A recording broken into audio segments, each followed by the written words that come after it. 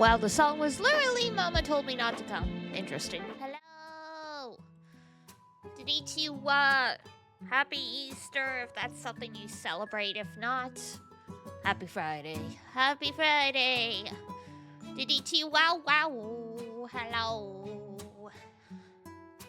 Hi, Kudo. Hi, Smucky. Ugh. Hi, Pep. You've been under the bed for a while.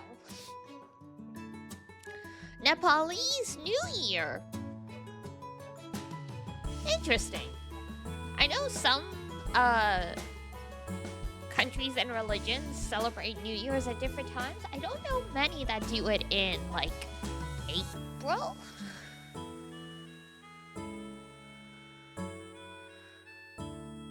I have awoken you from your slumber. Well, good morning, princess.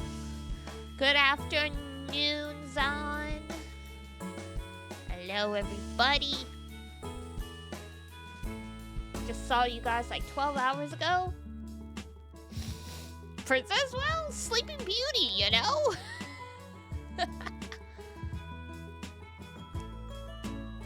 Don't think too hard on it.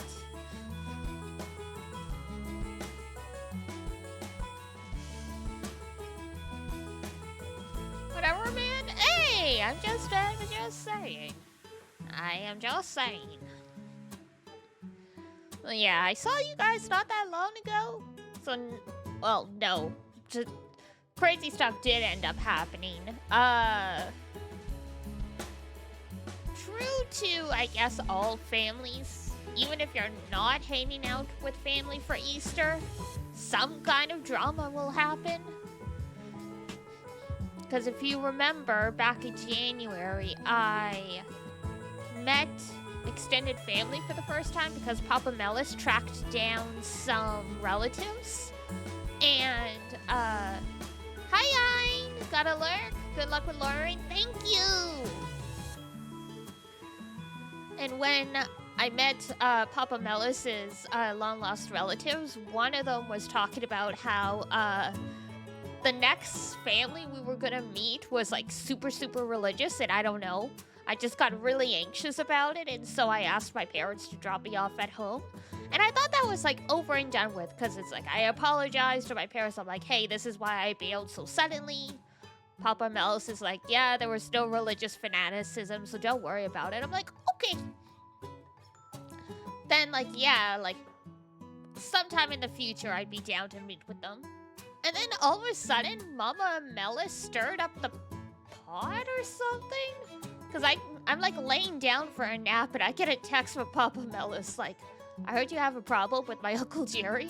I've been preparing myself for this mentally. Prepare yourself as well and then call me. I'm like, what? Like, it is 2 p.m. on Good Friday. I have shit to do. I got no time for this. I'm like, well, we already had this discussion. So I'm like, no, I did not call him. I texted him with a screenshot of when I said I'd be okay with meeting Uncle Jerry later on. I'm like, what is happening here?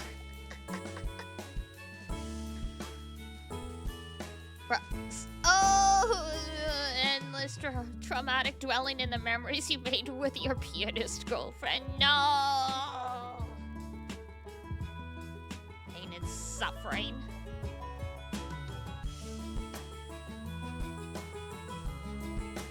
God, depending on how Danganronpa 3 goes, I feel like I'm gonna lose all my, like, sort of faves early on, and then I'm just gonna be here like, what's left for me in this world?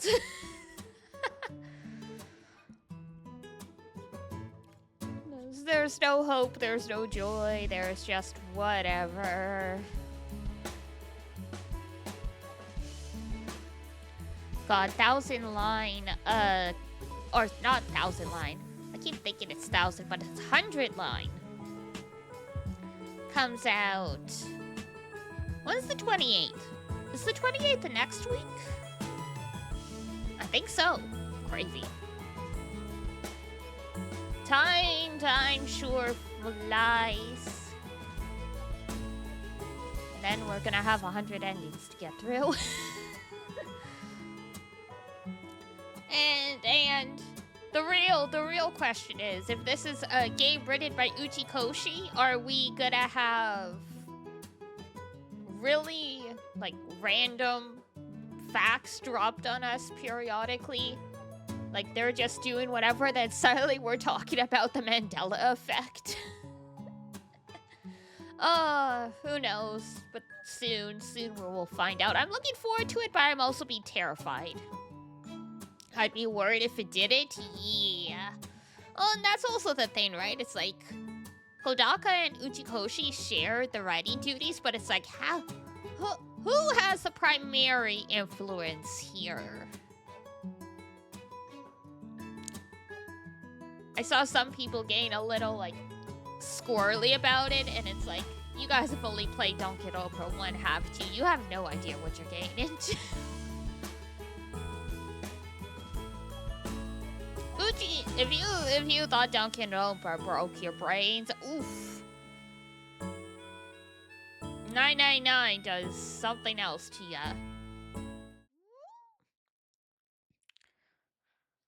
Uchikoshi seems like a big idea guy, but he also does characters so well. He does. Like, and that's why I think because a lot of his early games were technically like visual novels with like where you could date heroines and stuff like that, but they were still like absolutely bananas. Danganronpa overall plot is kind of done. Yeah, I can kind of agree to that to some extent. Because I've been enjoying Danganronpa V3 so far.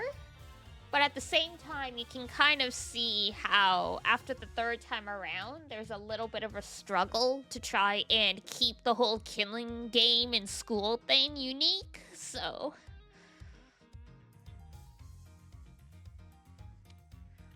yeah.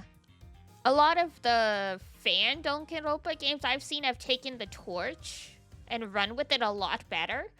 Probably because they're free of the constraints that, like, Spike Chunsoft puts on them. Because from what I've seen, like, they're still ultimate whatever, but in a lot of the fan games, like, the cast is of mixed ages. So that ends up working a little bit better.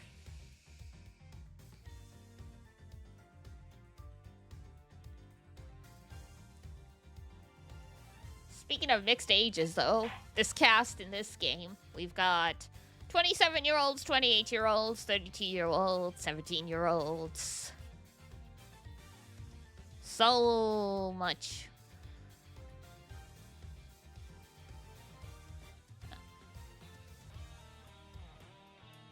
It's a nice way to introduce a character's thing before development. Yes. I can agree with that.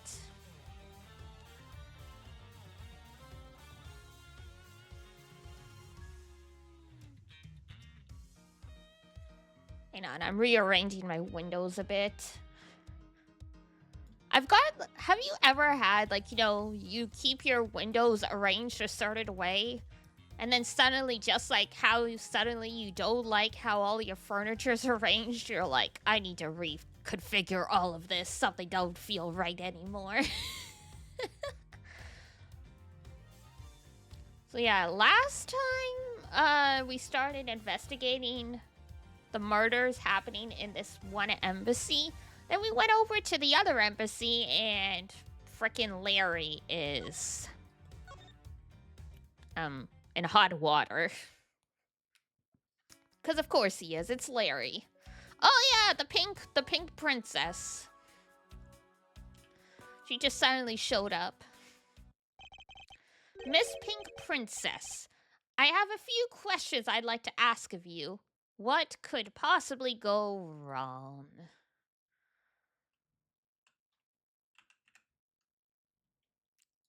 Everything. Everything.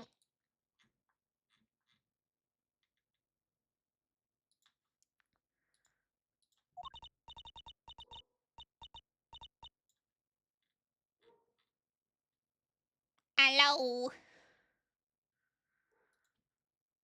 We're getting nothing out of this one. Miss Pink Princess, if you would please answer. Me! Oh, what a way to start.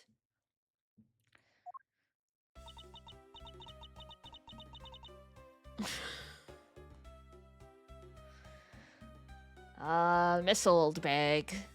Huh, this must be what they call fate. Oh, how could this happen 2 days in a row? Oh, that's right. She was working at the amusement park, and then, like, she has this job now.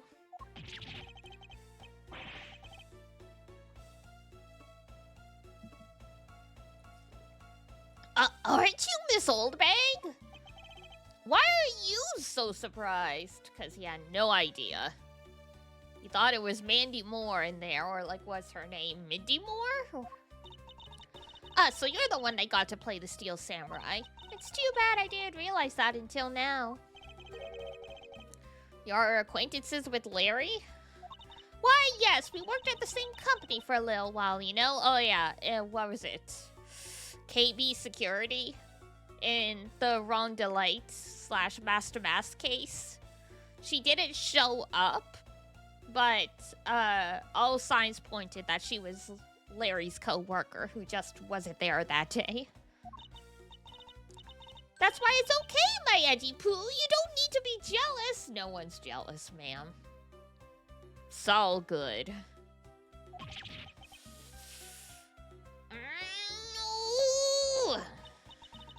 I was in the next room, you know, trying to get some beauty sleep.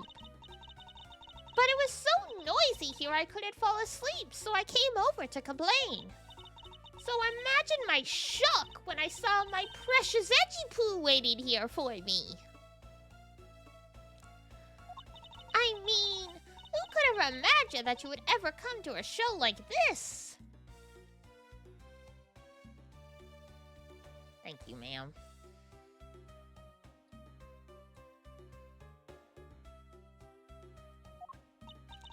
I guess I've misjudged you, Edgy Poo. Surprise, he's into tokusatsu.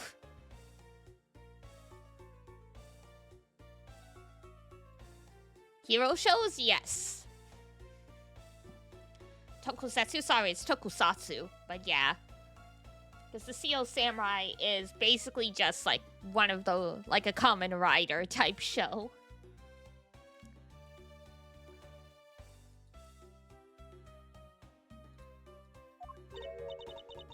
You misjudged him.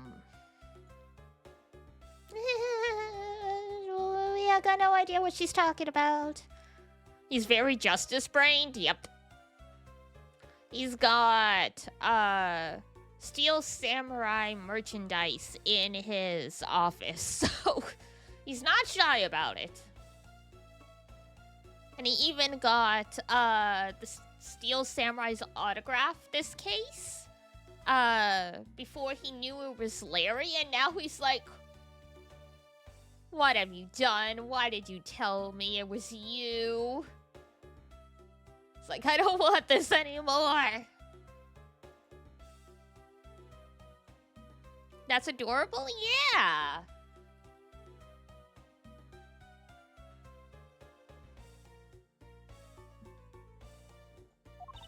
He tries to keep it on the down low, but periodically you'll see stuff. Like in one of the cases we saw, oh, what's his name? Sam Manella, who is like the writer for the Steel Samurai like franchise. And he was talking about how he's gonna make a movie, and Edgeworth's like, oh, they're gonna make a movie. Just a total random aside in the case. There was no misjudgment on your part. That's precisely what I was trying to do. But it looks like the winds have shifted, and he's now willing to be chased after. I'm simply overwhelmed. Don't you worry, Edgy Poo. I chase you forever to the ends of the earth. You're barking up the wrong tree, ma'am. Isn't that just peachy? This is one of those rare times when Francesca and I actually see eye to eye. Alright, Pink Princess. Now then, what are you doing here? I thought you were working at Gatewater Land as the Pink Badger? What are you talking about? That was ages ago. That was 2 days ago. You can just say you work multiple jobs. It's fine. That was yesterday. Oh, even worse. It was yesterday.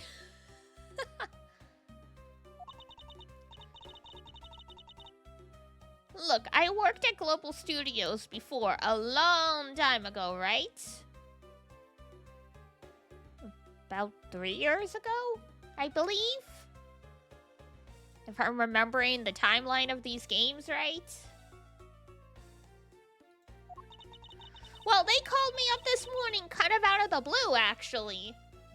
Ain't it scary how your employers hold on to your contact information years after you leave? Pretty sure that should be illegal, but... They called you? Apparently, the girl who plays the Pink Princess collapsed from a bad cold.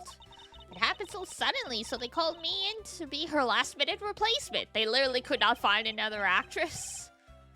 Do they not have enough people on staff at that studio? Apparently not. It was going under 3 years ago, but... Depending on the context, I've been asked about previous project I worked before. Yeah, I mean, it also depends. Because in this case, she last worked at that place 3 years ago. So holding on to her former security guard's information for 3 years and then digging it up to call her and ask her to be in a stage show, and I'm like, that's really weird.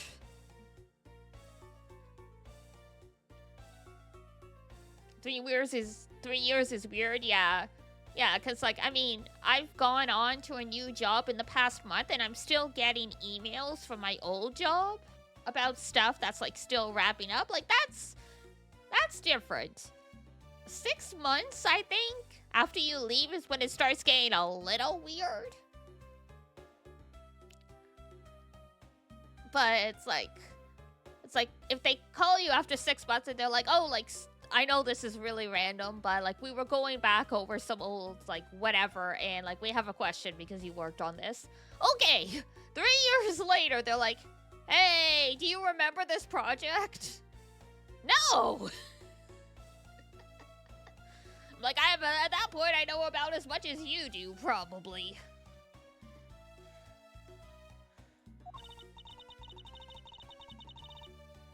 I couldn't really say no, so here I am, playing the heroine. Instead of that Mindy girl, I mean, alright. All of the names are references to, like, actresses of the era. So, her name's, like, Mindy Moore, so obviously it's supposed to be Mandy Moore. Who I just found out recently was in a really fricked up movie, Mandy Moore. It was like, what was it called? The something. The starts with S. Like the Sedative? No.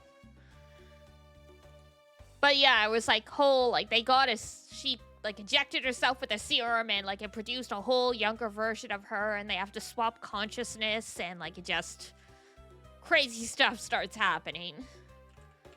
I didn't watch the movie. I saw someone else mention it, and then I looked it up, and I was like, oh my god.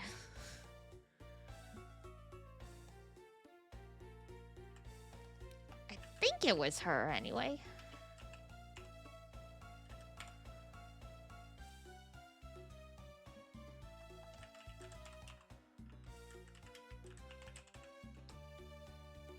Nope, that's not it.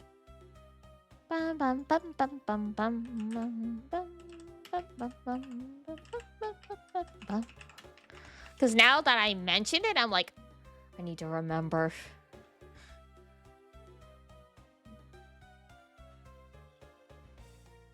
No, I cannot find it. Whatever. It'll come to me at some point.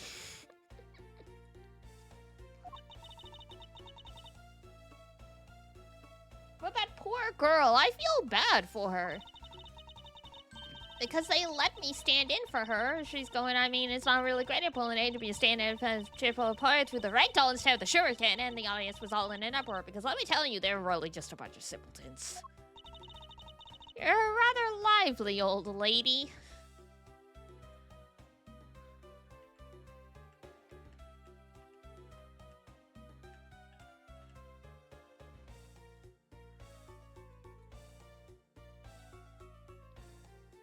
Dun, dun, dun, dun, dun, dun, dun, dun, dun, dun.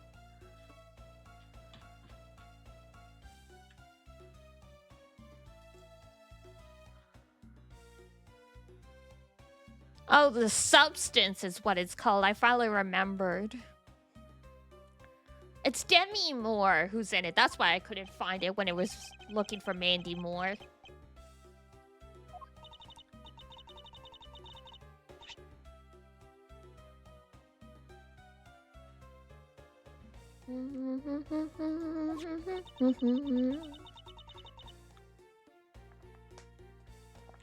It appears she is telling the truth.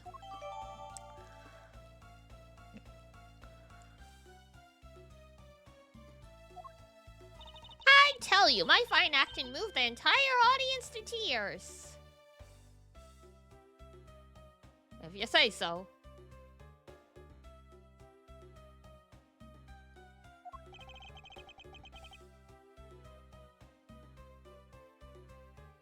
Yes, tears of laughter, as I recall.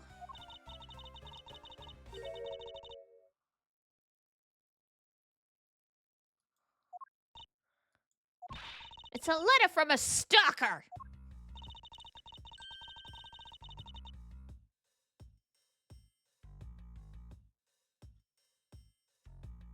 Is that supposed to be Mindy? But it's spelled so terribly it looks like Wendy.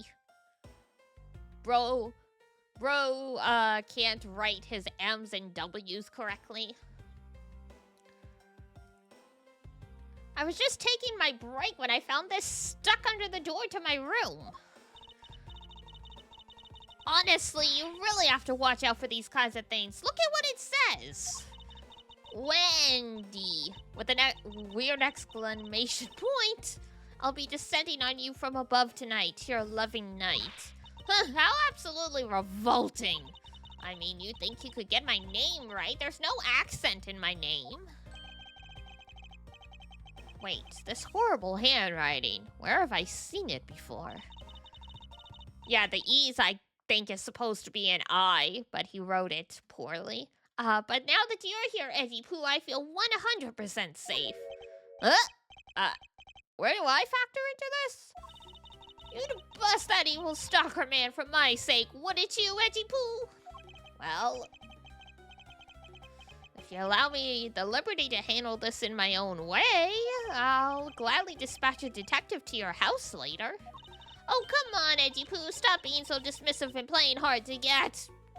Learn to say no. Learn to accept no, lady. Time of the murder. What were you doing at the time of the crime? What crime? What? After the show was over, I've had nothing but free time on my hands. So I used the fireplace in the room next door to keep my bad hip warm. Is that what you gotta do? When you've got bad backs and bad hips, you gotta keep them warm? Well, a murder occurred in the room right next to yours. Is that right? Oh, Edgy Pooh, I'm so scared. Hold me. Caress me. Ma'am. Hold it! Hold it! If you could please not cling to my percentage. In any case, I take it that you failed to show up at Ambassador Alba's speech. Oh! That. No, I didn't go. I mean, I may have the heart of a young, tender maiden. But my body refuses to cooperate at times. As soon as the show ended, my hips started acting up and I got stiff. I couldn't move at all. Can you provide proof of your condition? Oh, you just go ahead and ask the doctors in the infirmary. They're the ones who carried me from the theater all the way to this embassy. I have to admit, the thought of her not being able to leave that room is rather pleasant. Wow. That's kind of nasty. Sheba!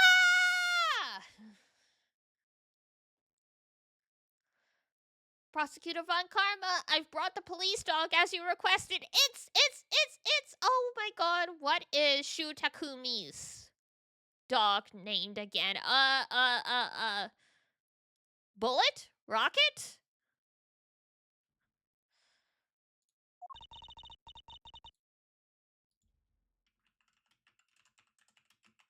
Missile! Though Missile is an actual Pomeranian.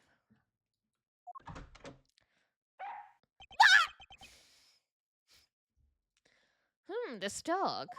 I requested the assistance of a dog in our search for the Yatagarasu. Looks like you guys have some pretty bright dogs in this country, too. Oh yeah, that's Missile. You're a real cutie, aren't you? Yeah, that's a good boy. That's the police dog Gumshoe's been taking care of.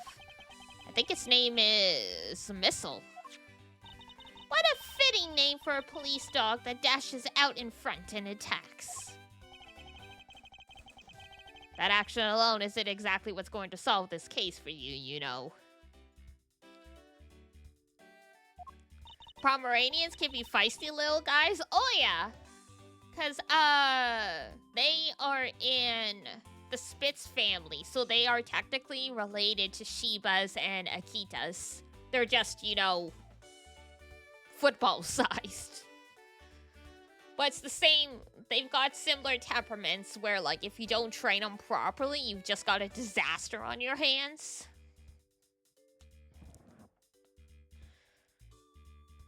Some acquaintances of mine had a Shiba for quite a while, named, what was its name? Kaiji? And yeah, he, God, he nearly destroyed one of my sweaters because he would not let go of it. And I'm like, can you guys help me? And they're like, oh, just dominance roll him. I'm like, I have never owned a dog this big. And what the hell is a dominance roll? Like, train your dog. He's too big for this.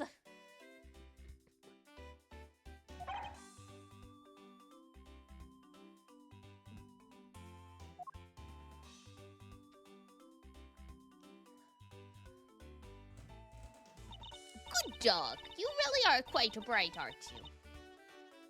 Unlike a certain someone I know. Are we really being compared to dogs?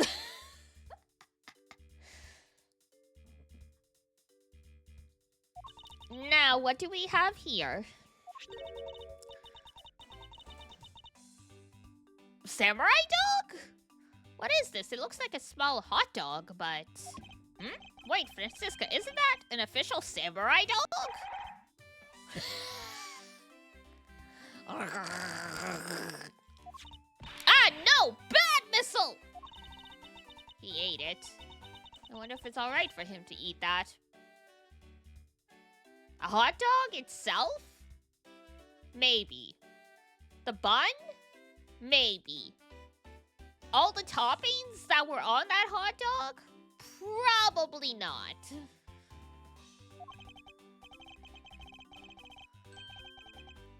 It's just a meat substitute snack featuring the Steel Samurai. I'm sure he'll be fine. And then he throws up on his shoes.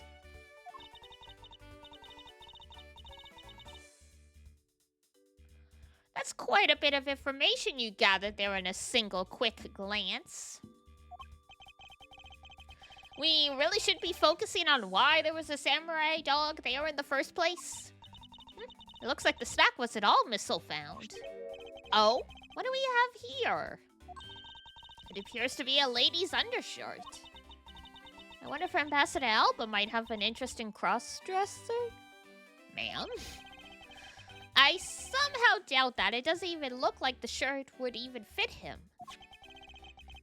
Yes, because, you know, undershirts are so gender specific. A samurai dog and a lady's undershirt. What are these two items doing in a room like this? Given the circumstances, the lady's undershirt could only belong to one person. I suppose I should get this over with and ask the owner of said undershirt about it.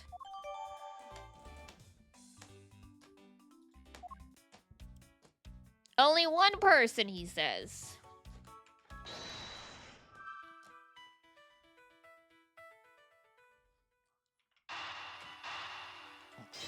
Alright. There is no trace of this room's fireplace being used. And your point is? Ahem, smoke was supposedly pouring out of the chimney connected to this fireplace. At least, according to Larry, this is a contradiction of facts, is it not? Are you sure he wasn't just disoriented or something up on that roof? There is testimony from an investigator that puts Larry at that particular chimney. Do multiple fireplaces share the same flume? Because that's possible. And so no, I don't think it's a mistaken impression on Larry's part. On the other hand, the fireplace in the next room was being used at the time.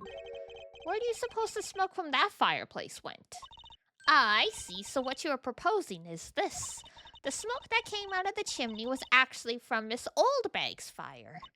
So basically the fireplaces of neighboring rooms share one chimney. Is that what you are implying? Yes, thank you. Precisely. Alright, share chimney. Aw. He was a much bigger help than I thought he would be. Yes, however, there were a few aspects I don't understand about what he found. In that case, you should keep on investigating. Now, my subordinate, continue! Alright, alright. It is with great dread that I proceed and do what I must.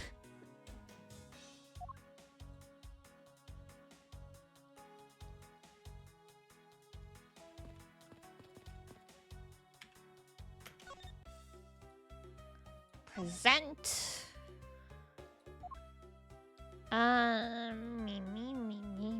Where's the... There it is. If you could please take a look at this brown-colored undershirt. Is it brown? Kinda looks salmon to me. Oh, Eddie Pooh, what is the meaning of this? He did not steal your clothes if that's where you're going with this, ma'am. Why did you steal that thing from my bags? All you had to do was ask, and I would have gladly given you as many as you want, ma'am. Ma'am, stop. Ma'am, cease and desist.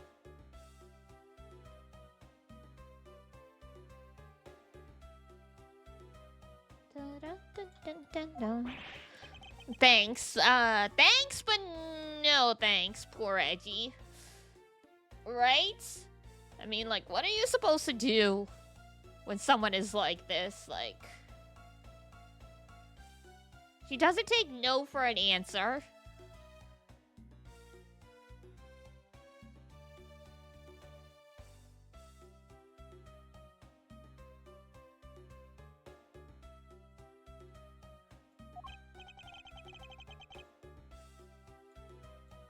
The shirt was found here at the crime scene. What? Come now, why don't you just confess and explain what it's doing here?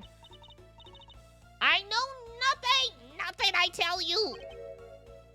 What? Oh, I admit that I used the fireplace to dry that shirt. But I can't really help the fact that I had to, you know, wearing the pink princess costume was like being in a sauna. And on top of that, I get fingered as a suspect? You're too cruel, Edgy Poo. Are you claiming you never once set foot inside this room? Of course I am! If I had been the one to find the body, do you think I'd be as calm and relaxed as I am? Good point. The camera's missing, the lawyer's always missing. Speaking of missing this, I'm missing my husband. When he got married, he said, "I'm kind of sucks to get married to you." Well, how do you propose like that? But sir, I can't help it. Will you marry me? Honestly, men these days. Well, I don't believe she is lying about her actions. I appreciate the fact we have access to the log now.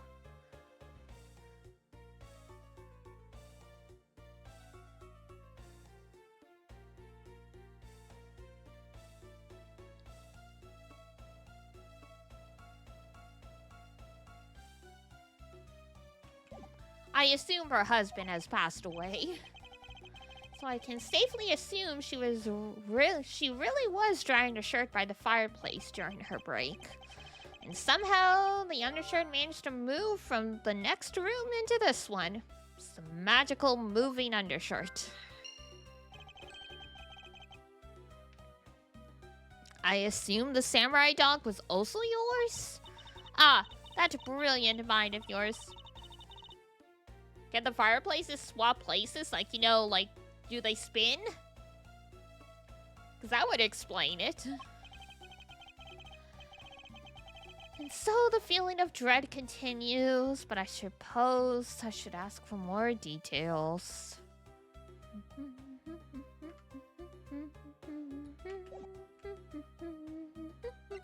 Samurai dogs. That samurai dog was yours, wasn't it? Oh, of course I'm forever yours, my edgy wedgy poo. It's getting worse.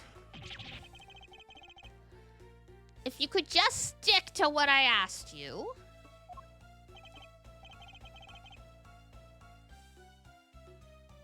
Edgy, are you? And Miss Oldbag, no!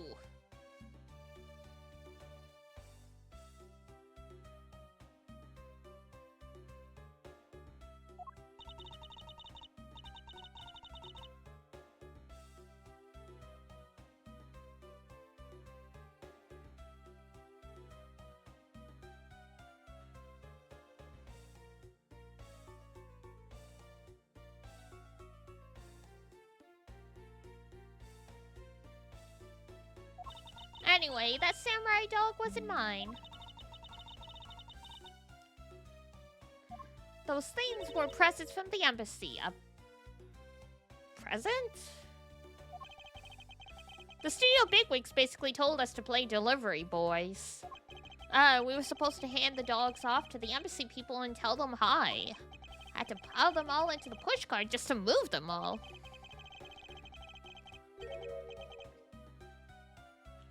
Those studio guys should have just delivered those things by themselves, right, Edgy? So did you deliver the samurai dogs to the embassy staff as per your instructions? Hey, Edgy! Don't just ignore me and my question. Aren't you going to stick up for me? I mean, if it's your job, it's your job. About that. See, after the show, I went to rest a spell in the dressing room. Because of my bad hip, you know? And there they were. The samurai dogs were just sitting on the dressing room floor.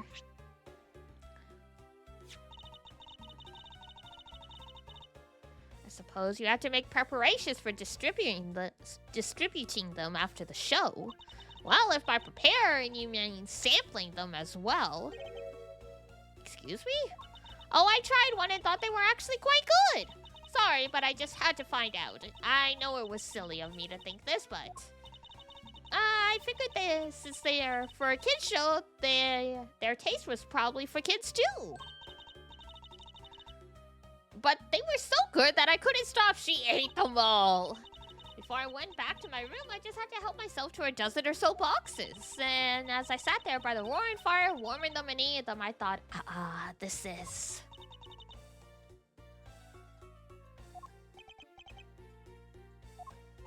Huh.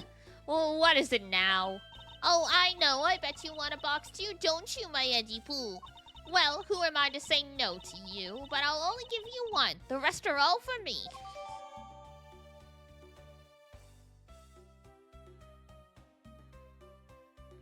Well, if you say so, ma'am.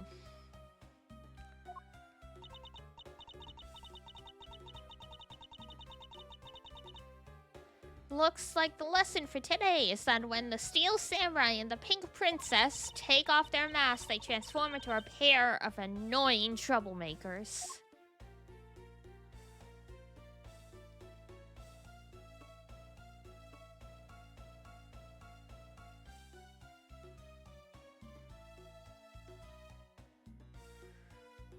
Alright. Whoops! Wrong button.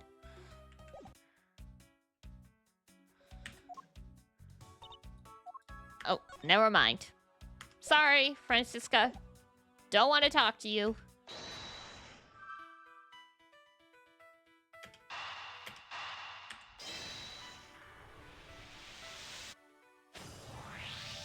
The lady's undershirt that Missile found.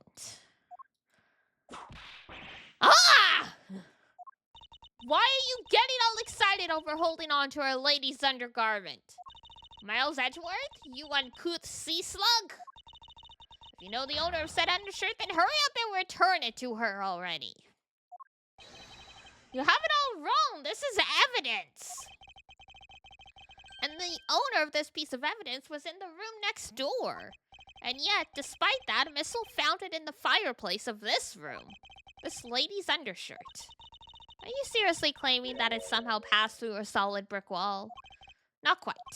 The fireplace in this room is connected to a chimney. The other fireplace in the other room is also connected to the same chimney, leading us to the possibility that the two fireplaces are connected to each other. Perhaps a closer look at the back of the fireplace is in order.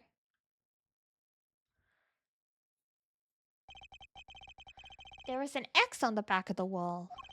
Let's see if I can get a better look at it. Oh, hey! I was right! Spin! What in the... The wall separating this room's fireplace from the next room's apparently turns. As I suspected, the fireplace does indeed connect to this room to the neighboring room.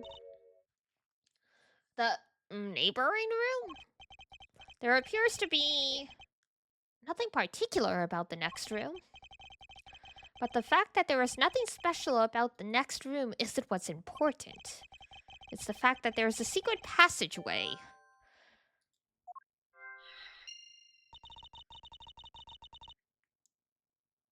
I mean, I wouldn't recommend using this secret passageway if there was a fire lit. But, desperate times and all that. But how exactly is that significant? You aren't going to silently name the old lady as Damask 2's killer, are you? No, she couldn't move at all because of her stiff hip. So she could not have been the one.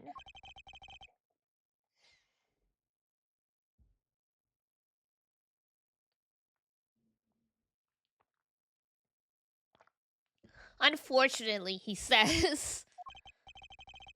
Unfortunately, I believe that this fireplace has nothing to do with Damask's murder. Investigation complete! That was the last thing we needed. Yay! It would appear that the answer has made itself known. You're making quite a confident face there, Mr. Prosecutor. Bring it on, I'm ready to counter any argument you may have. Very well then, if you are prepared. Oh no. Here we go! I'll show you exactly where my deductions have led me. Good! I'm counting on you, Edgy. Don't. Leave it to me, Larry. My first attack will be to expose your life for what it really is.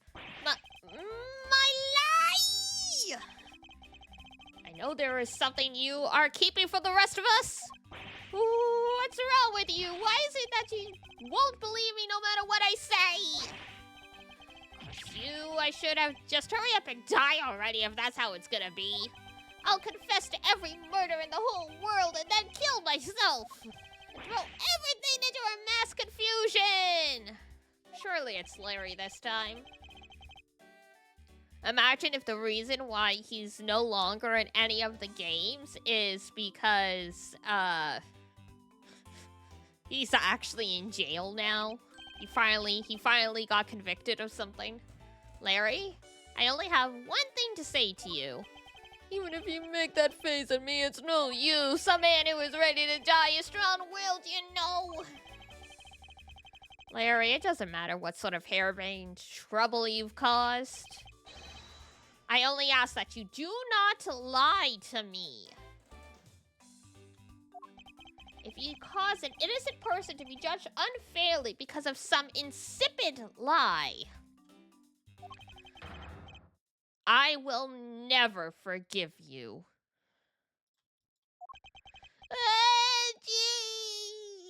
I mean,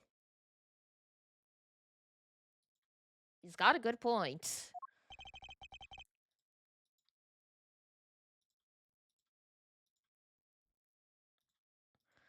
Although, allow me to say that I consider you to be among the innocent in this case.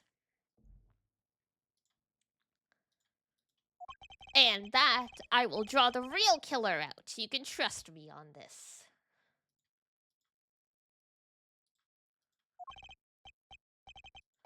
Alright, this time. This time I'll tell you the whole truth, okay? What happened? What didn't happen? The works. Just what happened will do. Thank you.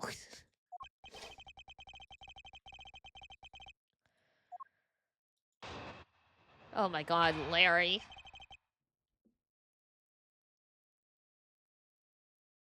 Up on the rooftop, click, click, click, down the chimney came old Saint Nick.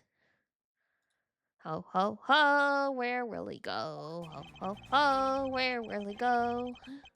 After the show, I left a pushcart in the rose garden and came into the embassy. Then they took a picture of me shaking hands with our ambassador. After that, and until my next appearance, I had some free time, so I wandered about. That's when I spotted the chimney. A chimney like that is a rare thing, you know. So then I wanted to play Santa and decided to give it a try. Larry, I thought I just finished telling you not to lie anymore.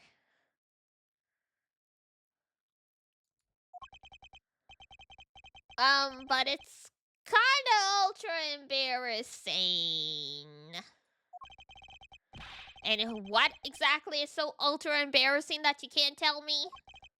Edgy, man, I just said it was embarrassing, so of course I can't just blurt it out. So you're just gonna have to reason it out of me.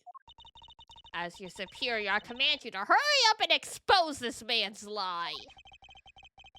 I have every intention to, for I'm not about to let us waste time on such a trifling matter.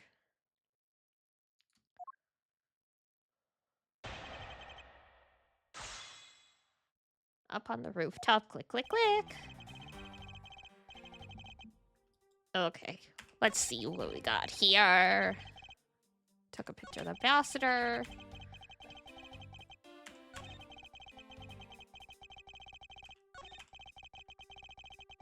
This is really the only weird thing, so, press it. You suddenly wanted to play Santa. Oh, well, actually, I dressed up as Santa once before already. Oh, that's right, the samurai dogs.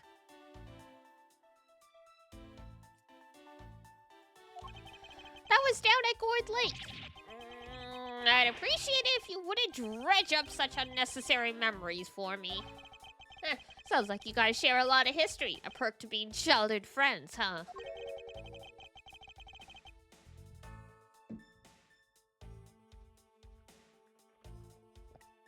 It's not a felony to dress up and play Santa, he says. I think climbing on the roof and trying to go down a chimney is a felony, though. Like, pretty sure. Santa doesn't go around killing people after he comes down a family's chimney, after all. I think there's probably a movie where he does, you know?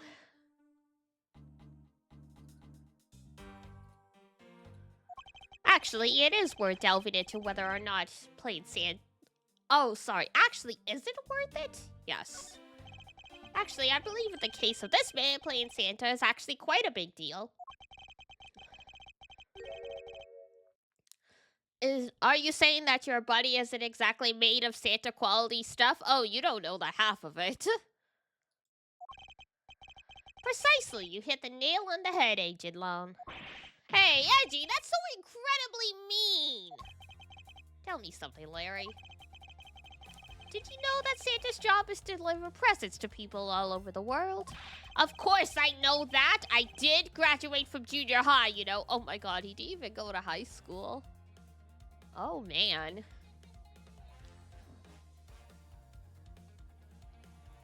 Because, I mean, in Japan, legal mandatory education is only up until junior high. But most people go on to do high school as well. Because, yeah, your job prospects are quite poor. Basically, he'll never get a job that lasts longer than a few months. He's destined to be a freeter forever. Which is what they call someone who does, like, nothing but, like, part-time jobs.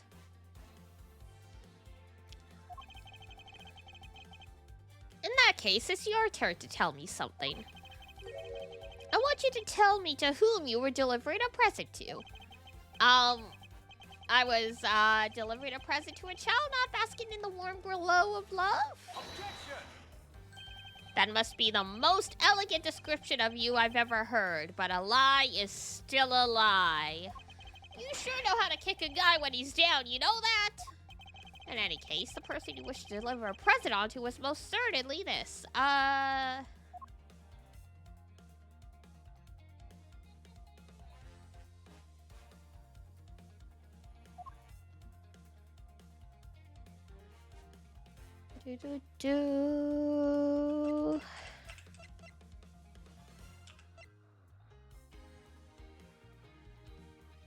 Manny was 31? Oh, he's been through a rough life.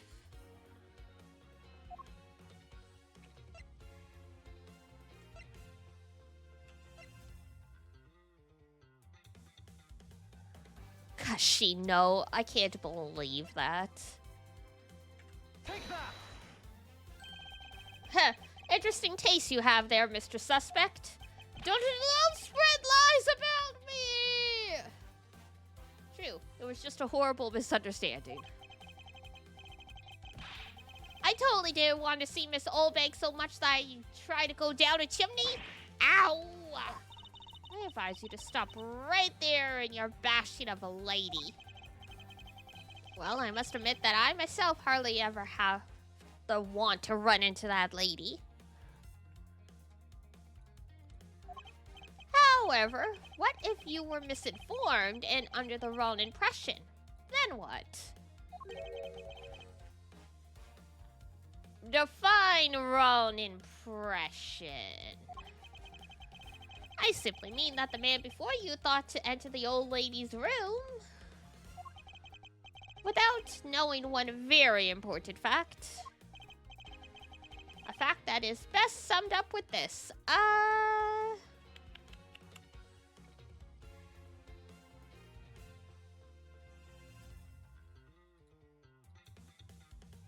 Probably the letter? Larry, I'd like for you to take a look at this piece of evidence. No way! But it's really not that important, is it? Oh no. Round one.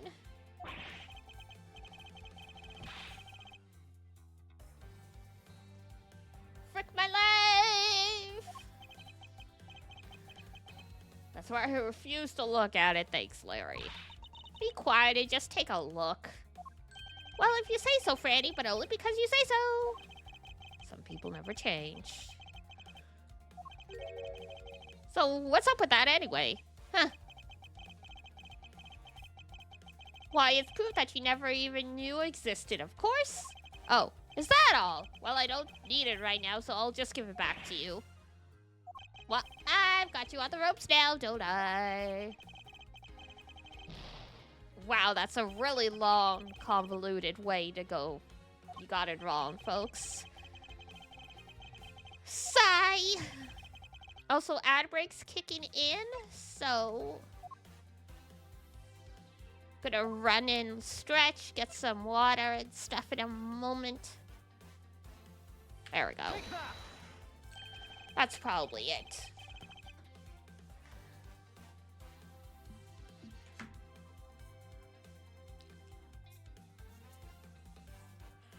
Something the old lady received from her employer for the night. The girl who normally plays the pig princess, Mindy, Mindy was it? Seems that this man is quite taken with that actress. But that's not true, Edgy. She's the one with the hots for me. I just know. Oh my God, Larry.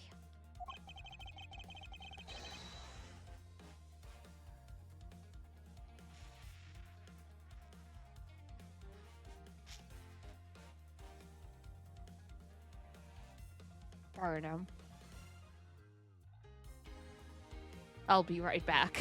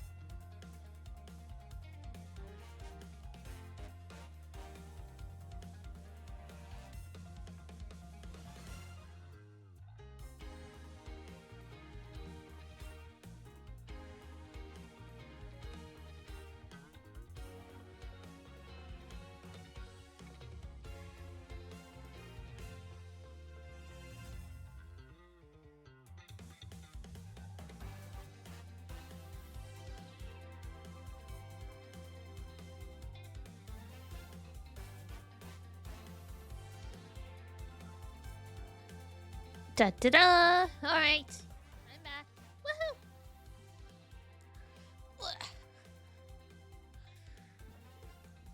Sit back properly. I had a little snack while the ads were rolling.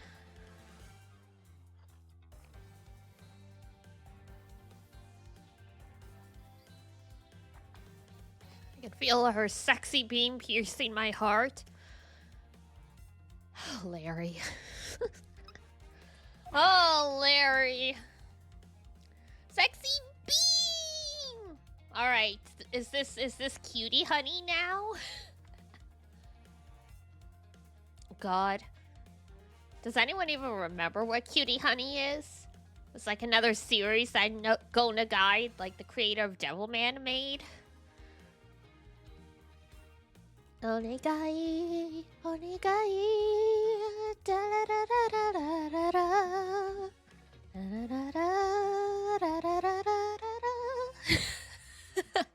That's about all I remember from the theme song. E-I-O, E-I-O, E-I-O, E-I-O, E-I. Honey Flash. Don't think I know that one. Yeah, they've remade it periodically over the decades, but it's quite old, yeah. I would dare say it was his most popular series until Devilman had like a comeback because of Crybaby. And there was a mecha series he was involved with that's like decently popular. Oh, Mazinger Z, that's it.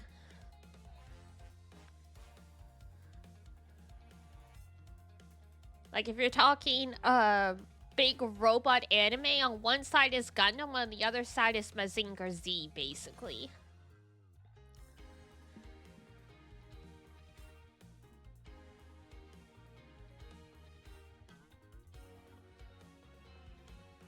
Considered to be Cutie Honey, considered to be one of the first Magical Girl comics and a major influence on future series in the genre, particularly Sailor Moon. Interesting.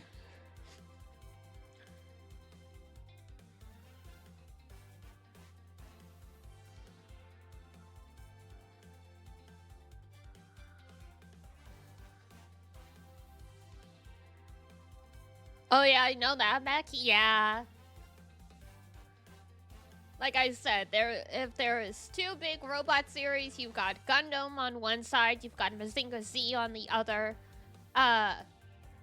Even if you don't know Mazinger, if you're into Gurren Lagann, you've seen its influence because, I dare say, like Ava and Gurren Lagann take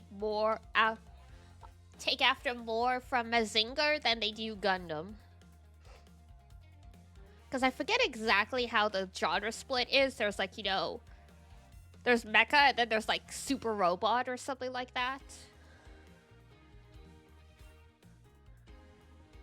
Do you look a lot like the glasses? Yep.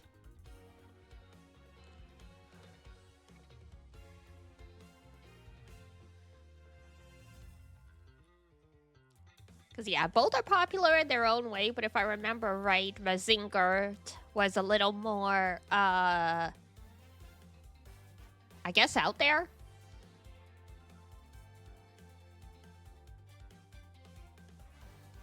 Da, da, da, da, da, da.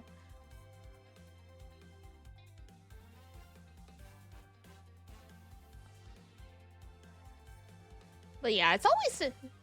I see it as like Star Trek versus Star Wars, just different focuses. That's a good way to look at it, yeah.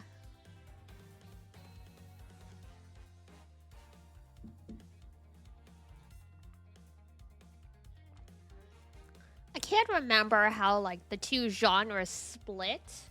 But yeah, there's like, there's the mecha series that are like Gundam, and then there's the mecha series that are like Mazinger Z, basically.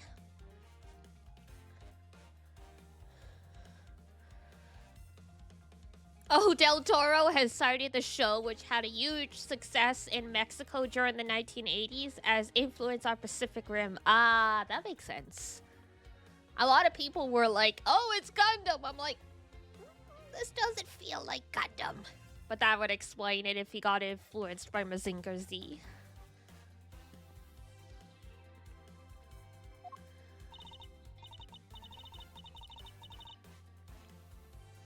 It's just, yeah, I think in North America, there isn't a mecha anime that does well except Gundam. And even then, Gundam is really niche. Is it worth tracking down? I think it's worth it if you're interested to see how it influenced other stuff. I remember it, like, I mean, it's from the 70s. I remember it being, very much a product of its time. Like, if this is the series I'm remembering right, like, there's this whole thing where, like, the female pilot, like, a female pilot tries to get more involved, and everyone, all the male characters basically tell her places in the kitchen kind of thing.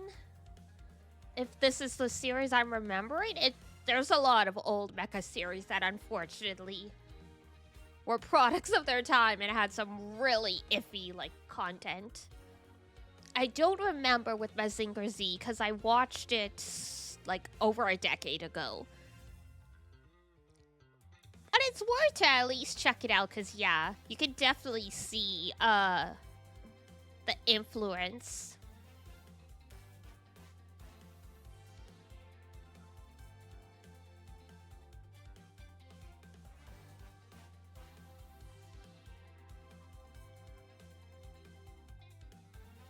Oh, Gunbuster is, like, Gunbuster is entirely its own thing. Everyone who likes mecha should watch Gunbuster.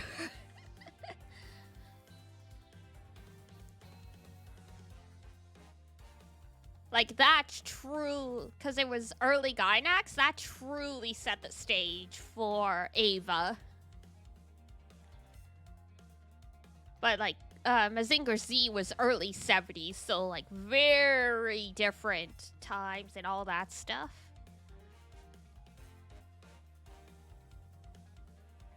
But I still remember it wasn't too bad at the time, but yeah.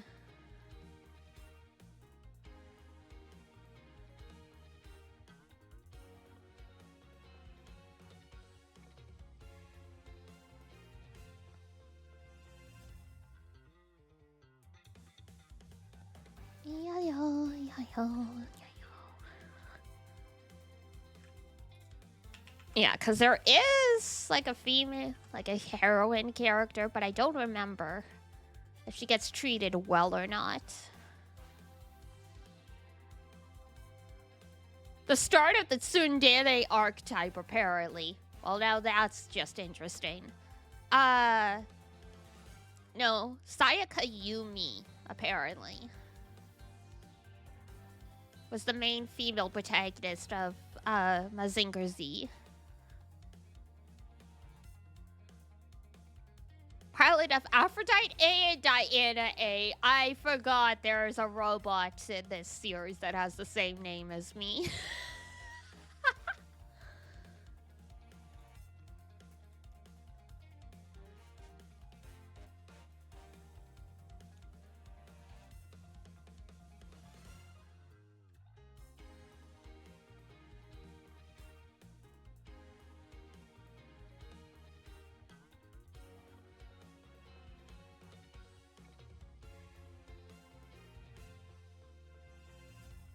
Whenever Koji questions her usefulness, wow, that's a nice boyfriend right there. Anyway.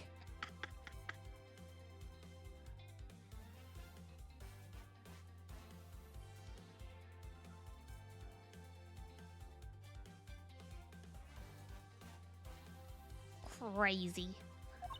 Yeah, like I said, very much a product of the 70s. Like I said, I don't remember if it was this mecha series or, like, an older mecha series. Like, another, like, it might have been Go Lion that I'm thinking of, where, like, a female character wanted to be a pilot and she basically got told to stay in the kitchen or something like that. Lots of that happening in the old series.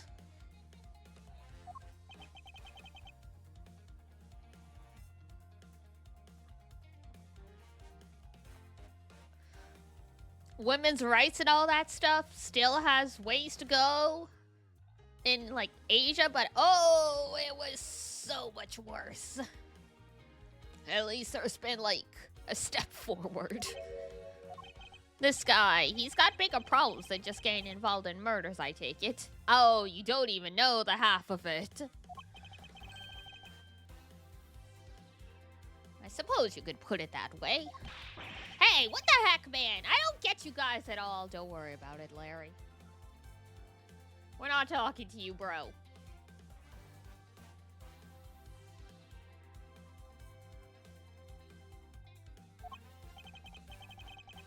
Why do you all make me out to be some sort of bad guy? It's less you're a bad guy, and more you just cause problems for everyone, no matter where you go. Which is, like, you know, just unfortunate. To return to the original topic, I propose that at least this much has been made clear. Without any knowledge that Miss Mindy had fallen ill, Larry tried to make his way into the Pink Princess's room. That much we know for sure.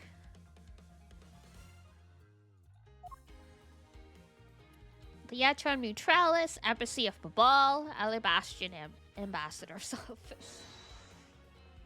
Hold it, hey, Edgy. Looks like I've got the hang of this court thing now. We're not in court.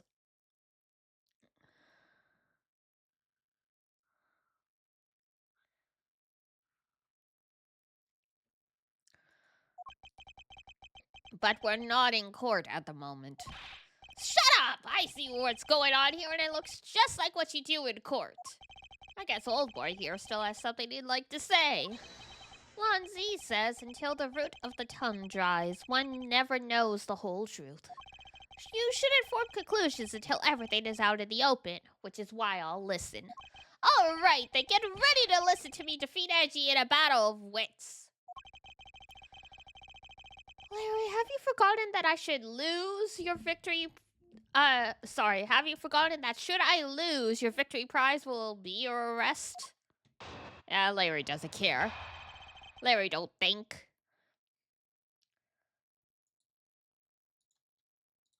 Larry's assertion. So you think that all I wanted to do was visit Mindy? Was that wrong? Well, I dressed up as Santa and climbed up to the chimney, but the smoke was really thick. It was a case of mistaken identity, and that mistake made me late for the speech. And then to top it all off, I became a suspect in a murder. That's what you really meant. But why would I ever put myself through so much humiliation on purpose? Probably wasn't on purpose.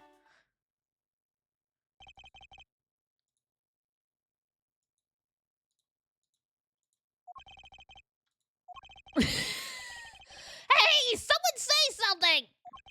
Larry, are you seriously trying to submit this, not as a confession, but as testimony? So what if I am? Is there something wrong with that? My claim is a claim, claiming my claim. Do you have a problem with that? So it was you! You're my stalker! But I should warn you, it doesn't matter what kind of flattery you throw at me. I'm the devoted type of woman who's wholly focused on one man and one man only, and now as long as Edgy Poo is alive, I can't just drop it and be unfaithful. I was tempted earlier just a teeny weeny bit, love of my dear Edgy Poo. Stay completely true to my beloved Edgy Poo. I'm so inspired! We couldn't even hear half of what she was saying.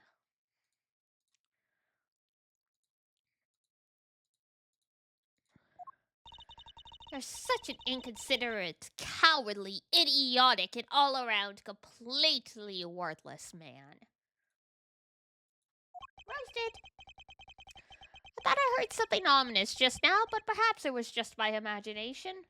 Uh-oh. Ominous, you say?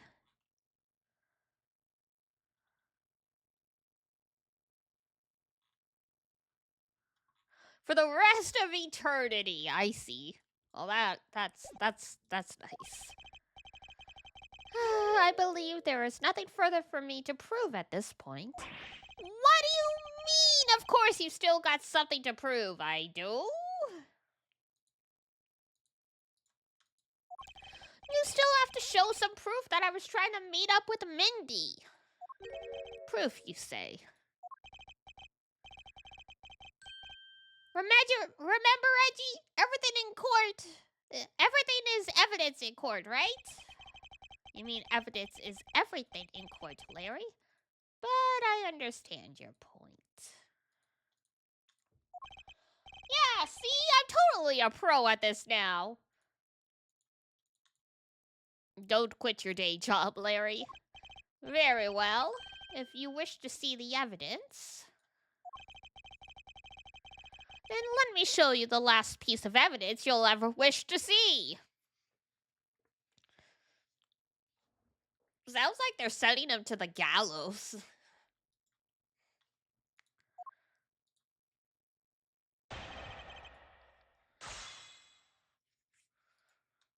All right. Let's go visit Mindy? Yes. Now we use this. Larry, don't even think about denying that you have knowledge of this letter. Hey, why are you showing me something like that? I wonder why, indeed. Wendy, I'll be descending on you from above tonight, your loving knight. Well, isn't that just romantic? But you weren't able to descend on her from above, were you, Mr. Loving Knight? Ah!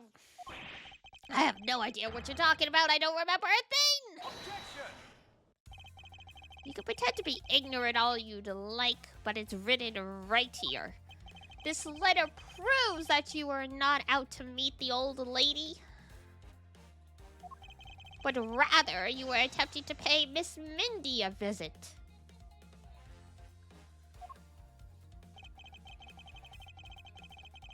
Which part of the letter? Everything up here, because it's supposed to be Mindy, but the bro can't write an M to save his life, apparently.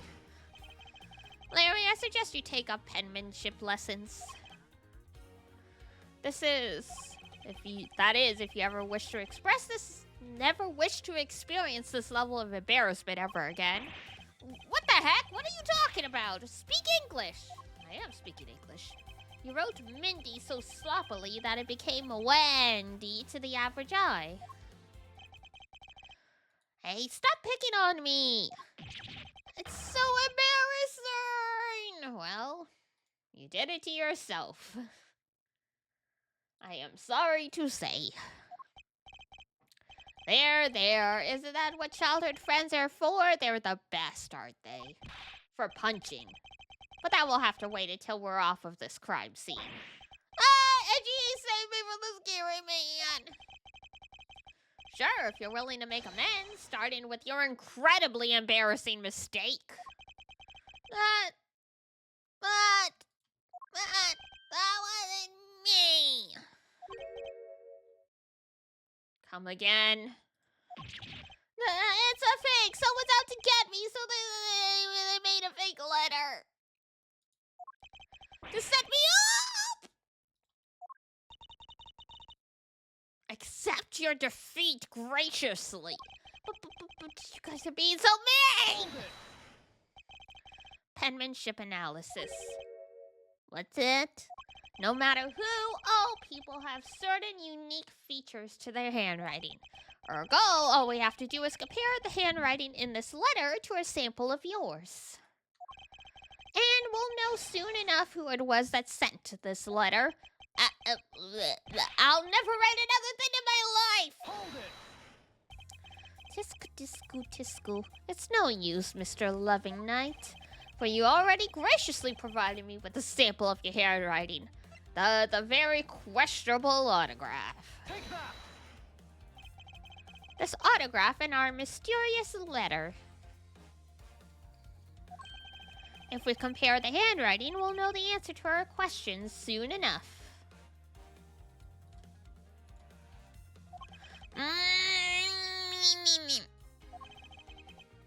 Confess now, Larry, to your miserable failure. I'm sorry!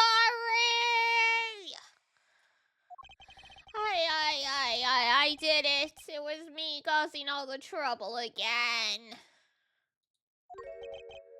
I admit it. You hit the nail right on the head, Edgy. So he finally confesses. I saw the pink princess being carried around in a stretcher and got worried, all right? Don't most people just knock on the door? I wanted to go into Mindy's room, but the doctors wouldn't let me in. So what choice did I have? It was the chimney or bust, Edgy. What? Your mind jumped from the door to the chimney. What a criminally overactive imagination. Well, at least I was honest and wrote Mindy a letter and stuck it under the door. That way she wouldn't be so shocked when I came through the chimney. God forbid you give the woman a heart attack.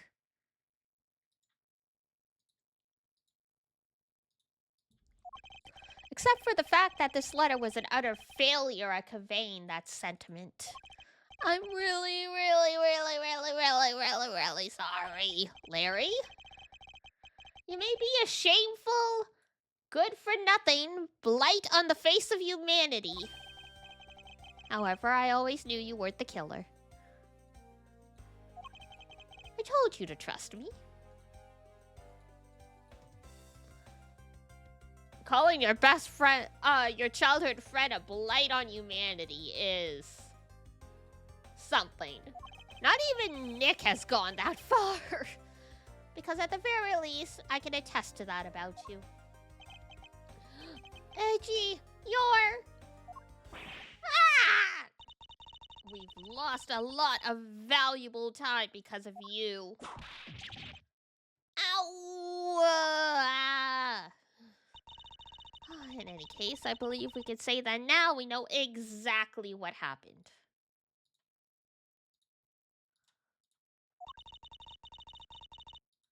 Mr. Larry Butts sought to climb down the chimney. Not for access to the crime scene, but to enter the room of the elderly lady next door. Great job, Mr. Prosecutor. Although I still find it a bit unreliable that the two of you are friends. Or sorry, unbelievable. Have a friend that kind of reminds you of Larry. Oh no.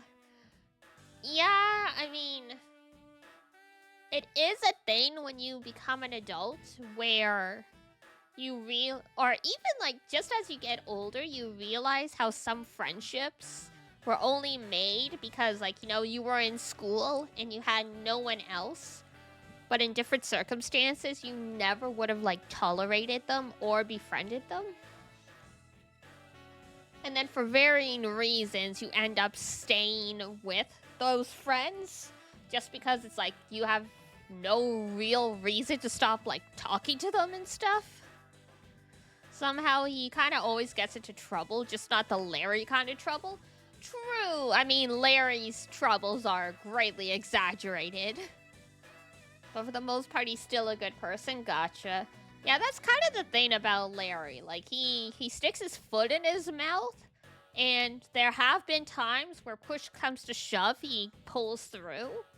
Like, in the third game, when Nick fell in the river, Larry did actually, like, you know, call for help, and he got Edgeworth to come back to the country and, like, all that stuff.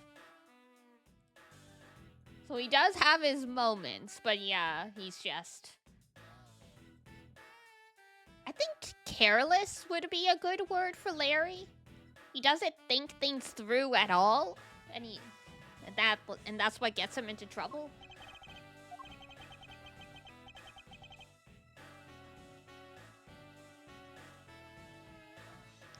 But the suspicion on that guy over there... Sounds like your friend indeed, oh no. Well, I hope that you will never have to, like, you know, bail your friend out of potential murder charges the way Phoenix and Edgeworth have to with Larry. Oh, hey. There was a thought process, just not a very good one. Yeah. Some people are they're not that good at foresight. They're not that good at, like, thinking things through logically to the end. Or they're the type of people that decide to believe in, like, the off chance things will be fine. Because for most people, they'll be like, oh, if I do this thing, this good thing could happen, but I feel like it's more likely that this bad thing will happen, so I'm just not gonna do it at all. Then you'll get people like Larry who are like, yeah, it's a 1% chance, but at least it's not 0, and then they're shocked that things go horribly wrong. He means the murder weapon. Larry, did you forget? There are 2 layers of suspicion hanging over your head. That's exactly what I mean. We can't rely on the words of the suspect after all. We may have figured out where he was and what he was doing all night. Now you need to add in the part he will do it for the 1% chance of a girl involved. I can't fault people like that because I have definitely had moments where I'm like, I would never have done this if cute girl was not involved. I've been there. Literally, I've had conversations with Iduna where she's like, why did you buy this thing? And I'm like, cute sales girl talked me into it. It's like, I could make her day. If she gets commission, I could get her money. And it's like, did you ask for their number? I'm like, no. Because you never know, IRL.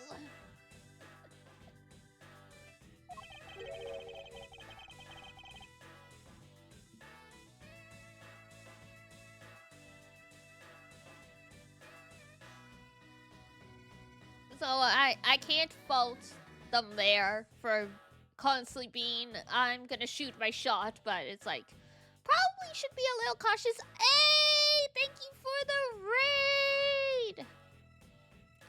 Hello. EA Sports? That's crazy. Oh, thank you for the follow, Captain. Sparkling Fizzbot raid. Hello.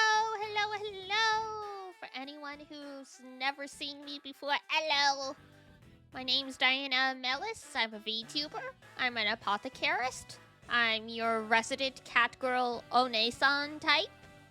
And today, it is Easter here in Canada. So since I did have to go to the apothecary today because everything's closed, I was like, you know what? We're getting close to the end of this game, so why don't we do like a long stream and see how it goes? We just started a little bit ago. So hey, you're here at a great time. How goes AA? Pretty good. This is the last case in this particular game. So it'll be nice. Thank you for the follow, Livid.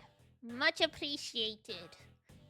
And yeah, for anyone who's coming in from the raid, if you got a raid and run, totally understandable. If you want to just hang out and lurk with us, by all means. We're just here solving some murders that happened in this weird embassy. Case is a little, like, hit or miss right now. We just spent all this time,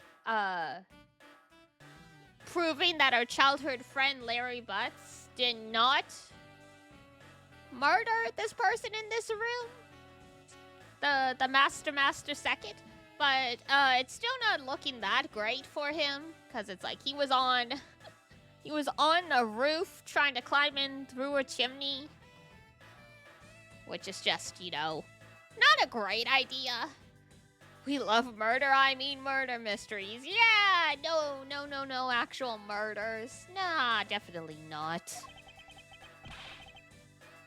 No, that would be a crazy concept for an Ace Attorney game where at some point, because I know there have been cases where, like, the protagonist's close friend ended up becoming, like, a murderer. But it would be interesting if, like, the protagonists themselves at some point became the murderer. Or at least they got accused of it, like, reasonably accused. There's been a couple times where the bad guys turn the tables on Phoenix and suddenly he's defending himself in court. But it'd be interesting if there was like, oh yeah, there's at least a 75% chance. Oh, poor Larry. Not really, but... Edgy, that guy! He looks like he's seriously about to take a bite out of me! Well, there's the time when Phoenix was kinda dirty. True. I'm well aware, and you should be as well, that this upcoming battle will be crucial battle. Oji-san Phoenix. Oh my god, yes. The Oyaji Phoenix. That was a time. I saw some screenshots from, like, the Apollo Justice trilogy, as they've been calling it. And I completely forgot that Nick renamed the Writing Co. law offices to the Write Anything Agency. And I'm like, oh my god. Even when he got his license back, he didn't change it. Yeah, I'm totally gonna hire a lawyer from, like, an odd job agency. Still everything. Thanks to the cooperation of our lovely Bumbler, I've been dealt a very nice hand and a sweet trump card. Looks like we're about to enter the final bout. Uh-oh. We got cute daughter? That's true. Trucy is pretty good. Trucy's pretty great.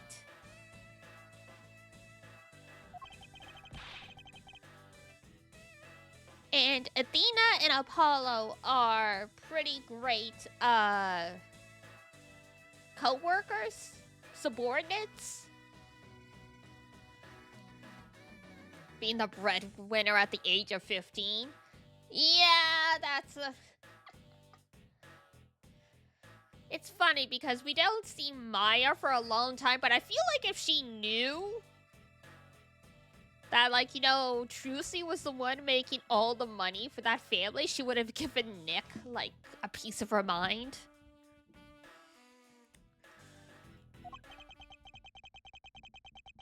Or even Pearl. Pearl definitely would have.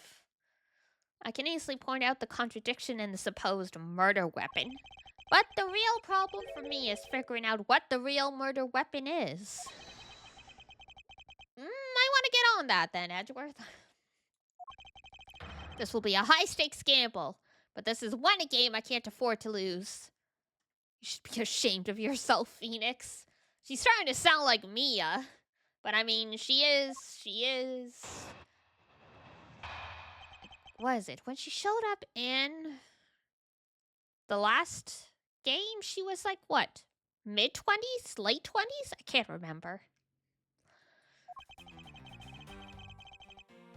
Why, Larry, I was the one who found the body of the victim, Damask II. Beside him was the samurai sword, glittering red and offering up the scent of blood. Gotta go, though. Okay, take care. Thank you for the raid and stopping by. Oh. It was supposed to be in the Steel Samurai's dressing room, but I found it here instead. Plus, I found the murder weapon's owner, the suspect, Larry Butson, here as well. Isn't it a bit far-fetched to accuse someone simply on the basis of ownership? I guess not.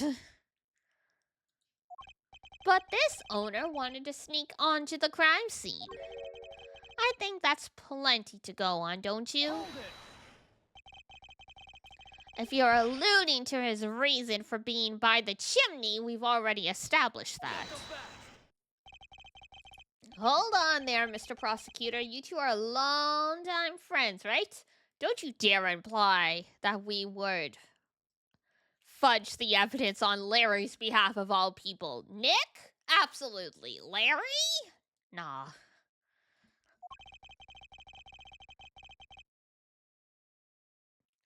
Who's to say you did fabricate the evidence to give him an alibi? You're accusing me of fabricating evidence, which I totally used to do? But I stopped doing that 3 years ago, so this is total slander. Rebecca, thank you for the lurk. Nice to meet ya.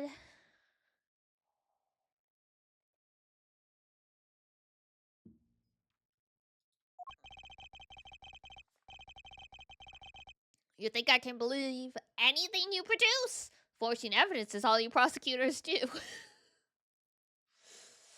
Can't really fight them on that, especially what's happened in all the various games. This man has some serious issues with prosecutors. I mean, considering how everything's shaken down in the various games, justified. I mean, Edgeworth was forging evidence 3 years ago. He was asking for multiple updated autopsy reports just to add the sliver of a chance that someone may not have died instantly, ergo they totally left this evidence behind that implicates their killer. Their supposed killer, anyway. But come on, I can't think up something as complicated as that, right, Edgy? Larry, I can agree because I know you and your personality well. However, Agent Long knows nothing about you.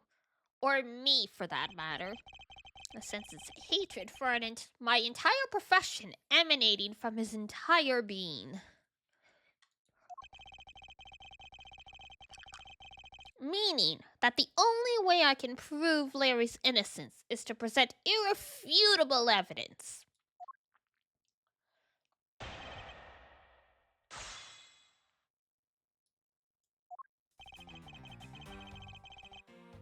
I was the one who found the body. Okay. Beside him was the samurai sword. I don't think we found any swords.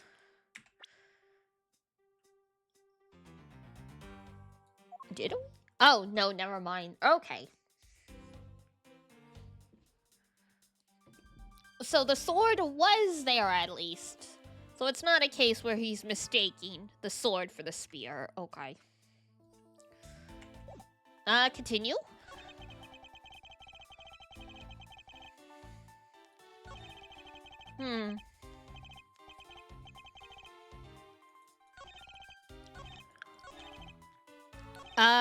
We might have to just start pressing. Okay, let's try this one. Excuse me, but glittering red and offering up the scent of blood? Dramatic much? Do I have to spell it out for you? I mean, the sight and smell of blood, of course. And according to the test, the blood on the sword belongs to the victim. The sword was made only to be used on stage, so it's not sharp. But it is pretty weighty. It's certainly heavy enough to beat someone to death with. Which leads me to suspect that the victim was beaten to death with the sword. Beaten to death, huh?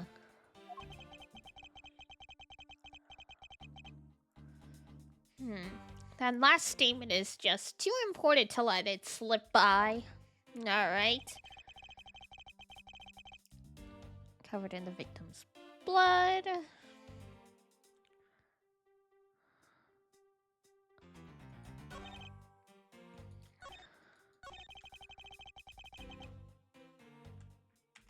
Beat him to death with that thing.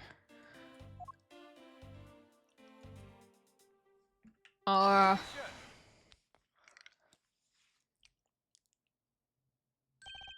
you know what this is, Agent Long? Huh, it's a long spear, right? We used those a lot in my country a long time ago. piercing, mowing people down. Spears are the weapons of heroes throughout history. Woo! Lancer! It's the next most effective weapon after the whip. Really? I think the whip is in a slightly different category. So, what's your point? Are you going to tell me that the spear is the real weapon? No, I simply want you to take a look at this section here. The way it's bent? Precisely. Apparently, a certain troublemaker hit it against a wall in this embassy earlier. And as you can clearly see, the insides of the steel samurai's weapons are hollow. In other words, they're replicas that aren't strong enough to deliver a damaging blow. Let alone the multiple strikes necessary to bludgeon someone to death.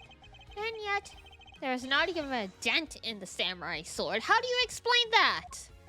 Ayah! Oh yeah, the sword and the spear are made of the same stuff, so they bend easily.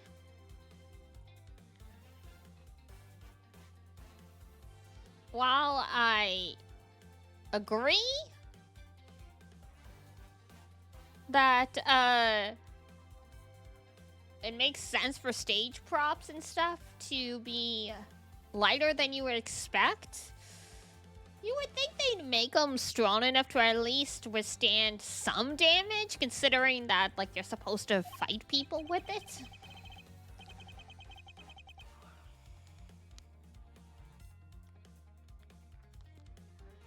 But I wish they'd make them out of better stuff because the spear got bent. I wasn't able to do my special early summer rain job, Moon. Moon? Sorry, move.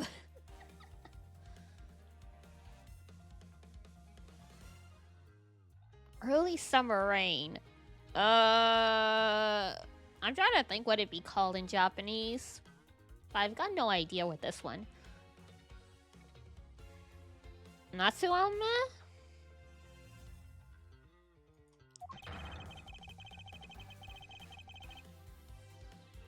My Natsuame? I don't know. Man, I got such an earful from the director of the play for not doing it in the show. The Steel Samurai special move was changed tonight because of him? Damn.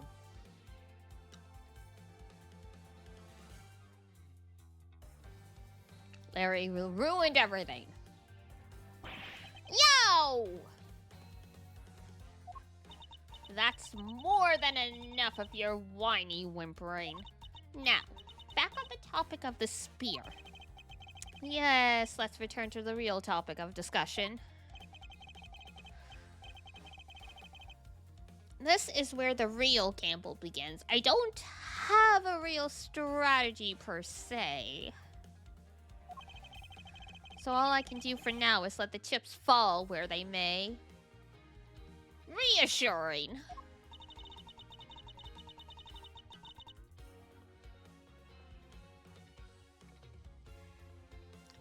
Using guesswork and taking risks in place of real logic is hardly the Von Karma way.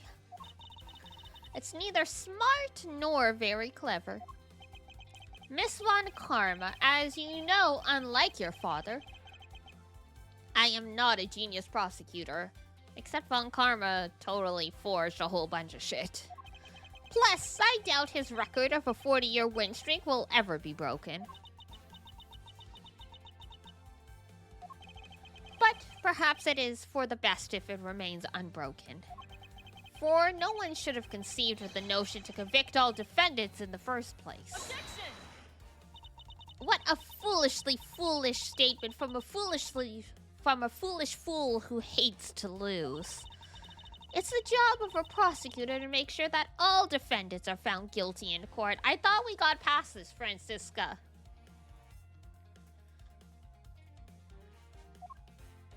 There is nothing more important in this world than a perfect victory. Hold it! That may be your opinion, however, I don't believe that's all we are. As a prosecutor, what I pursue is not the perfect victory, but the perfect truth. And if that means that the bridge I must cross will crumble beneath my feet, then let it crumble as I walk on towards the truth. You're good at keeping me entertained, Mr. Prosecutor. But you know, humans are delicate creatures. The slightest bump, and we expire. I'd like you to consider, if you will, the possibility that the sword was used in such a way that the attack killed Mask the Second without bending it. And how did it do that?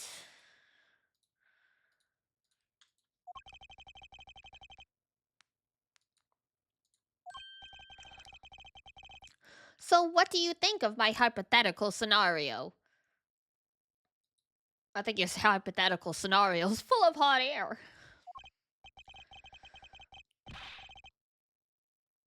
I think you know what to do here, right? And what you need? Of course. What I need is evidence even he can't refute. This is it. It's time to bring this to a close.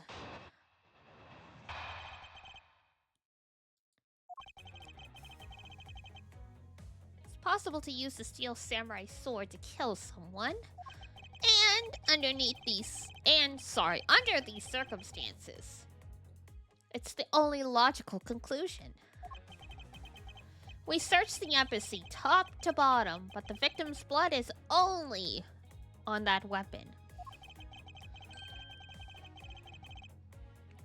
So isn't it only natural that suspicion should fall onto the owner of said weapon?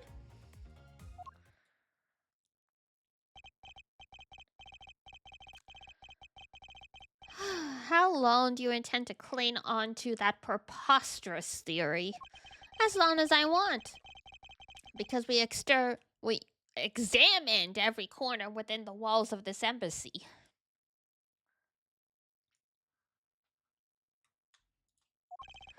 There's no stone we've left unturned. And we have managed to come up with only one logical conclusion. That the only place inside this embassy with the victim's blood on it is this sword. Hold it. You left no stone unturned? Is that a fact? Not so fast. If you got something to say, then say it in the only way I respect, Mr. Prosecutor. Yes, of course. In that case, allow me to make it crystal clear to you.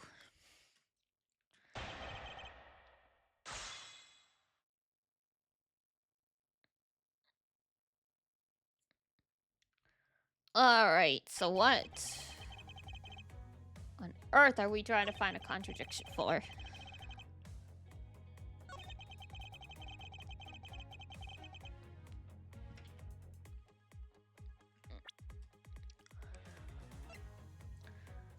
Oh!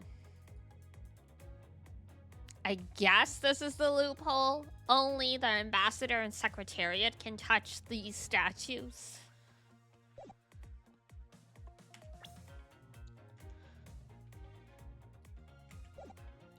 I don't know if we press or present, but let's try. Hold it.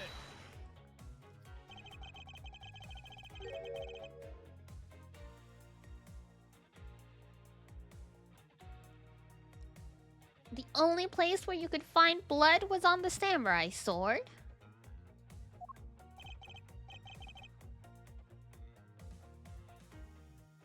That's right, even with luminol, just go around spraying everything.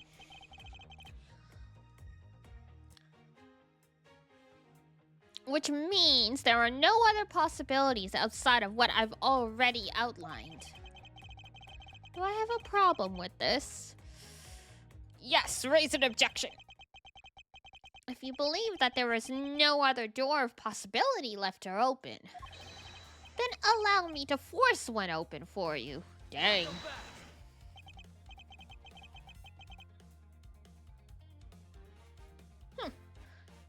How do you plan to do that? By showing you what may possibly be the real murder weapon.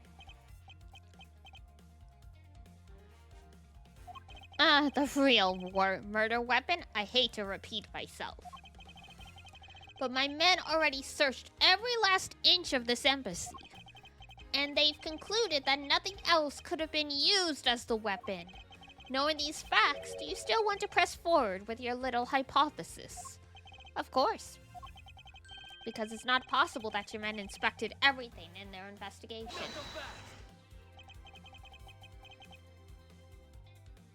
What are you talking about? I don't appreciate mind games, and I don't appreciate it when people like you slander my men. Sorry, that's not the intention. I'm not slandering them, I assure you. I'm merely pointing out that their investigative dragnet has a few holes in it. Namely, that there is something your men couldn't even lay a finger on. And that item is the real murder weapon. Alright then, I'll play alone for now. This real weapon that killed Damask II. What exactly is it? The real murder weapon, which not a single person has yet to touch, is this. The statue. This is the weapon you're looking for. Lonzi says one should always perform one's job. Something, something. I clicked too fast. And I can't see how it's proper to show me evidence so devoid of potential or relation. Oh, was it the wrong statue? Because there's two of them? Crap. Alright, hold on. You got anything more than that? Yes, yes, hold on. I forgot that there's two technically identical statues.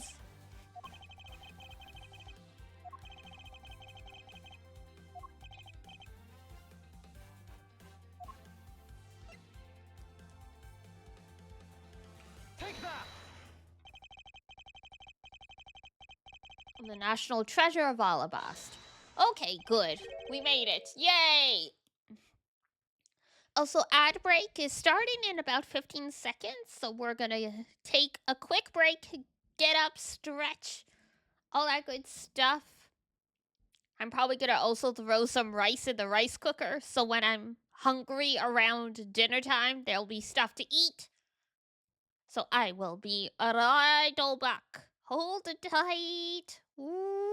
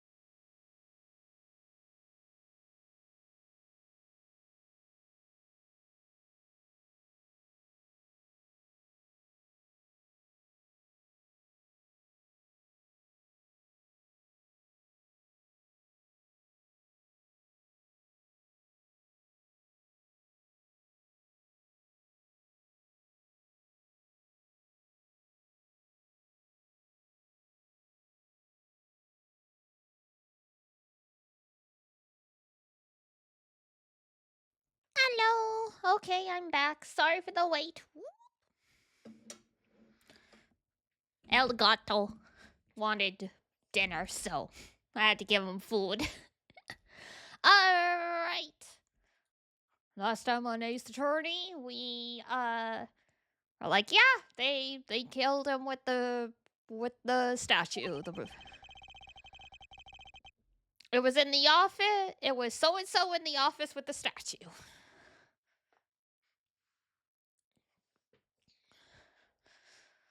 Yes, and as you know, only the ambassador and his secretariat may touch it. Which I believe means that neither you nor your men were able to examine it, correct?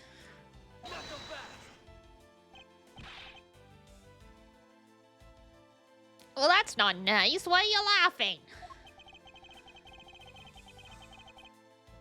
No, very well. If we did that, there would be an international incident between the Kingdom of Alabasta and the Republic of Babal. The two countries' precarious relationship teeters in the balance over a stupid fight related to a sovereignty statue. It is pretty dumb. Can't argue with you there.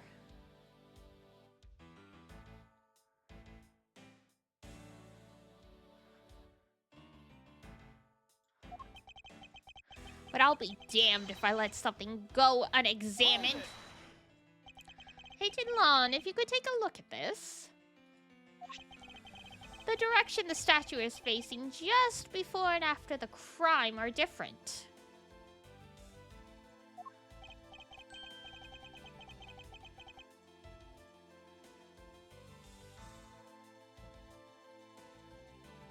And there is only one conclusion I can draw from that. Oh, this is awkward. Go look for Ambassador Alba and get him to give us the okay to examine the statue. Shifu, you can't listen to this infidel's words! Wow, we're infidels now. He is most definitely trying to trick you! Shifu, please be rational about this. Monzi says, just go already. Yes, sir! I thought the quote was just gonna be stony silence. Shifu? Yeah? I'm really sorry, sir, but I was unable to convince the ambassador. I was unable to obtain permission for us to examine the Prime-Duck statue. I see. Wait, but then the investigation is at a standstill.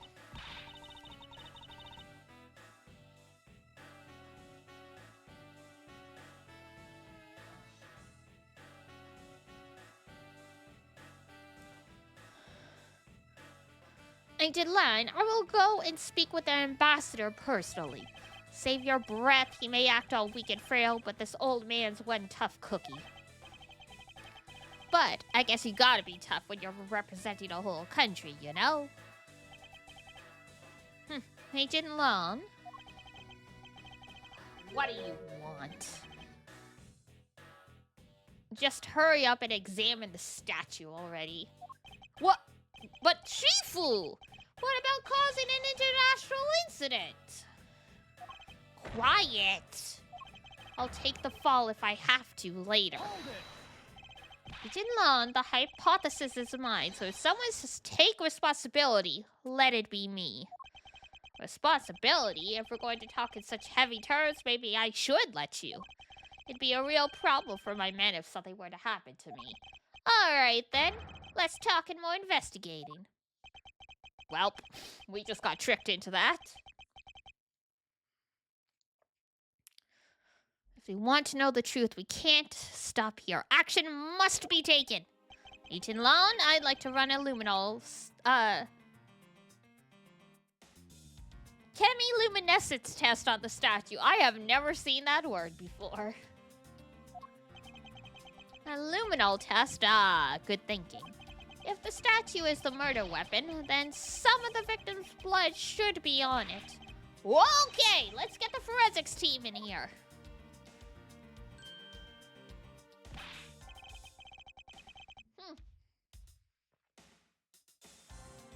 Looks like you hit the jackpot, Mr. Prosecutor. I guess this means that this is the real weapon that killed Damask II. Indeed. But I wouldn't celebrate yet if I were you. This doesn't let your friend off the hook. It doesn't prove that he didn't kill Damask II, so the charge remains. We are hardly done examining the statue, Agent Long. Knowing that it is the real murder weapon, I believe further examination is required. Huh, you think so? Okay then, knock yourself out. Oh, that was easy. And what do we have here? This dirty smudge. Looks like a handprint. What a definitive bit of evidence. What's a definitive bit of evidence like you doing under here? No, seriously, what's it doing under there? Why is a handprint underneath the statue? That's not how you would hold it. Worst case scenario, these prints belong to Larry. But it looks like it's too late for me to do anything about that now. It sure is. Hey, forensics guy, I want results on these fingerprints ASAP, you hear me? Okie dokie, my name's Kagami, by the way. Agent Lon, I have the analysis results, sir. Good, and? Sir, about the prints we lifted from the bottom of the statue. Well, you know the victim of the murder in the Bubbly's embassy? The prints belong to him, to Mr. Manny Cochin, sir. But that's... What's going on around here? So much chaos. No, that's impossible. Each Prima Duck statue can only be handled by their respective ambassador, but the very fact that Mr. Cochin's fingerprints are on this one, it leads me to only one conclusion.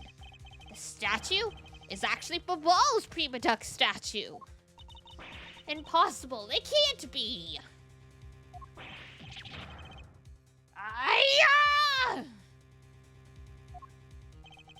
Larry never once set foot on Bobbly's soil, so he was free to go. However, this new piece of information only served to confuse us even further. The ringleader of the smuggling operation was killed with an Alabastrian knife in Babal. And Damask II was killed on Alabastrian soil with Babal's national treasure. And the mystery of the great thief Yatagarasu, who visited both countries. The pieces were there, but I had yet to see the big picture they were to form. Da da da da da da da, to be continued. Whoops. Sorry, I bumped the mic there for a second. Was trying to pull in my chair. Alright. Still the middle of the case. We're not at the end yet. But surely we're getting there. Oh, new area! Open air stage, 9:21 p.m. We're working late. I've led the Damask investigation to Francisca and returned to Babal. I suppose my first order of business should be to look into Babal's statue. Mr. Edgeworth! It's okay. What's the situation? And what about this guy rubbing his hands together back there? Oh, it's great! Investigating is so much fun! Well, I'm glad you're enjoying yourself. In other words, they've made absolutely no progress. We weren't goofing off, honest, sir! We've been investigating our hearts out. Very well then, would you care to give me an update on your investigation? Oh! We've had a really fun time, sir! I knew it. Zero progress. In any case, Detective Gumshoe? Yes, sir? You have permission to enter the Alabastian Embassy, is that correct? Yup! As a local detective, I'm helping out with the investigations on both sides, sir.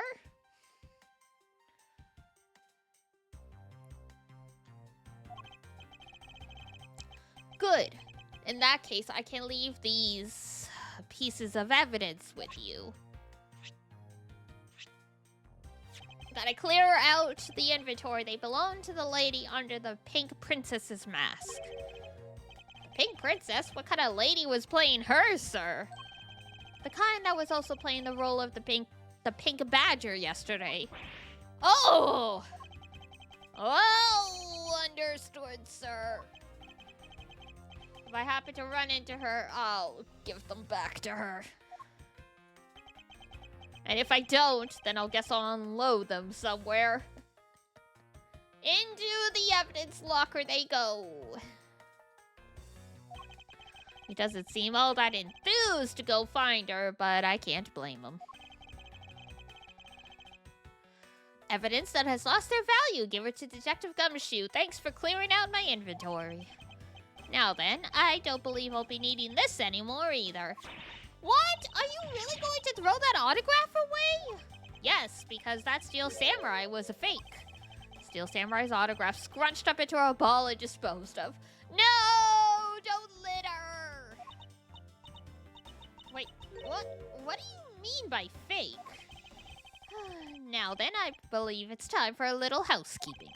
Unnecessary evidence has been removed. Remaining evidence has been rearranged. Why are you rearranging my stuff?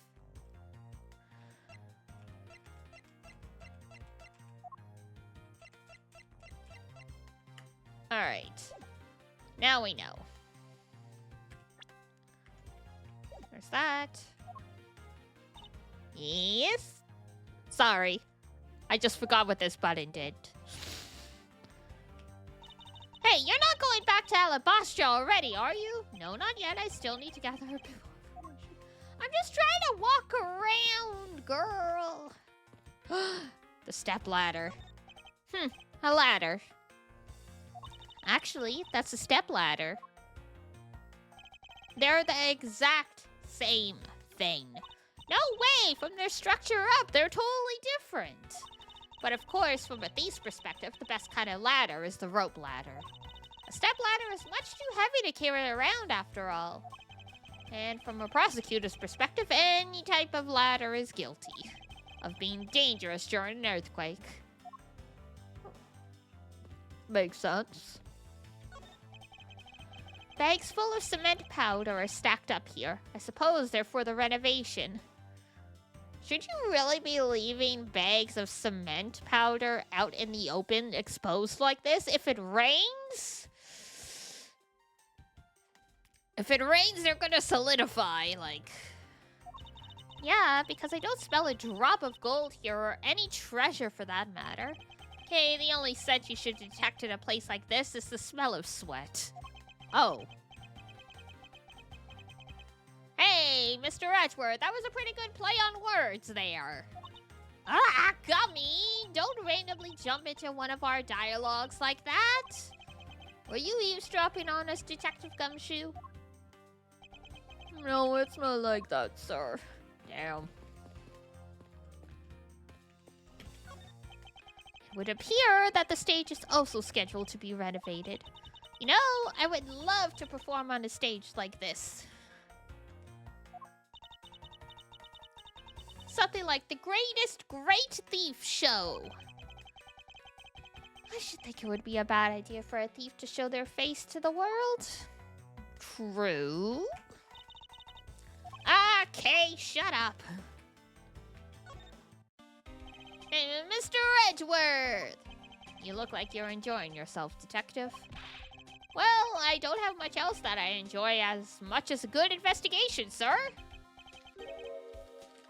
So what did you find out? Ah, well...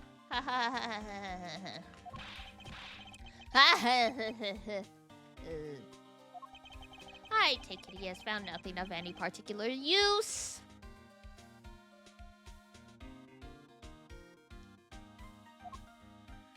Investigation update. Hey, Mr. Edgeworth, I got something really interesting from Ambassador Paliano. Oh? What is that something interesting? This, sir? Whoa, that's so pretty. I'm so jealous. That's a real treasure there. Some kind of lamp? Why does the flame burn green, detective?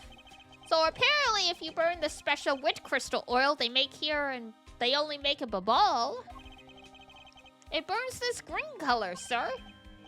Interesting. So it's a special property of the oil. I suppose this is a ploy to force people to visit Babal should the oil run out. Hey, Gummy, what about these silhouettes? They stuck some cutouts on the outside of the lanterns so it'd project the images. Oh, silhouettes, huh? They are rather pretty, aren't they? Wait, what am I doing? I was supposed to be asking for an update on the investigation. Oh, Edgeworth. Hey, what's wrong, sir? There is something I want you to investigate for me. Do you think you can do that much?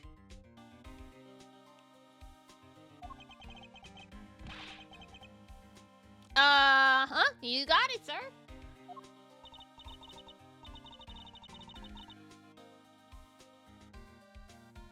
Hey, that's not fair. Why is Gummy getting all the fun stuff?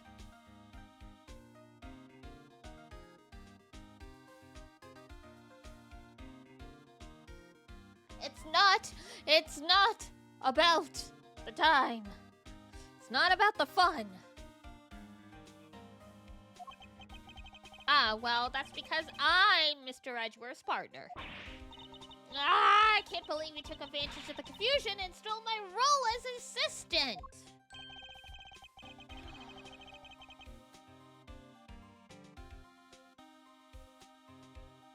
I expect the two of you to get along and work together like professionals on this. You hear me?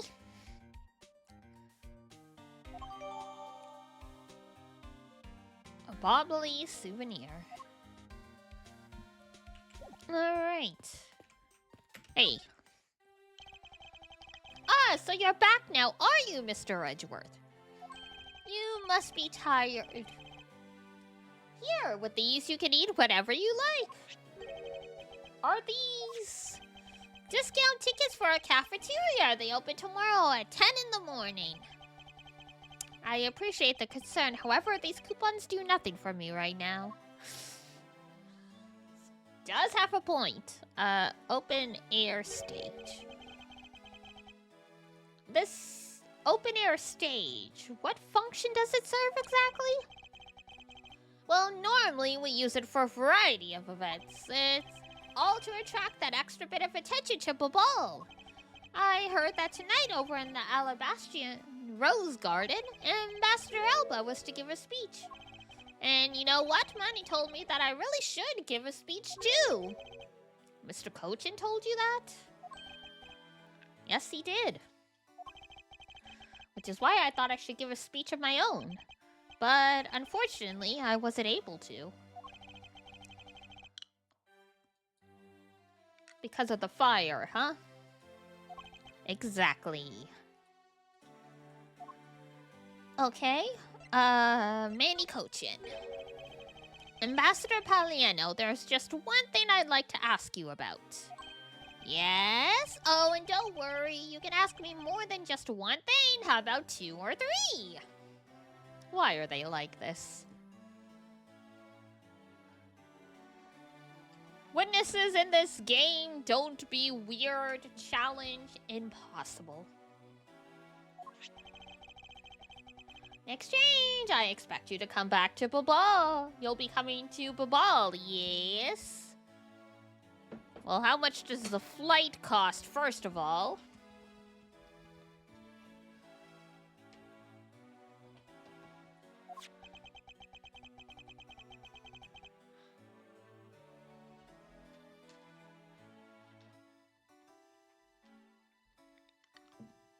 Very impossible? Yeah. Well, we'll never understand these weirdo witnesses.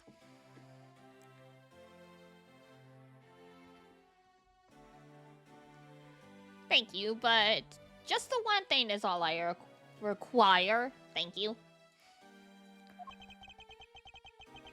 Nani Kochin, I'd like you to tell me about this man who was your secretary. Heavy words.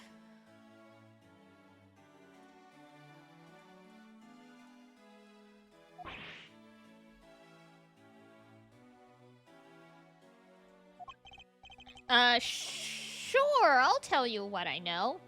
Well, that's ominous.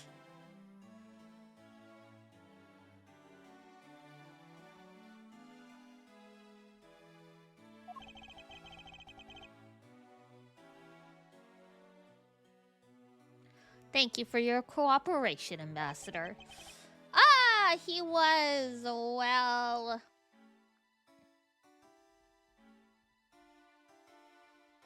He was... if I had to put it in one word, he was an able man.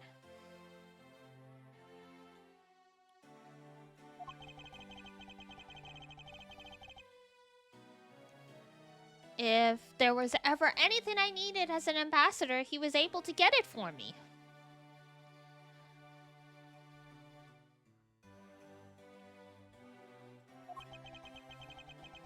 To think that a man like that...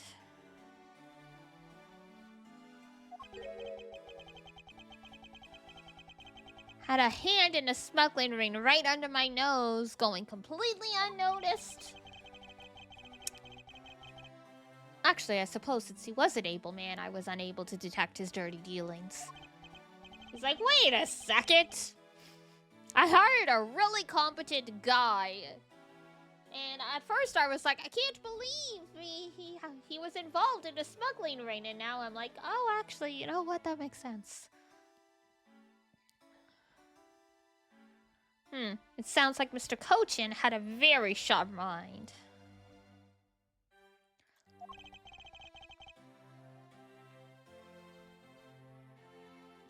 Recently, Manny had been really busy.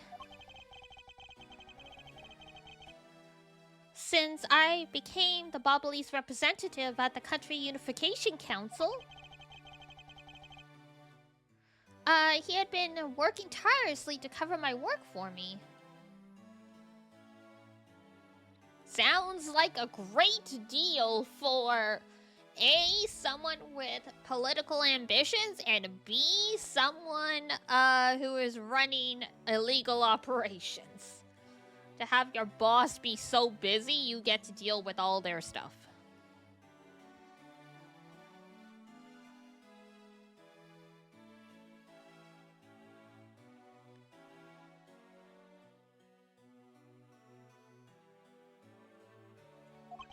I'm sorry, but what is this Country Unification Council? Oh! Well, you see, had tonight's events proceeded without a hitch,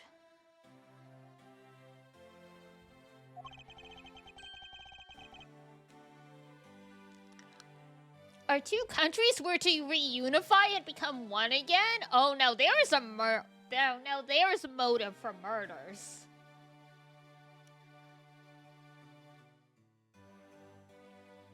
The country's becoming whole again.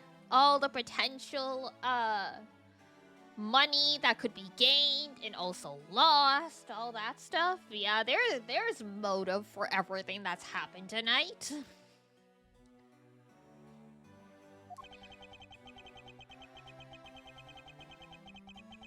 But I guess with how things turned out, that dream won't be realized anytime soon.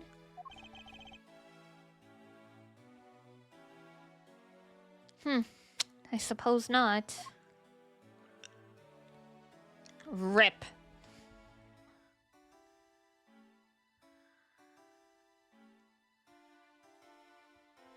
Alright, the Prima Duck statue? Or, I guess Prima Doll?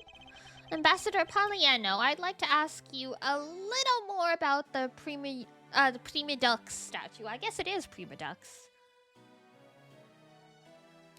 My French brain just imagined that it was spelled Primidaux, in which case it would be Dole. But if it's just DUX, it's probably ducks.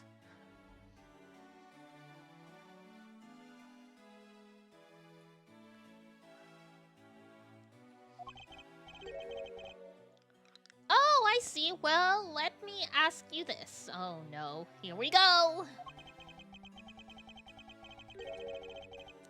Did you know that Alabast and Babal used to be one country called Cadopia? Yes.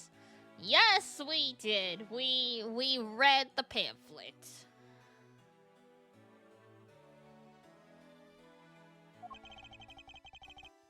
Yes, I know that much about your history.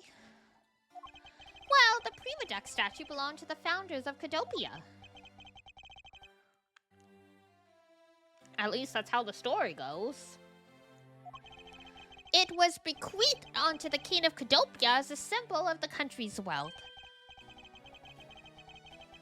So it was meant as a symbol of sovereignty and the right to rule, I take it? Yeah, that's right, which is why both countries are so adamant about their claim. We hold the real statue, therefore we hold the right to rule, is the reasoning. It's pretty petty when you think about it, though, I suppose. Not really. If it gives you, the ability to rule a country, it ain't petty.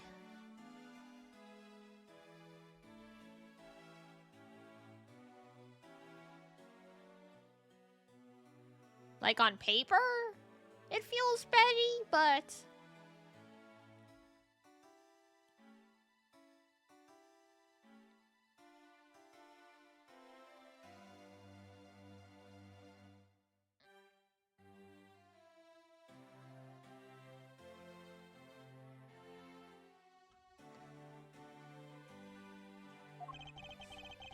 What if Alabast and Babal were to re-establish relations? Sure that put the end to the squabbling over a statue? I have no reason to believe so. The Prima Duck statue is even more important now as a key to diplomacy. I wonder if Ambassador Palliano knows.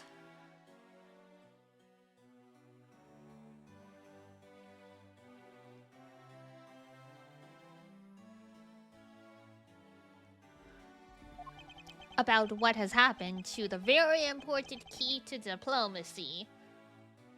Oh, the fact that it was used to bludgeon someone to death? I'm sure that news would make him very, very happy.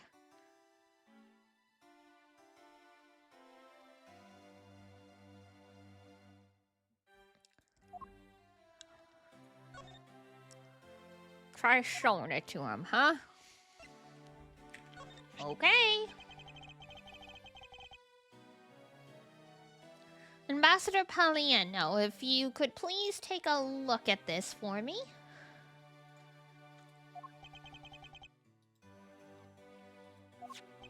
The Prima Duck statue sitting in Alabast right now actually belongs to Babal. So it would appear.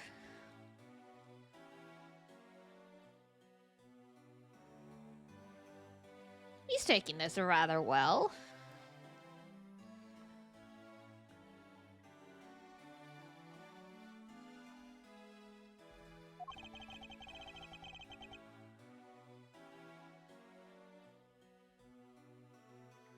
I received a call from Miss Von Karma earlier about this.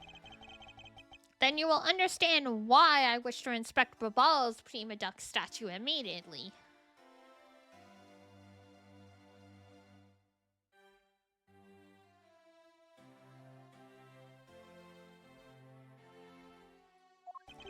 Because the statue currently in your country's possession. Yes, well, I've already inspected it myself. That's totally trustworthy.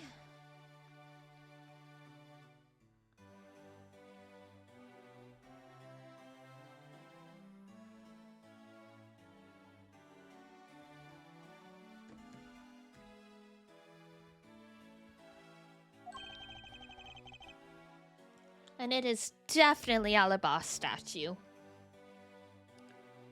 Well, this is inconvenient.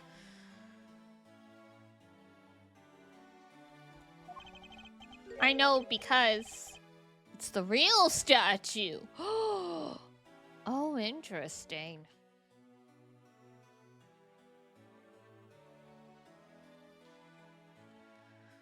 So, Alabastus had the real statue all this time, and Babal had the fake one? And then someone swapped them. Interesting.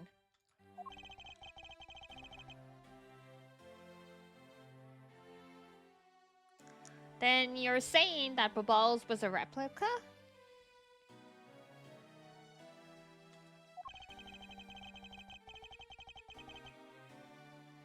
I'm embarrassed to say it's true, even though I knew that someday it would be exposed. First one to join chat!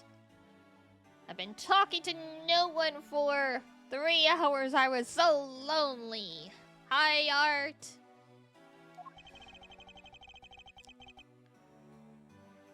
It's okay, I'm just teasing. People have been talking in chat periodically, don't worry. I was asleep, it's okay. It's okay. It's been 3 hours, and we haven't made a ton of progress with this anyway, because this is a massive case. Oh god. Sorry. I don't know if the mic's gonna pick it up, but my neighbors, is that their smoke alarm? I'm not sure. It's not? Okay. Yeah, because I don't know if it's their smoke alarm. It's not piercing enough to be their smoke alarm. But one of my neighbors, either above me or across from me, roughly around dinner time, there's like a beep, beep, beep thing. And I know for the elderly, there is, you can get like fail-safe stuff put on stoves that'll make noise if it's left on for too long. So I'm guessing that's what it is. Drives me bananas though. Sometimes it doesn't happen. Other times it happens like every day.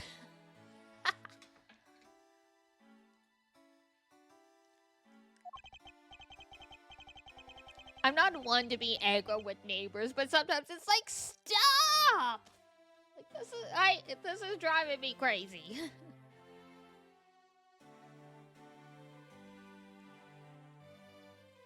Yeah, I have a lot of elderly neighbors, which is why I suspect that's what it was, because I'm like, it's always around mealtime. I think I'm fully recovered. Hey, the power of youth. You destroyed those viruses. Good job.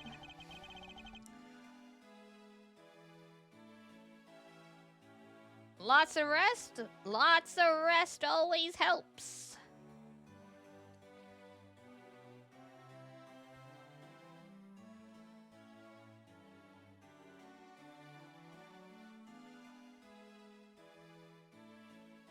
Say that we could not determine which statue was the real one. Why are you telling me this? Well, because you already figured it out. Our statue is just a hollow gold shell. Might have been food poisoning? Considering you had such stomach problems, yeah. And what was it? You got food, you got drink from someone, didn't you? Someone you wouldn't normally get food or drink from, so quite possible.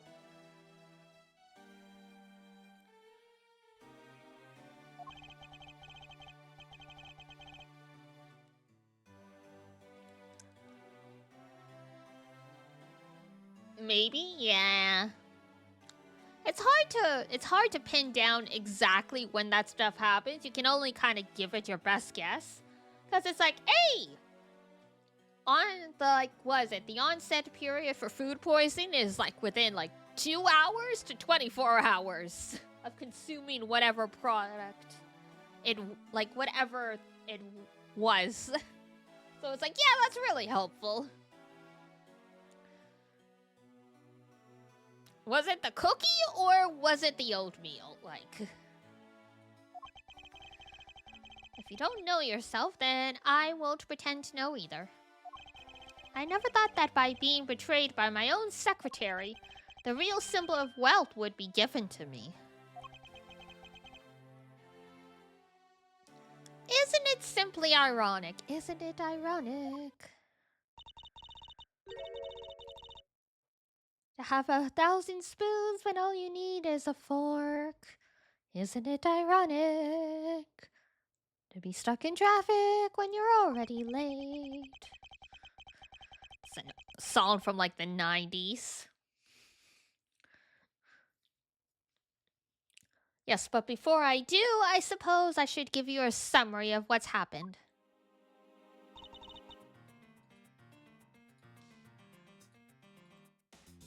Oh, I see. And we just skipped it. We just skipped over it.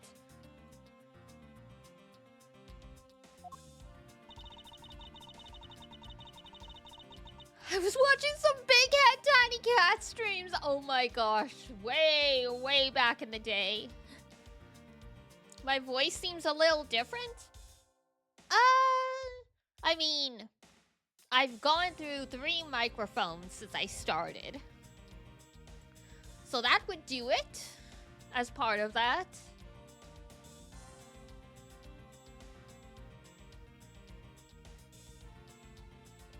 And as you get better at applying the filters in a way that it does what you want it to do instead of it being too tingy. I'd actually say these mics sound kind of identical. Oh, fair enough.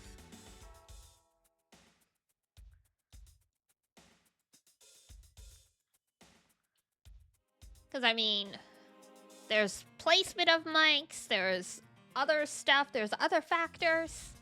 I also learned just how to talk differently. Back in the Tiny Cat Big Head days, I drank a lot more coffee, which is bad for your throat. So, the mic from Brown Shirt model was different though. It's the same mic that I used in a lot of stuff, but I think at that point I was using, oh, what's it called?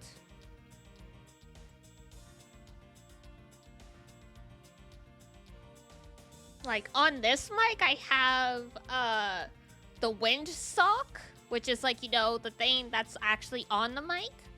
And then before I was using, what is it? I think it's called the pop filter.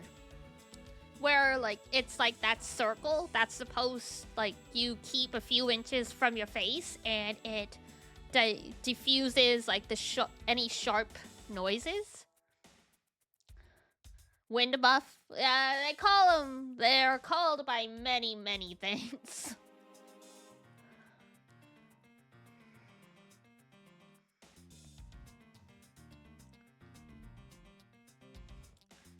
Yeah, I mean, I've heard the fuzzy version called a dead cat before. Which is something.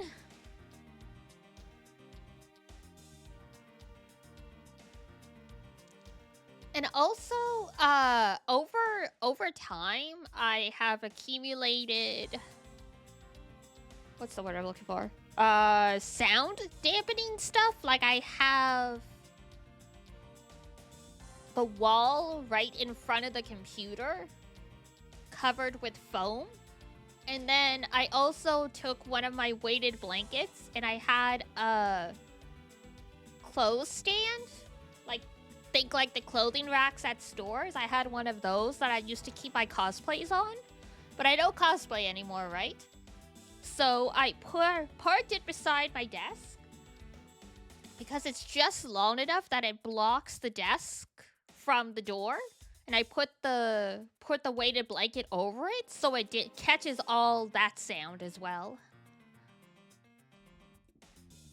I tried to make a little, like an impromptu audio booth where like I put blankets over top and stuff. But that triggered my claustrophobia, so that didn't last very long.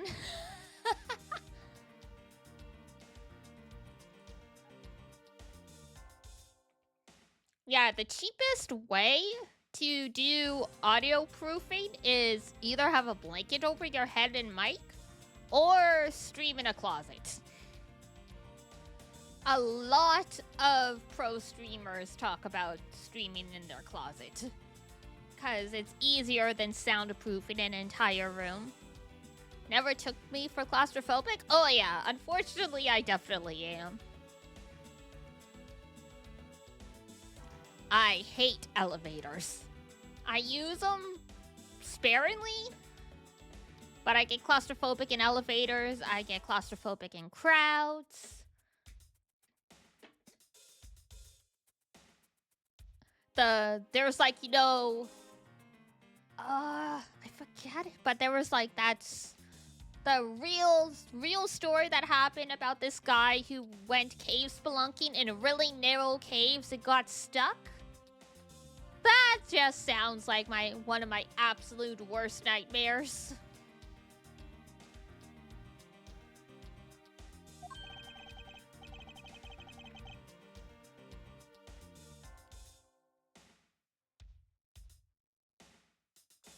Like if I'm in a small space and there's space above my head, then I'm fine. But if the ceiling is too low, or like there's space, or I'm in an enclosed space and it's not open above me, then like yeah, then I get claustrophobic. It was developed. So when I was, how old was I? Somewhere around 10 to 13. So I used to live way up in northern Ontario, and this was in the 90s, so much more snow, and we had to read a survival book for class, and as part of that, the teacher got us to learn how to do biovac, where like you pile up a whole bunch of snow and then you hollow it out. And my classmates did a bad job and it all collapsed on top of me. And like I did pass out or anything, so I was just trapped. I couldn't move anything except my head.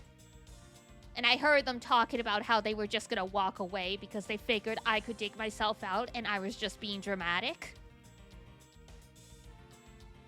So I had to headbutt my way out and start screaming at them to get me out.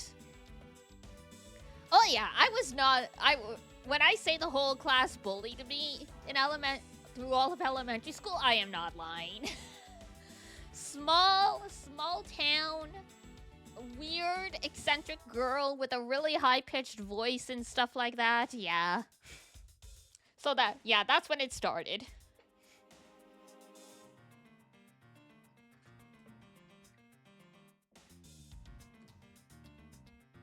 I don't know if I was huge on enclosed spaces before then, but I don't think I minded them. But after that, I was like, oh, hell no.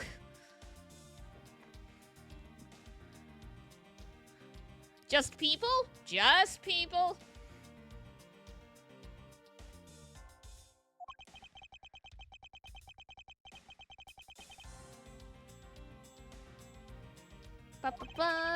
Alright, meaning that somehow both murder weapons were smuggled into the two countries. That's the only logical conclusion that can be drawn. Perhaps the key to the weapon smuggling is the person who traversed both countries. Glad I'm out of that kind of stuff now. Oh gosh, yeah, me too. It stopped once I left elementary school and got into high school because I went to a different high school far enough away that didn't have many of my classmates. Seems like I've been through a lot from all the stories I've heard. Yeah, I would definitely say so. This the cosplaying scene, yeah. Depression, anxiety, all of that stuff. I'm definitely out of the worst of it though, and I mean, it's not what's the word? Like a misery competition or anything like that. Everyone's circumstances are worth their own weight, but I hear some of the other things my friends have gone through, and I'm like, I'm not to say, like, you know, it's like, oh, yeah, I went through nothing in comparison, but I'm like, well, I'm glad I did have your life anyway. Just glad I'm here. Aw, thank you.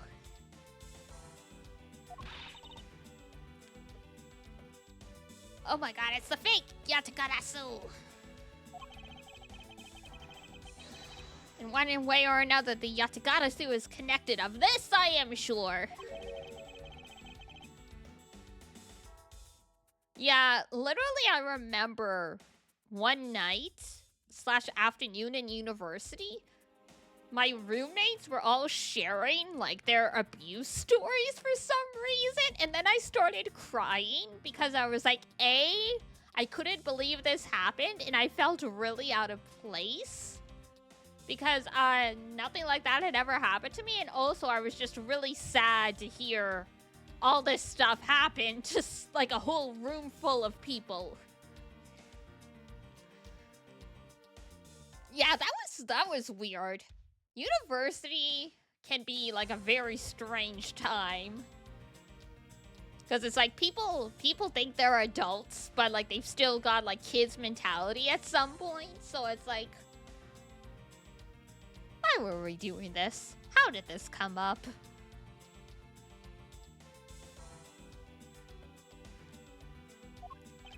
I believe it was the rose garden on the Bastion-size.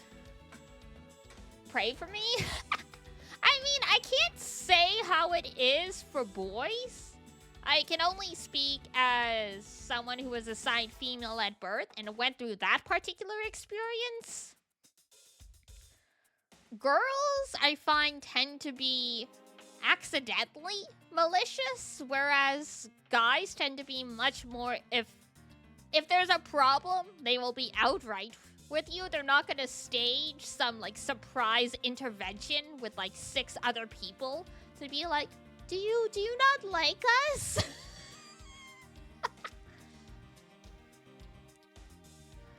Oh yeah, it did have, well, I had a one-on-one intervention with a roommate about, like, what they felt was inappropriate behavior, which, like, I mean, isn't great, but that's one thing. But then you're like, yeah, I had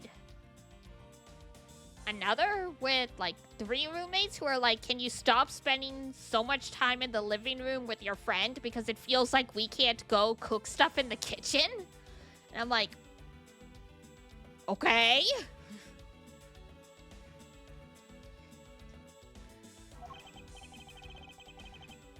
And this is what I mean by, like, you know, in some cases, a lot of university students, they're like, oh, we're adults. This is how adults handle things. No, it's not. We just think that's how it goes. That's not how it works. University is that strange time where it's like, legally you're an adult and you think you're an adult, but it's your first time being out in the real world without your parents and, like, other people, other, like, experienced adults for advice, so things kind of get wild. At least that's where I heard the Yatagarasu had appeared. In that case, I believe it's vital that I investigate the Rose Garden post haste. Like, oh my god. I never told you guys this story. This was before I really understood that I was a lesbian, but Iduna, I knew her through college and like university. Iduna was having... Oh, ad break. What a horrible timing. I'll hold off on the story then. What is it? My guess is that it's a guitar pick. I picked it up just now over there. Do you think it'll be of any use? There is a little water on it, but how did the water get on it? On the guitar pick? Doesn't look like there's anything it could get wet from around here. I was thinking they have concerts here at this open-air stage from time to time, right? Alright, I'll find its owner later.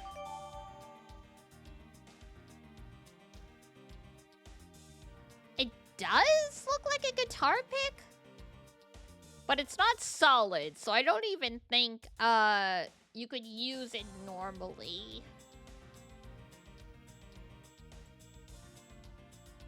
So I don't think it would pluck the strings in a uniform way. Oh yeah, there's one more thing. One more thing! Mr. Edgeworth, would you be willing to hold on to this? What is this? Oh god, it's the perfume! Guaranteed it would break quickly? Yeah. It's misused perfume. It's the bottle that woman left behind and that I found 7 years ago.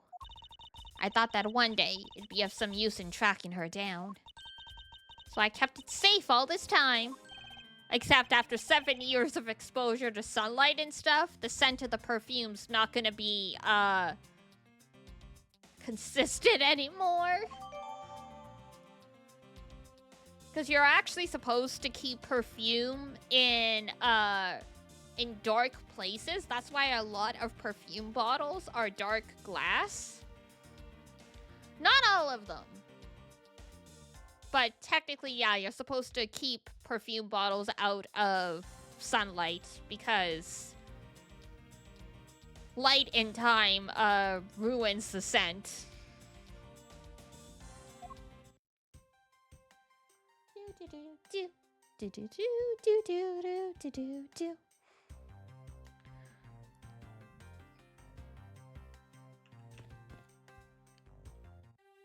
Oh hey, we're back.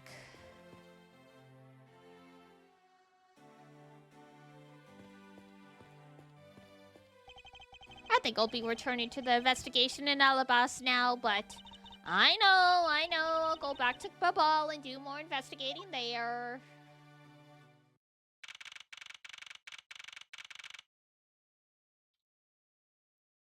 Interesting place. And our bro is wearing his weird glasses again.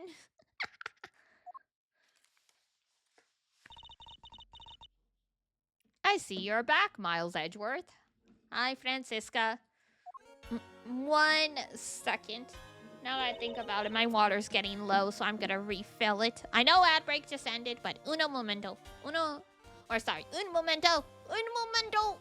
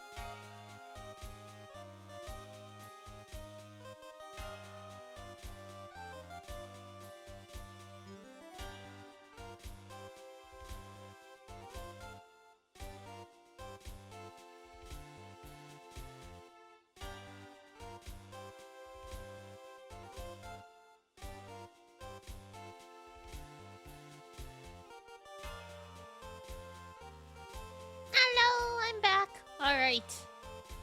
1 sec. Ooh.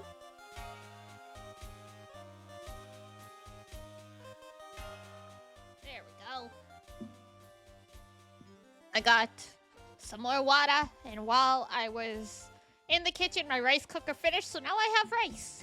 Yay!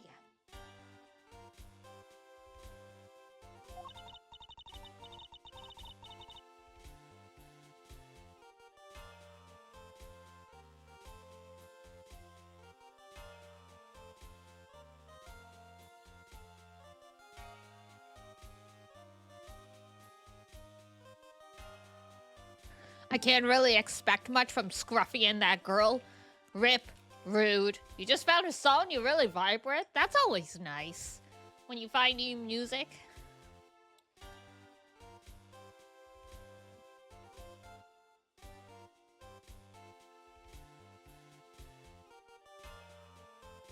Another Duel Links? Oh!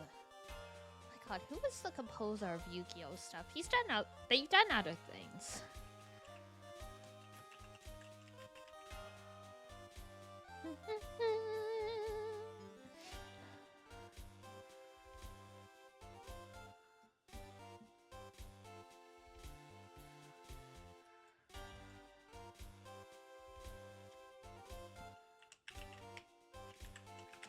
Because I used to know who the composer is. Iduna loves Yu-Gi-Oh! She would know.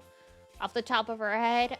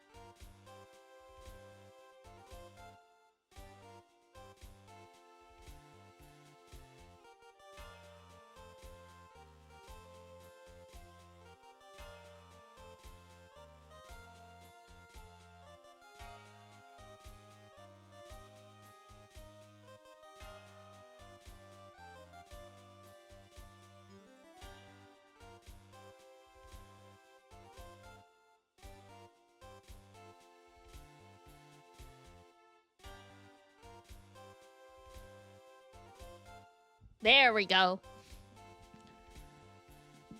The good old touch microphones where you can touch mute sometimes. There we go.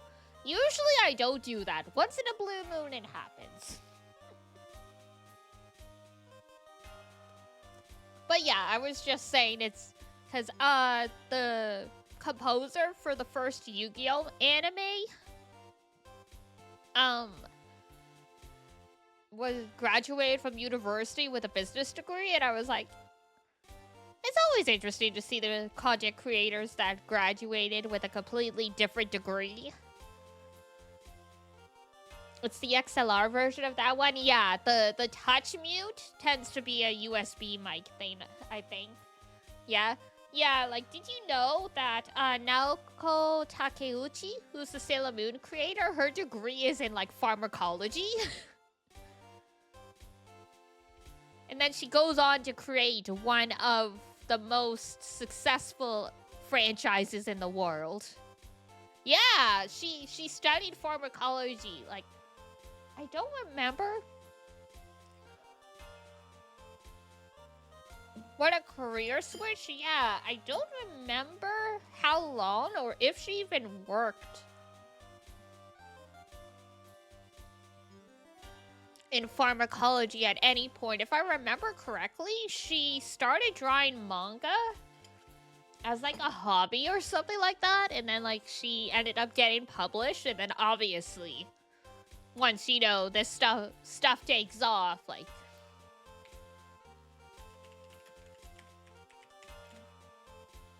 but it worked out because through that, so this is fun. So Megumi Ogata, the voice actor, voiced Kurama in Yu Yu Hakusho, and also voiced Haruka / Sailor Uranus in Sailor Moon, and Ogata introduced Yoshihiro Togashi and Naoko Takeuchi to each other. And they're married. They've been married for like a couple decades at this point. Have 2 kids. And we immediately thought of Naruto. Fun fact, the reason the nine-tailed fox is called Kurama is because of Yu Yu Hakusho. Because Kurama was a fox demon.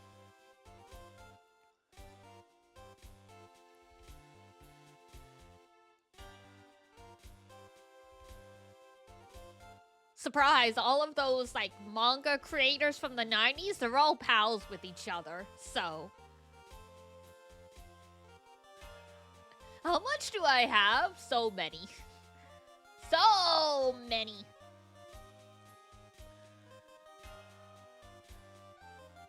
Yeah, Takeuchi graduated from the Kyoritsu College of Pharmacy, where she received a degree in chemistry and became a licensed pharmacist. Her senior thesis was called Hiding Effects of Thrombolytic Actions Due to Ultrasound. Yeah, she graduated from the college at 19? Was that a 2-year course or something like that? Graduating from a university at 19 is kinda...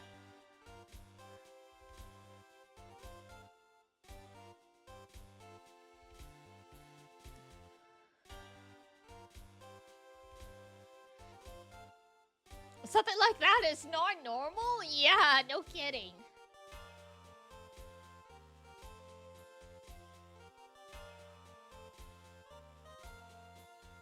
Because, I mean, college is usually 2 years, so I don't know if maybe it's different. I mean, different countries have different standards, so maybe you can be a pharmacist if you've only if you've gone to the right school and like did like 2 to 3 years. That I'm not sure about.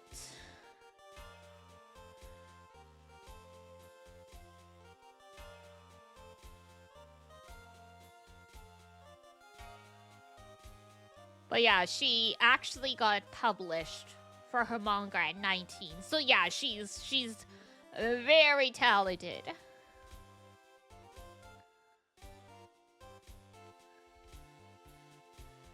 But yeah, you can see her science background in Sailor Moon because of the names a lot of the characters have.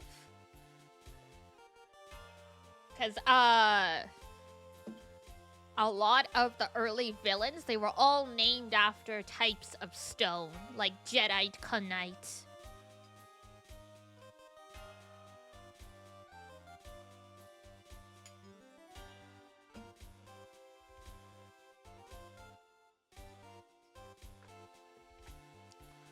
Damn, so...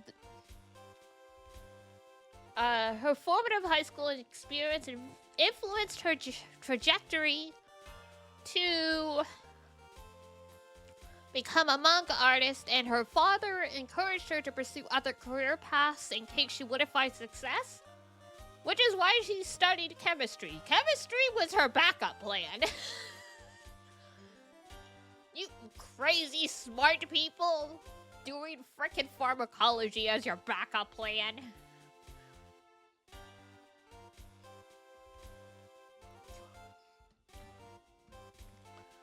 Meanwhile, I know people who, like, went into nursing and they very, very, very much wanted to be a nurse, and they really struggled with their pharmacology classes. Meanwhile, she's like, well, my dad said I need another career, so here we go.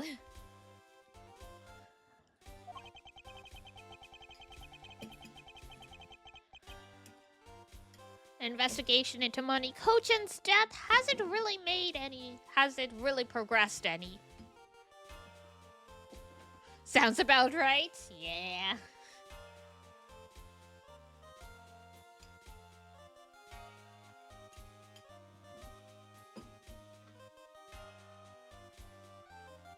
God, related to that, I have beef with some academic and nursing advisors.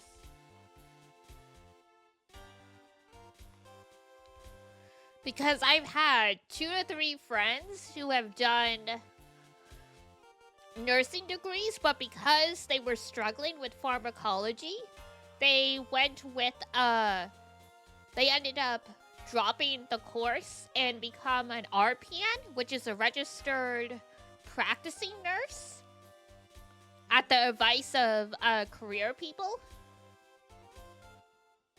And now they can't get better nursing jobs because everyone wants an RN. Which is like the step up, basically. And like, you can't just take a separate certification course or anything to like go up the level. You would have to do, I don't think you'd have to do like multiple years of college/university again, but you would have to go back to school. So I'm like, man! Yeah, and it's one of those things where I'm like, I'm not sure if at the time that advice was given out, being an RPN was still a decent career path, but now they're like, why get an RPN when we could just get an RN?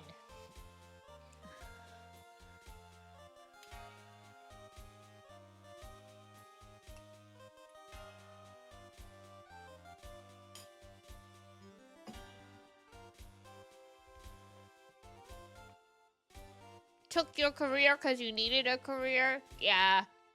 That's exactly the situation I'm in.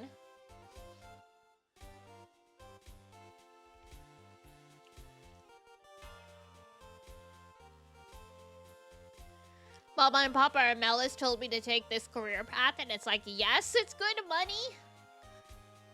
But my soul was destroyed, at least in my new job.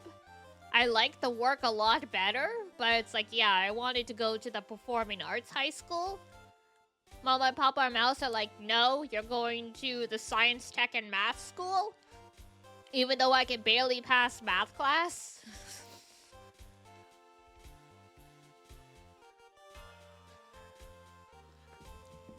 Psychology. Oh, God. Psychology and psychiatry are similar, but they are 2 different sides of the same coin in the fact that getting your psychiatry certification stuff is much more difficult.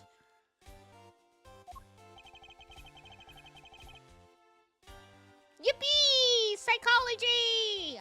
Harjambola! Welcome in. Oh my god, it's already 6:30. That's crazy! We've been here for 3.5 hours. Where did the time go?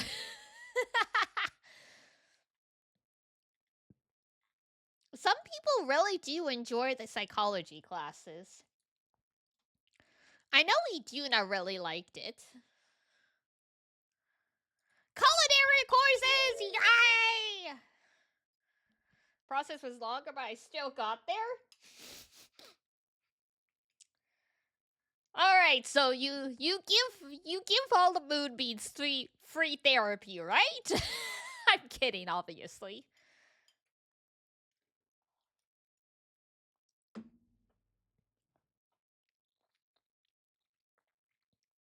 Yeah, the medication thing is a struggle.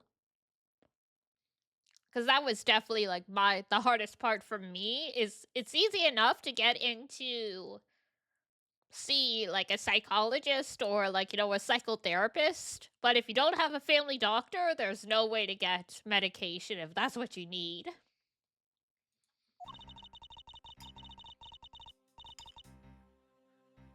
House husband training arc. Woohoo! Person that can freely traverse between the two countries that well preposterous. It's the Steel Samurai. It's all Larry's fault still. Well, that's what I came here to investigate. I heard that this is where witnesses claim to have seen the Yatagarasu. That's correct. Ambassador Alba was to give a speech tonight here in Alabast. And that's when the Yatagarasu appeared. Nice hair.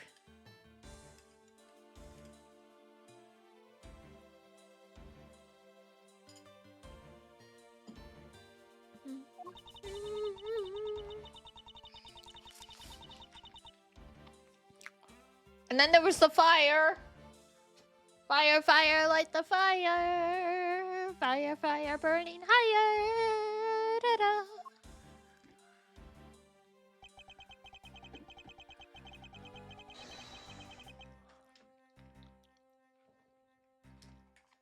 Now the single feather from the Yatagarasu shall escape my diligence.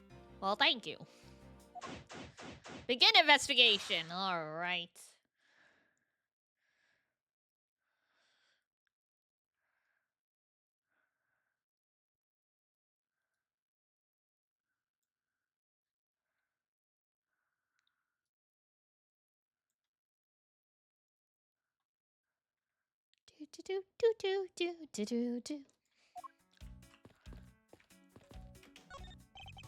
There are roses scattered on the surface of the water, creating a pleasant fragrance.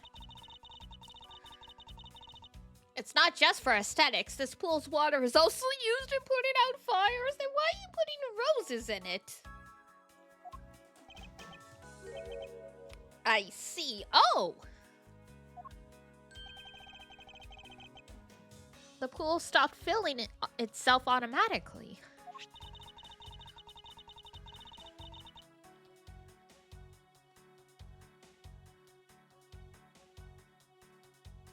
The fountain spouts are set to stay open until the pool's water reaches a certain level.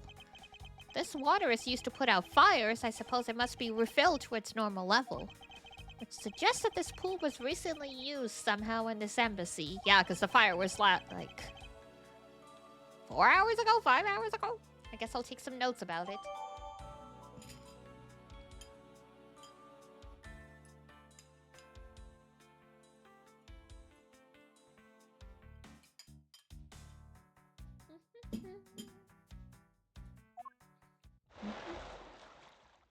Oh!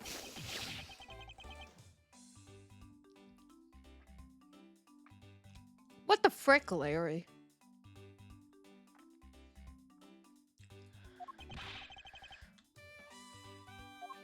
How dare you surprise me like that? I'm sorry.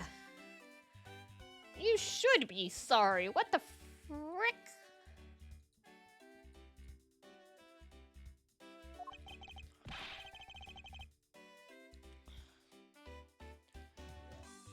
Oh, hey, Edgy. Thanks for what you did back there. Okay.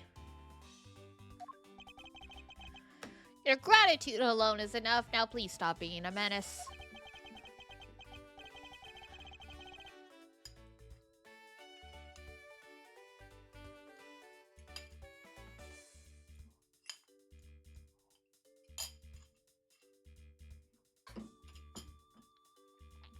More importantly, Larry, this pool is not for your personal enjoyment. I know that. Do you really think I'm the type to just jump into a pool and swim around for fun?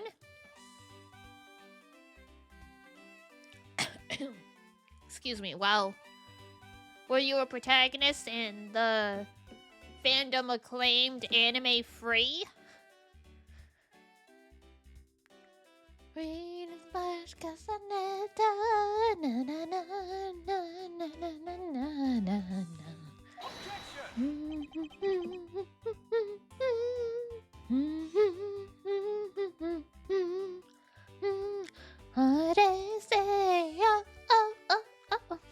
Okay, I'll stop.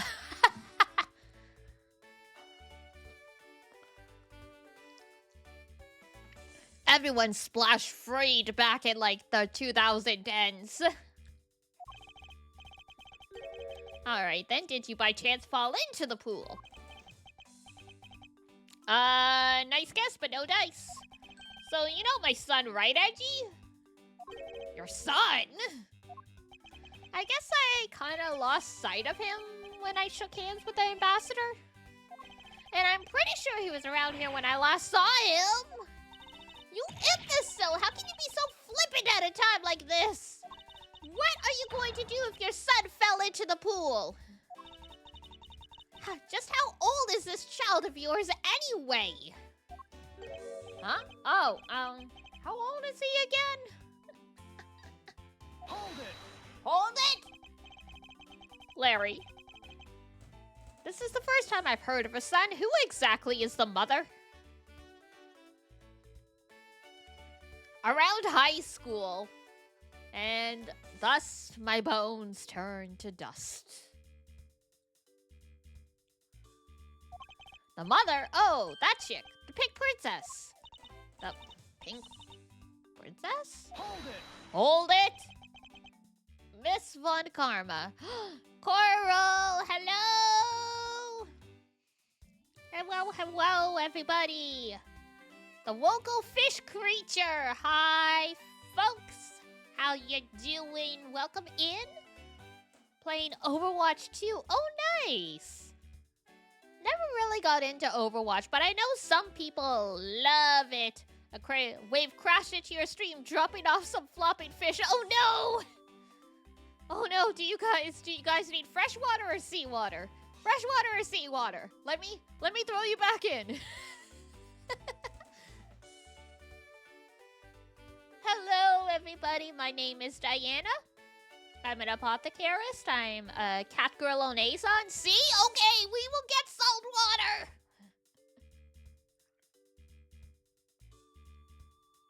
People play Overwatch, but I don't know if anyone loves it. Good point. My brain is dead, overfried. Oh no, back in the water everyone goes. And obviously, thank you for the raid. If you do got a raid and run, I'll totally get it. But if you'd like to hang out, even just to lurk, we'd love to have you. We are playing Ace Attorney Investigations. This is the last case of this game.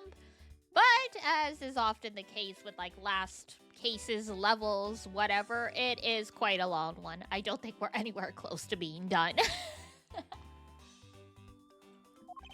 Miss Wanda Karma, I was a bit confused by this man's words for a bit there. However, I believe what he is looking for is the doll of the Iron Infant, which really sounds like it should be from Berserk. So this dude was like, oh yeah, I'm looking for my son. I lost sight of him, but I think it was around here somewhere, and it's like, no, wait, it's an inanimate object.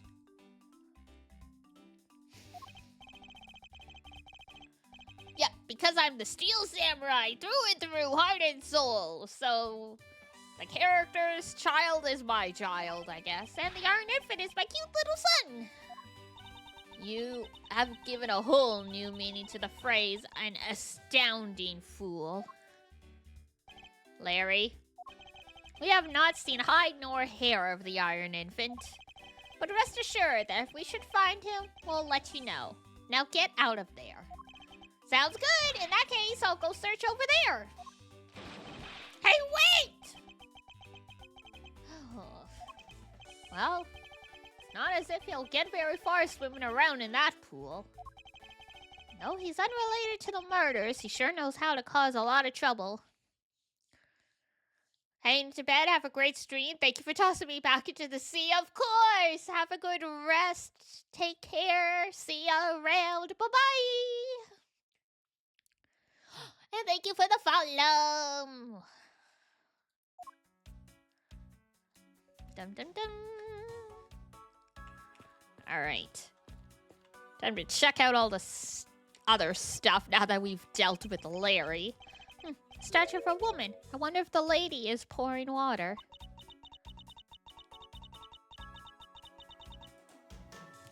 Almost did my outro on accident. Hey now, not that silly. It says this is a statue of the queen who spoke of love to King Primadux? Well, Miles Edgeworth, it seems that you are lousy at reading a woman's heart. Good thing he's gay. I opened my mouth about a statue and she somehow made the leap to that. I mean, we don't know if any of them are, if he's actually queer or anything like that, but the whole fandom makes the joke, so.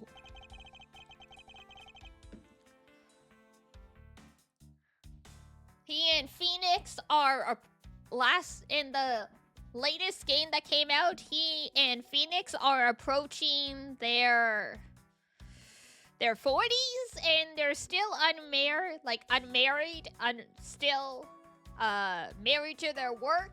And whenever Nick needs a prosecutor, he just calls up Edgeworth. So I'm like, it kind of writes itself.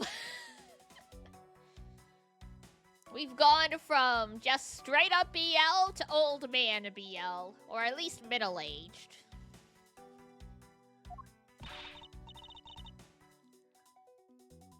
Of course not, they're rose bushes! You've been spending so much time with Scruffy and that girl, they're rubbing off on you. Oh. But it's alright, I'll wake you out of your stupor. Not the whip! Now, the next time you feel like sleep-talking, remember that I'll whip you for real. All I tried to do was offer up a possibility, and this is what I get!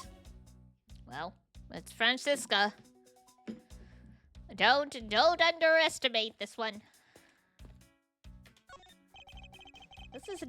There is an overturned spotlight here. When the Yatagarasu appeared, the audience that was waiting for the speech to start panicked. I suppose that's when someone must have knocked it over. What was it attached to, though? It's not like it was on a stand. I thought to use my whip to capture the Yatagarasu. However, there were people in the way and I was unable to land even a single lash. I suppose this means that some other poor saps were hit instead. Also, I just realized there's like a blue Yeti mic up on the podium.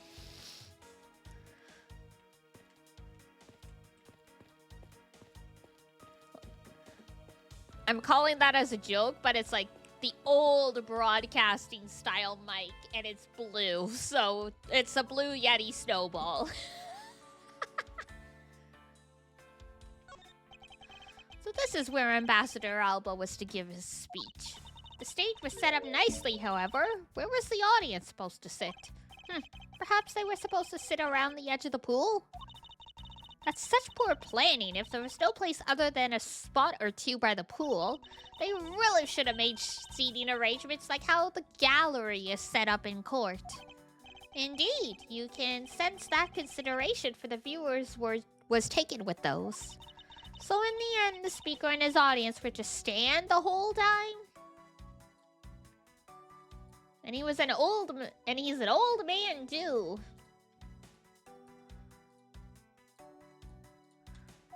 Yes, although I suspect the audience would have liked to sit down after a while. I mean, I guess if it's just gonna be a short speech, then it doesn't matter. If he was planning on giving a dissertation for like 30 plus minutes, yeah, sitting might have been nice.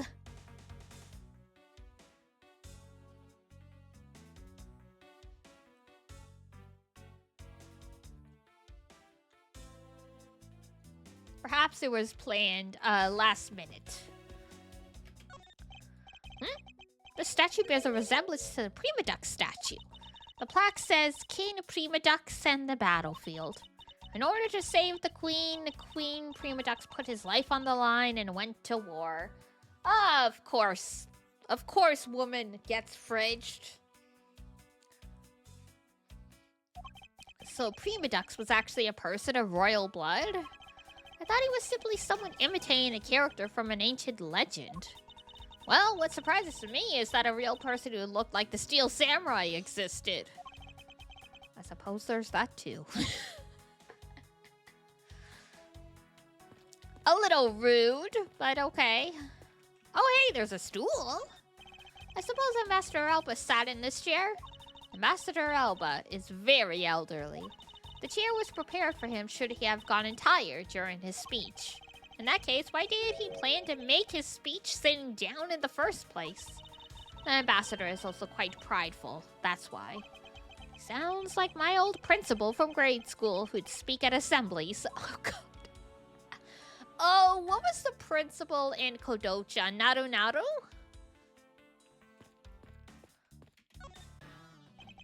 Have you finished checking out all the bystanders? Yes, sir!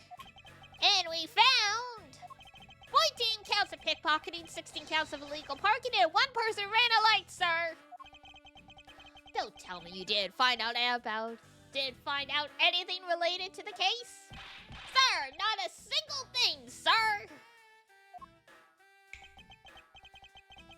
Well, for now, let's just get those other lawbreakers down to the precinct.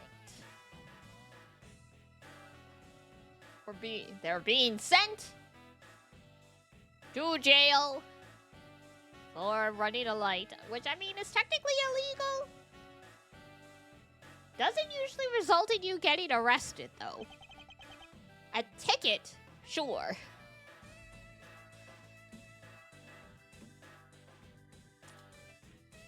Dun dun dun. Agent Long? Well, if it isn't Mr. Prosecutor. I would just like to thank you for your assistance earlier. Make no mistake, it's not like I was trying to help you with what I did.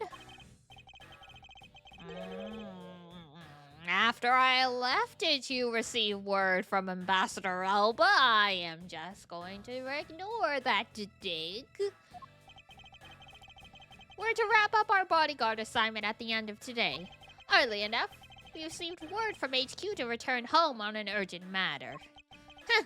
As if I can be so easily called away from this case after I've come this far. So you're gonna disobey the government? The Chinese government? That doesn't seem like a good idea. I swear that I'll find the truth and drag it out screaming into the light. You're with me on that, right, Mr. Prosecutor? Sure! As long as we're not going against foreign governments. Now to Gadasu's appearance.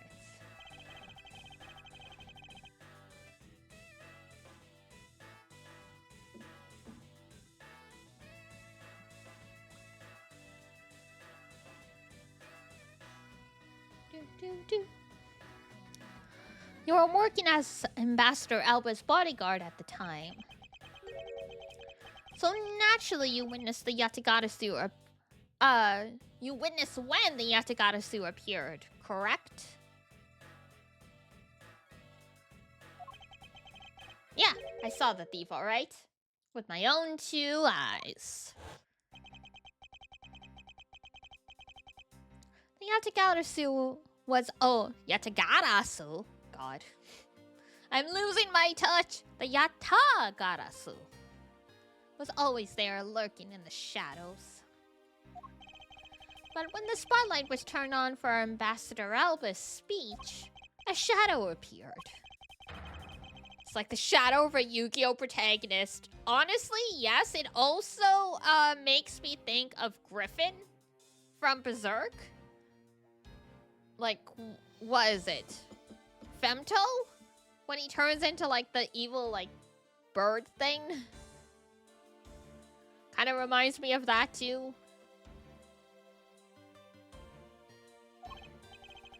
The next second, the spotlight went out. And by the time we got to the area lit again, the deft thief had vanished. When we investigated afterwards, we found that the reason the lights went out was because someone had unplugged the extension plug for all the outdoor electronics. Whether it was someone doing it on purpose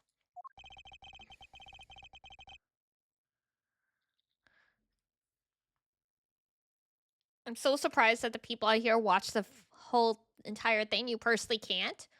To be fair, the first half of Berserk is very different than the later half.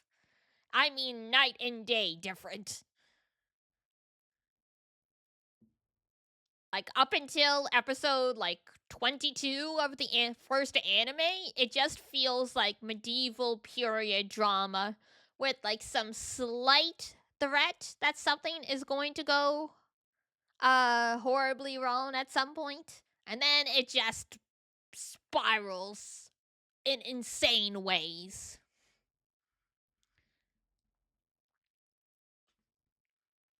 But yeah, I probably wouldn't have watched it on my own. Iduna put me up to it. And like I said before, she wouldn't let me fall asleep because she wanted to do an all-nighter of it. I've never watched or read anything past that. But I did watch the first anime. I liked it until the last 2-3 episodes when suddenly everyone's dying and there's sexual assault and all kinds of shit going on, and suddenly it's a very different show. Good stomach the beginning at all? They do a little bit of a flash forward in the beginning, and then they flash back to when things are normal. I mean, it's bloody, but it's just war for the most part.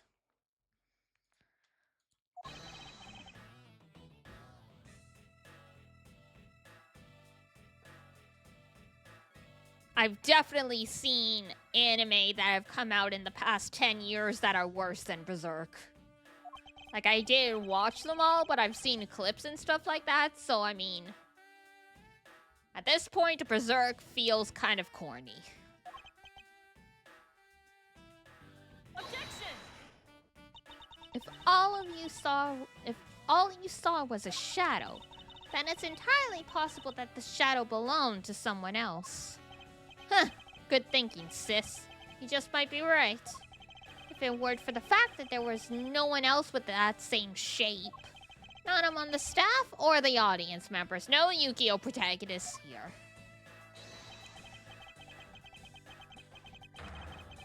My men have already done a thorough check of everyone, so I know I'm right. Someone else's shadow. That sounds like a plausible hypothesis. A suddenly appearing and disappearing shadow of the Yatagarasu. I believe I've figured out its true origin. I expected no less from my subordinate. Now let's hear what you know on the subject. What really casts the shadow of the Yatagarasu? Well, I mean... ain't much in here, so you know...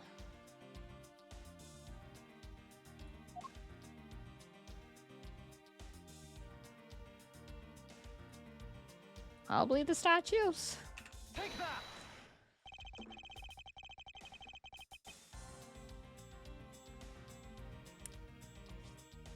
The suddenly appearing and disappearing shadow of the Yatagarasu. Is it not possible that it was created by the statue? Objection! Are you playing me for a fool, Miles Edgeworth? The statue bears absolutely no resemblance to the shadow of the Yatagarasu. You are correct, however, the statue is but one part of the whole picture.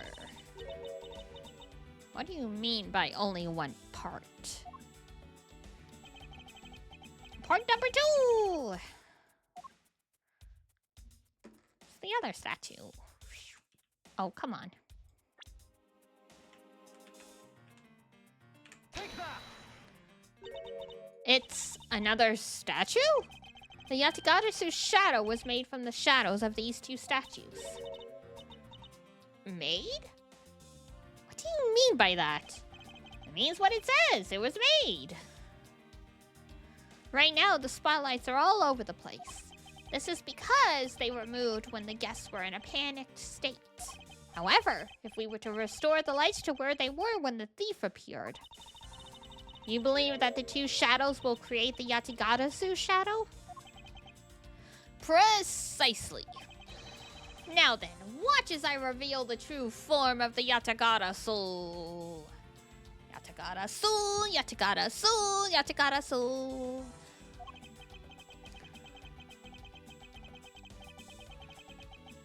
Now, first, if we set up a spotlight to cast a shadow of King Prima Dux and the battlefield, where he's slashing at something. What he's slashing at, we will never know.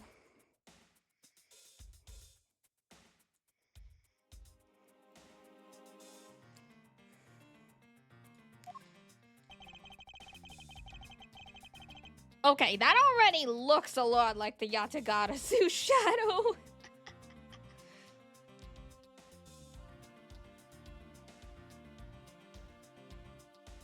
At this point, if it was up to me, I'd be like, yeah, okay, we don't need to do anything else. It's quite apparent.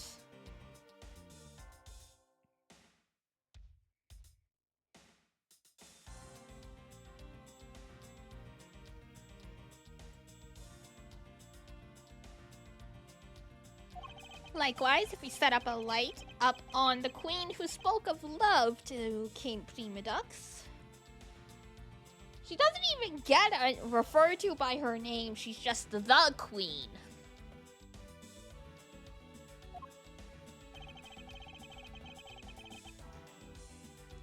Her silhouette would also appear.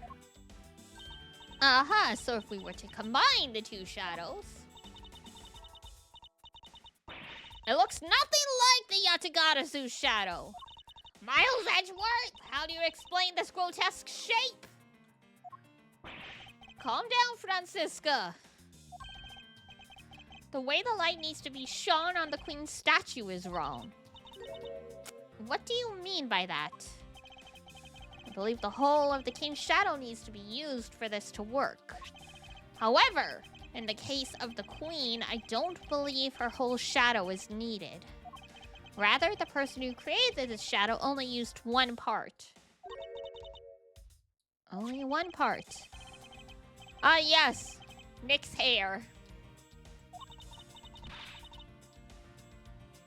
Why did you say that in the first place? You're right. I apologize. Alright, and now what part of the queen's shadow was used? Fingers? Think back to what is missing in our shadow. 5 long, thin areas, correct? Now what does that remind you of? Oh, that's right! It can only be the shadow of the queen's left hand! Francisca, can we please adjust the spotlight's position so that it only shines on the queen's left hand? Alright, let's give it a try. It's... Yeah, this is exactly like the shadow I saw. Literally no one considered this. You dummies. The culprit must have changed the spotlight's positioning beforehand. And then pulled the plug after people saw what the culprit wanted them to see. In our panic, the guests must have moved the spotlights around, which we can assume was also part of the culprit's plan. By the time the lights came back on, the Yatagarasu shadow had vanished. Which means that the shadow was a construct from the very beginning.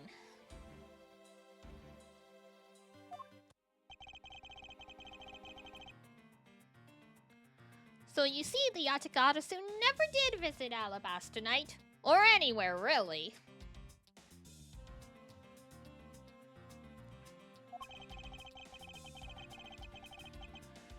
The only country that they visited was Babal, although it can be assumed that the Yatagarasu had an accomplice in Alabast.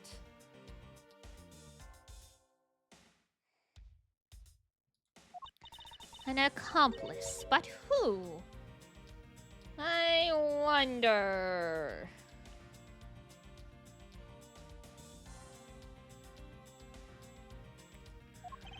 I haven't figured that out yet, but I assume it was the person who set up the shadow show. Anyone like shadow puppets in the cast? Anybody? I can sense that the biggest clue yet to solve with this case is the existence of this accomplice. Investigation complete! Oh, that was fast. Some areas go a lot faster. How's the investigation going? Detective Bad! Hey, Detective Bad, have you come to join us in investigating the Yatagarasu? I've left the murder at Agent Lon's charge. How did I end up with 3 mugs in my room? I'm sorry, that's off topic, but I just looked around and I'm like, where did all these cups come from? And my only target from the very beginning is the Yatagarasu. So yes. So, what have you found out? I got a piece of evidence. May I see it? No! Sure, but you might regret it. We're here because we are ready to face whatever may come. It was Maya! So if you please, when people heard the commotion, bystanders started gathering. And one woman claimed, I'm telling ya, I'm a genuine international journalist. Oh no! That's right, Lotta's here. She gave me an interesting picture. A journalist? Well, actually, she's a freelance cameraman. This is the photo I got from her. What in the world? It's a flying goldfish. Or maybe a betta fish? The Yatagarasu is flying through the air? Maybe it's an actual crow. Maybe we should start considering the fact that the Yatagarasu is a bird.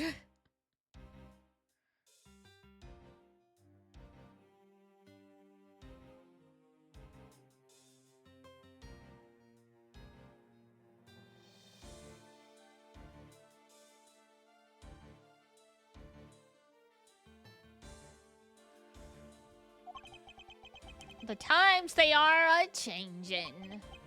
It's not just man, but evidence. Even they lie to us now. What kind of okay?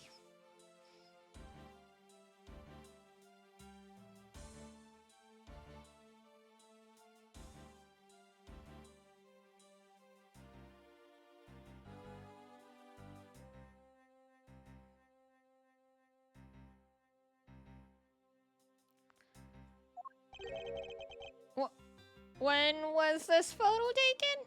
It's like, I don't want to know.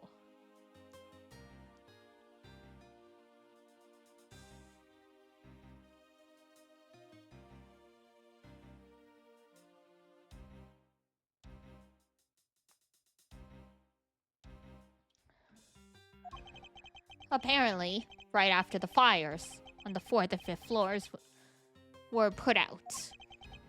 It was taken from a nearby building that you can see the embassy from. I see. So this was taken after the fire.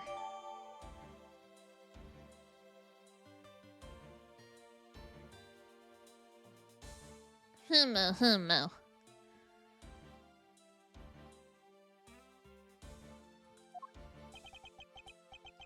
The blur in this picture took off from the Balbalese embassy, flew over the boundary, and headed for the embassy of Alabas.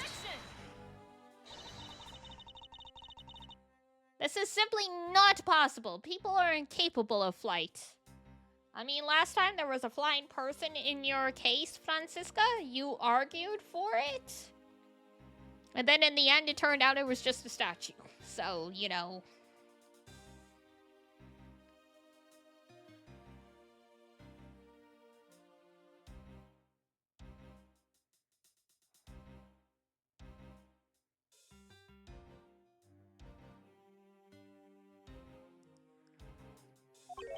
Is that a fact? It is generally accepted that people don't fly on their own. Yes, Edgeworth.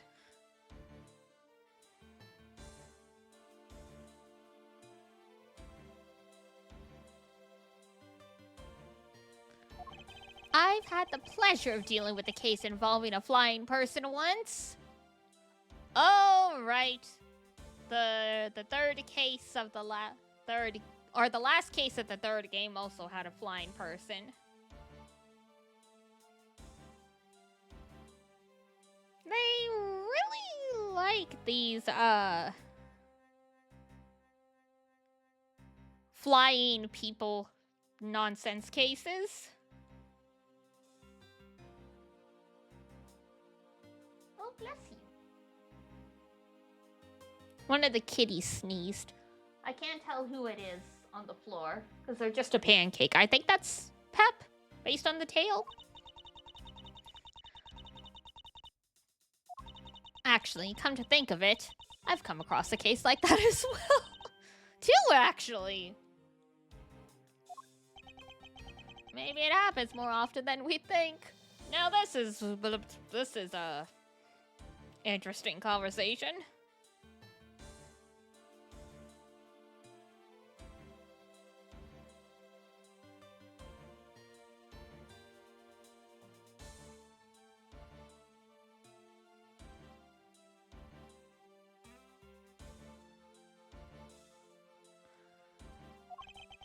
Am I up to the task of solving the mystery behind this photograph? I mean, I don't think you got a choice, Edgeworth.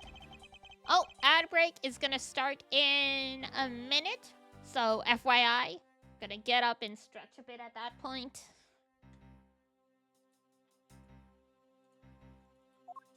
Francisca, I need to return to the Babal investigation for a bit.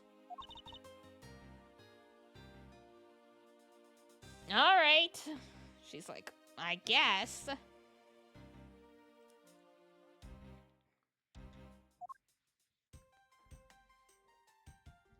Okay, bye.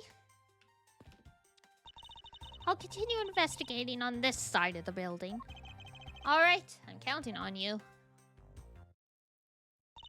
Welcome back, Mr. Edgeworth. I have been sitting here doing nothing, just waiting for you. Let's get back to our investigation. Dun dun dun dun dun.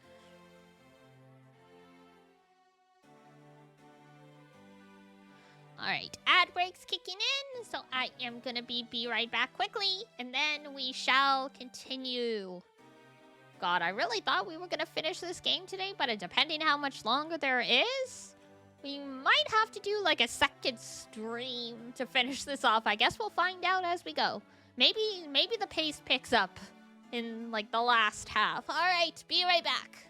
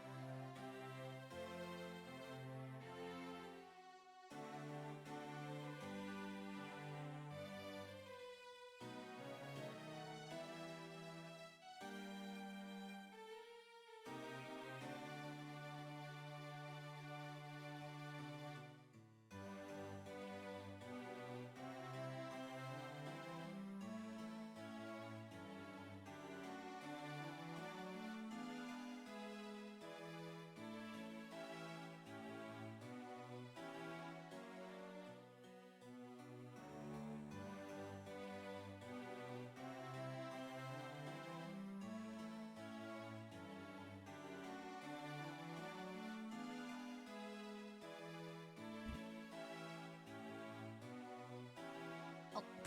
Hello. Yes, I googled that. To be a pest. I'm back. Hi, Pep.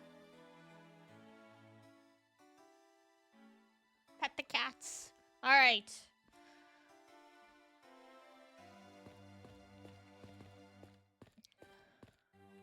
Onwards. Where are we going? I guess here. Makes sense. Well, this place still looks...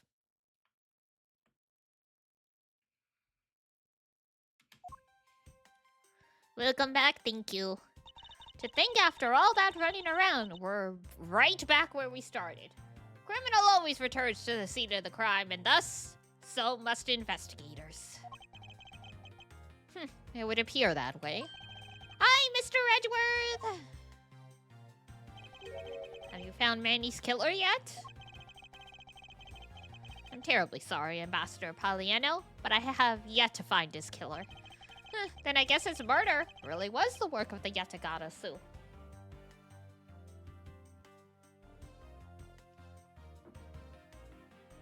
Dunno about that, but...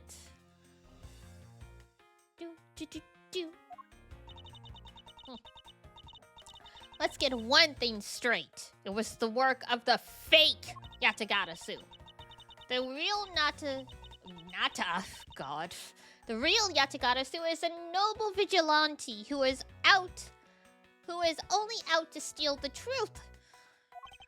Miss Faraday, please don't make such a sad face. If there's anything I can do for you, all you have to do is ask, okay? Mr. Poliano.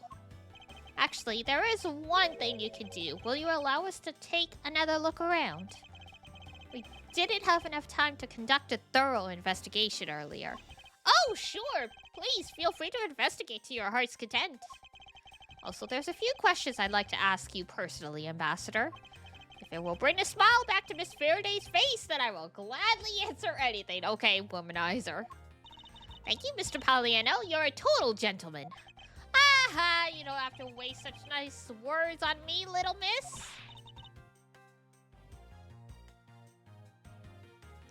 Hey, Sir Poliano. Those two sure got chummy awfully quick. You know, it's easy to say we're going to investigate, but where should we begin? We should probably start by comparing the statue of this room before and after the fire. And then, we should look into the matter of the suspicious person you spotted. Yeah, when I came into this room, that person was already gone.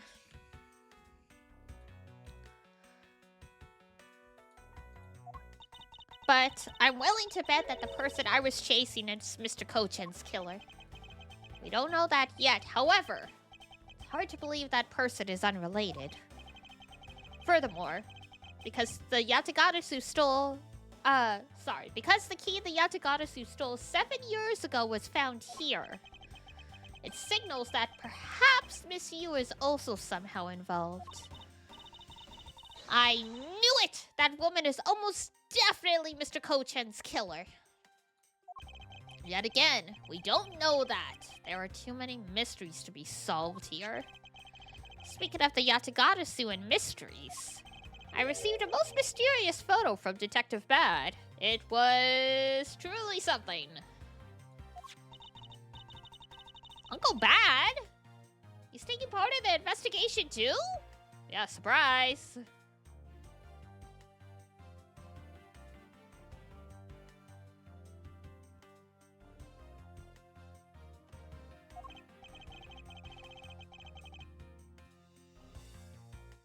Yes, he has been chasing the Yatagata-su for all these years. Uncle Bad.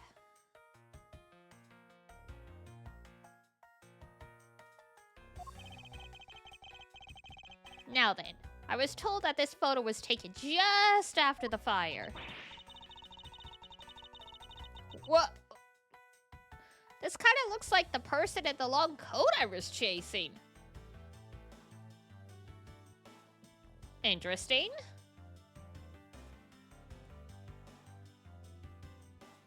Do do do do do do do do.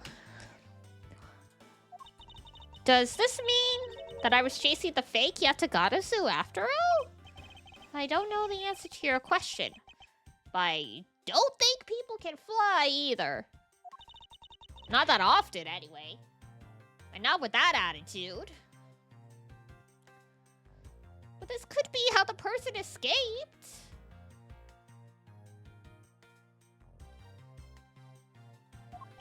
Well, we'll need to investigate a bit more before we can say anything.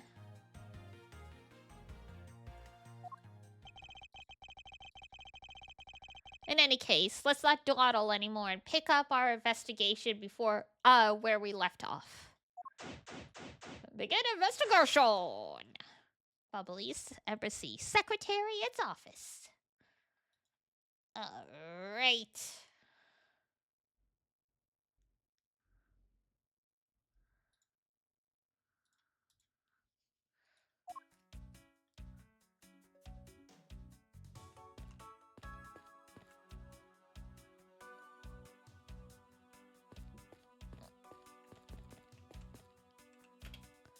Oh, hang on. Come on. Now then, Ambassador, I'd like to ask about your movements before the fire broke out. Before the fire? Which fire are you talking about? Which one? There was more than one tonight?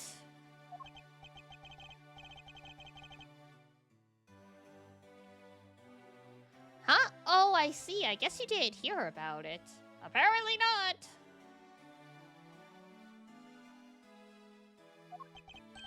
We had 2 fires here at the Bobbly's Embassy tonight. What a bother all of that was. Got some good fire standards here. Some good standards, yes. Well, the first occurred at the start of the Jammy Ninja show.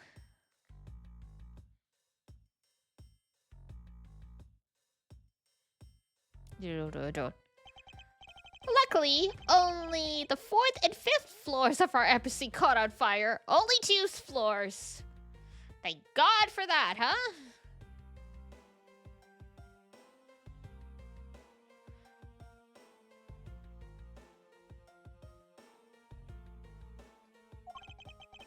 Not wanting to cause a panic among the theater goers, we decided to keep it internal. Thank God no one smelled or saw any smoke. Then the fire after the Jammy Ninja show was the second one of the night.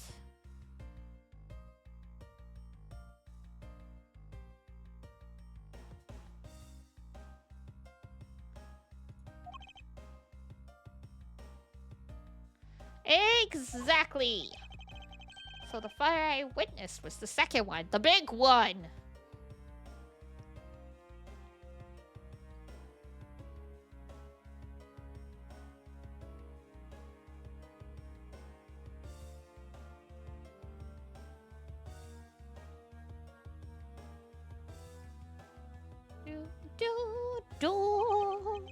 Come to think of it, didn't Detective Bad make reference to the first fire? When was this photo taken? Apparently, right after the fires on the 4th and 5th floors were put out. Oh, so without this knowledge, you would totally get the timeline wrong.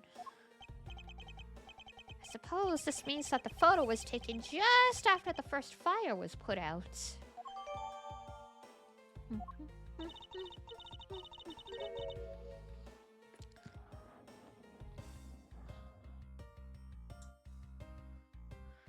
So then, what was the extent of damage in the second fire? The second fire was contained to this floor, the 3rd floor. I think it was leftover embers from the fire on the floors above it that caused it. That's... how should I put this? A very bad stroke of luck. Less so a stroke of luck and more, why did y'all not properly put out the fire?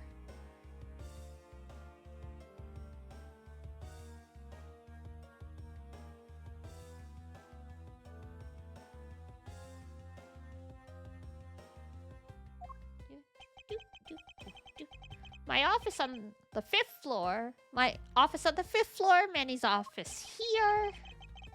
And Manny himself. All gone in the blink of an eye.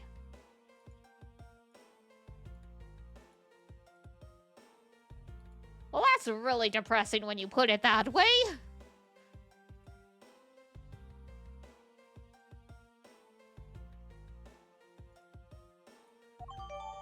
Fires in Babal. Had to jot it down in my organizer.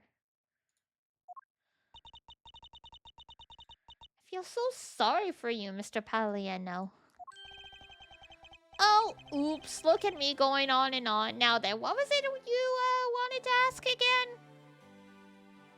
That was totally not a diversionary tactic. Tactic. Oh my god. I cannot speak today. We were discussing what your actions and whereabouts for today were. And if you happen to know what Mr. Coach's actions and whereabouts were as well. Just the legume of the hour. Make merry noise and raise thy cheer for me. Hello. First I woke up and then I brushed my teeth. After that I had a roll for breakfast. Fascinating. How about if you just skip ahead to the relevant parts for me? Oh! You'd like a condensed version? Alright, I can do that for you. Lord help us.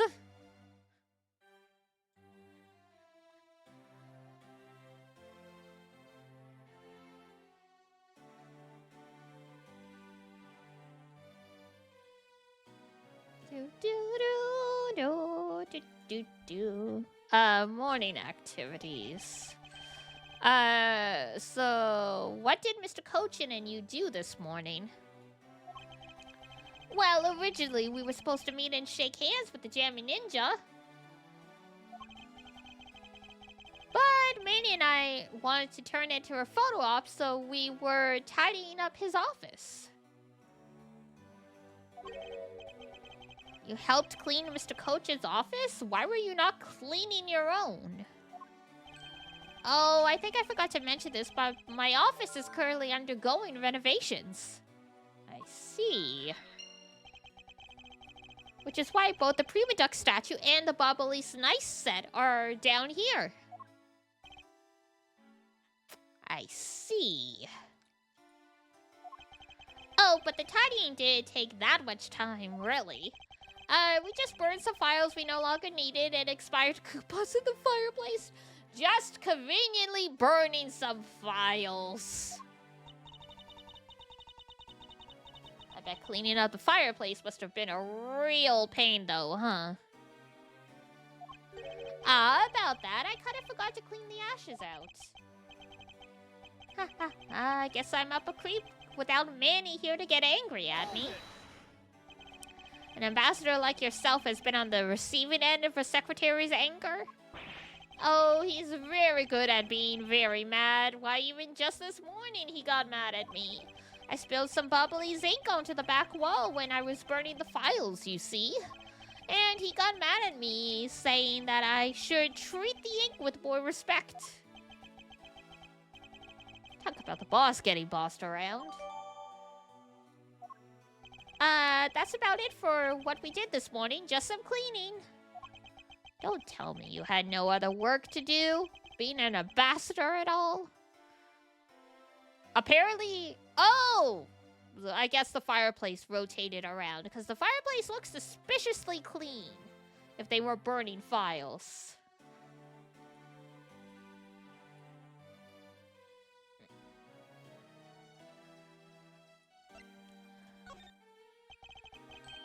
Now then, if you could tell me what you and Mr. Cochin did this afternoon. Well, Manny and I went down together to the Teatro Neutralis. We had to be there for the start of the Steel Samurai.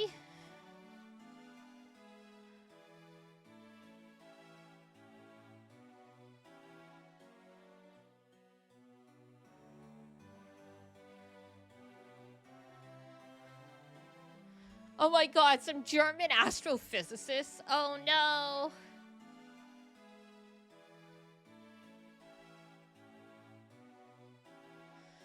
It's nice that they wanted you there for an important meeting, but oh my goodness.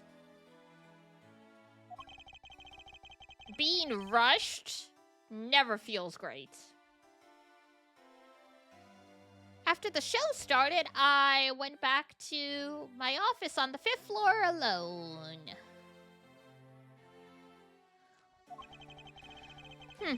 So they were together until the start of the Steel Samurai show.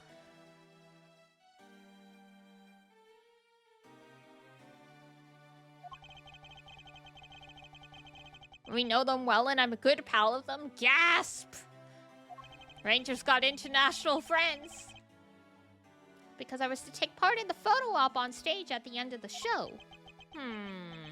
There was a commemorative photo op at the end. It was a fantastic photo of the three of us, Ambassador Alba, the Steel Samurai, and myself.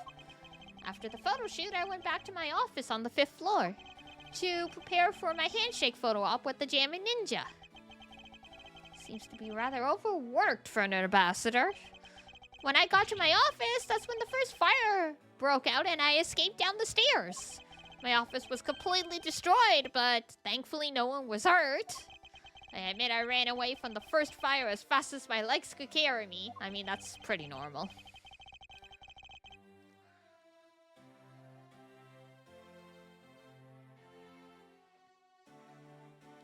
But during the second one, I pitched in and helped the embassy staff put it out. So you did see Mr. Cochin again after the start of the Steel Samurai show? Yeah, that's right. The next time I saw him, he was lying there in an eternal sleep. I see. Ambassador Poliano, I thank you very much for your help. I'm sorry I couldn't be of more assistance, Mr. Edgeworth. If there is anything else, please don't hesitate to ask, alright? Okay.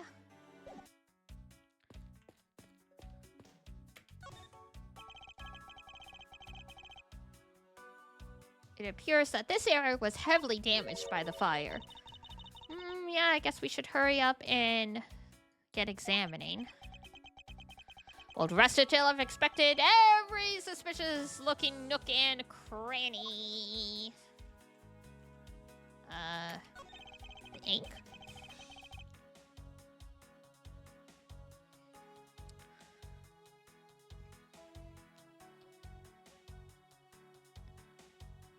Want to hear the twist to that call? Sure, what's the twist? There's a bottle of Bobbly's ink on Mr. Cochin's desk. And it looks like there's still a lot of ink left inside.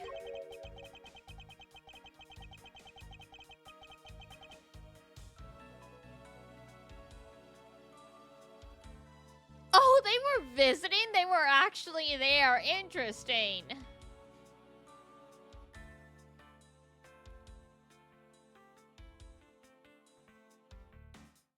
I guess they just wanted to surprise you. The seal is unbroken, so the fire probably couldn't get into the bottle to burn up the ink. Hey, Mr. Poliano, it looks like your precious Bobbly's ink is all right after all. What? That's odd. Hold it! Ambassador, what do you mean by that? Well, it's just that there is something strange about the ink. Would you mind elaborating on that statement for me, please?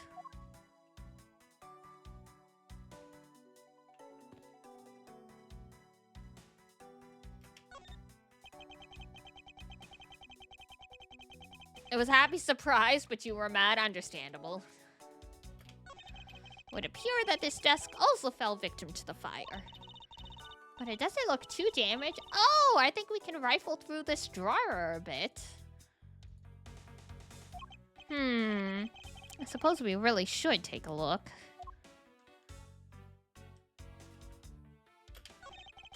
How's my day? My day was pretty good. Pretty good. This is an unusual shape for a notepad. I suppose this must be another souvenir from somewhere. Is it a notepad? It Seems that the contents of this jar survived the fire rather well.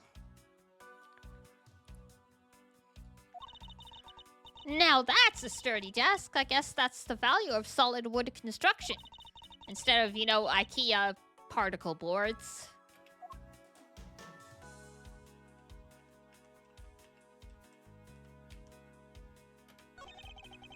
Looks like a bunch of flyers with coupons attached to them. Babal sure gives away a lot of different coupons. Maybe I should create one of my own. I could call it the Great Thief Coupon.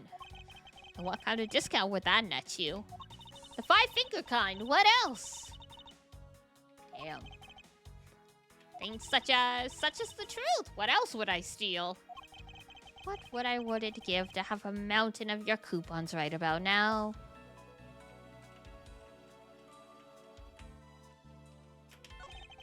There is only one book left standing here. Treasures of the World. Wait, what? Let me see that! Uh-huh. I see. Aha! The most important part was blackened by the fire. Why, cruel fate? Why?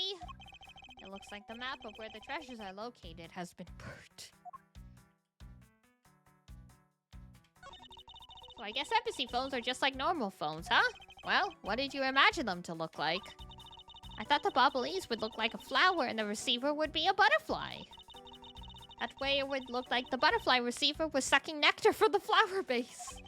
If any country had a flower phone, it would be Alabas, don't you think? Oh, then maybe the phone I envisioned would have been from when they were Cadopia? There's really no point in asking me about something that never existed in the first place.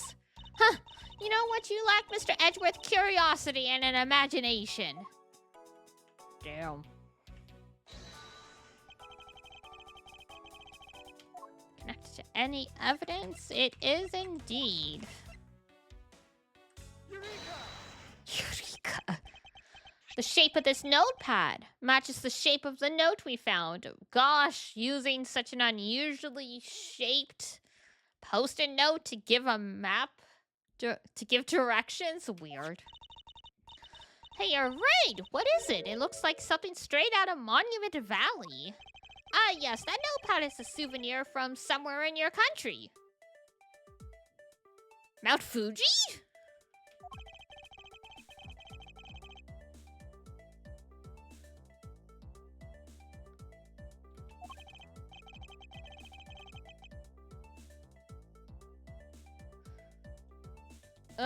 It's not quite Fuji's shape, but it's closest thing I can think of. Oh, would you like to see my souvenir collection? I'd love to show you. Are you sure they haven't been burnt to a crisp by the fires? Ambassador Palliano, I wonder if you might recognize the handwriting on this note? This looks like Manny's handwriting. I see. In that case. Ooh, did you figure something out? This note was found in Alabast. Specifically, it was found being firmly grasped by the murdered Damask II. Damask II? Then this note... Yes, it was a request from Mr. Cochin for Damask II to steal the Prima Duck statue. What? Manny tried to steal Alabast's Prima Duck statue? We would know for sure if we could run a handwriting analysis. Ambassador, do you have any documents that were handwritten by Mr. Cochin? Yes, I can gather a few and give them to you. I'll have to ask Detective Gumshoe later to run the analysis. I can't believe that Manny would even think of doing something like this. Do you have any idea as to why he would have requested the thief of the statue? Or sorry, the theft of the statue. There is one possibility, but mind you, it's just my personal speculation.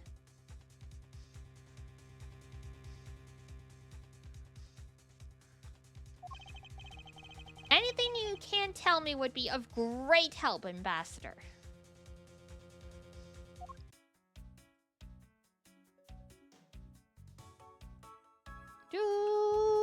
do.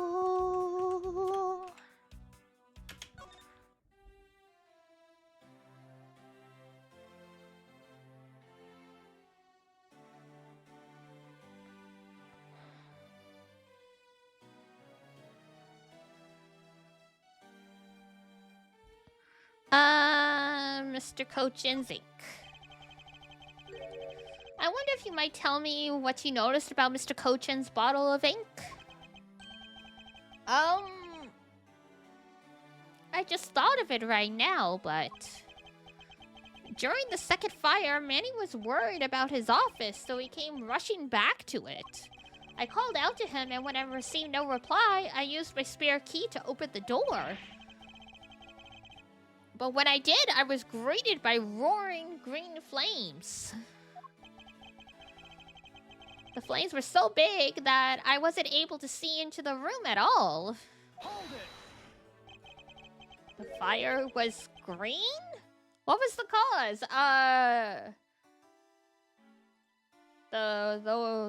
What is it? The white crystal ink? Whatever their ink is, and it burn. Because of properties of it, it burns green. So.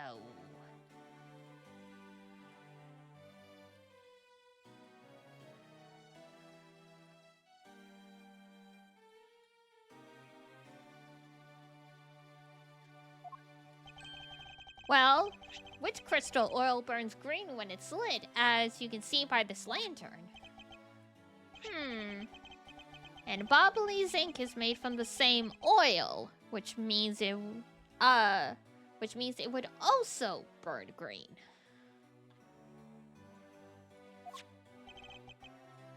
You know, yes, I too had thought it was Manny's ink that had caught on fire.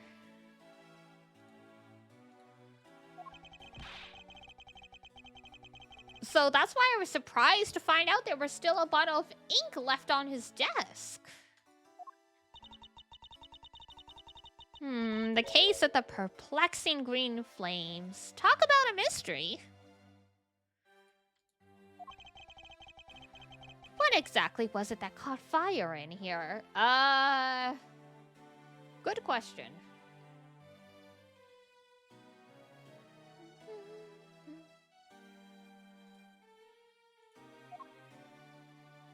Job for Damask. I believe you said you might have an idea as to why Mr. Cochin hired Damask II. Actually, I fear it may be my fault. Gasp! What did you do? As I was telling you earlier, we were to determine which statue was the real one as part of today's event. But because of the Yatagata and the fire here, that got cancelled, right? I'm actually relieved the rest of the event has been cancelled. For you see, Babal's statue, well, it's just a replica. And did Mr. Cochin know about Babal's Prima Duck statue? Of course he knew. That's why he was the only person I could consult with.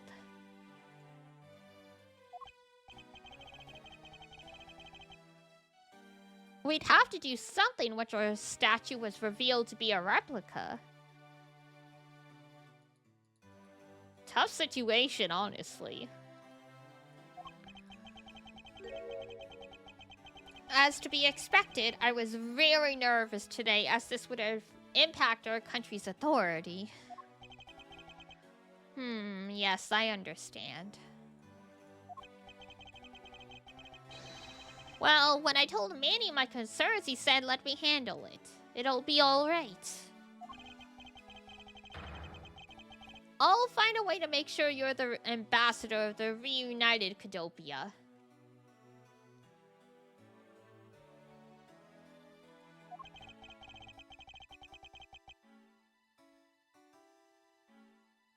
At the time, I thought he was just trying to cheer me up. But when I saw that note, I realized he was serious. Hold it. Mr. Cochin conducted a lot of business behind your back. And I assume he did all that to ensure that you are the next Cadopian ambassador. That's crazy.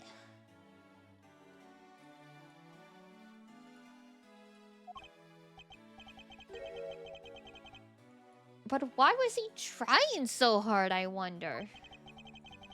He was so much better at getting things done than I ever was or will be.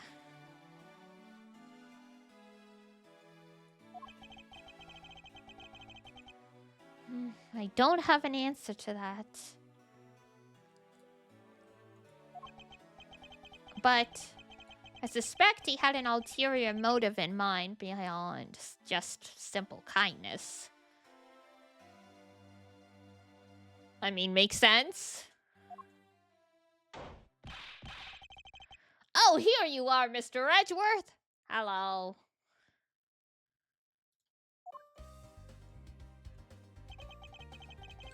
Detective Gumshoe? Have you collected the information that I requested? Yup! Got it right here, sir. Here you go, Kay. Feel free to take a look. It's for you, after all. Huh? What is all this, Gummy? It's all the information on this room that I got from the embassy and the Interpol people. Now we know exactly how this room was before and after the fire. Good work, Detective. Oh, I was nothing, sir. I'm an expert at getting people to talk. Now that's a surprise.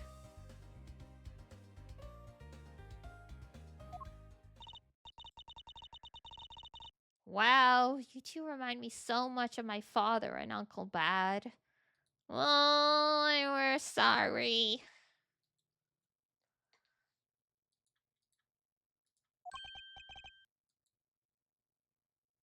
What do you mean? As prosecutor and detective, your dynamic is just like theirs back in the day.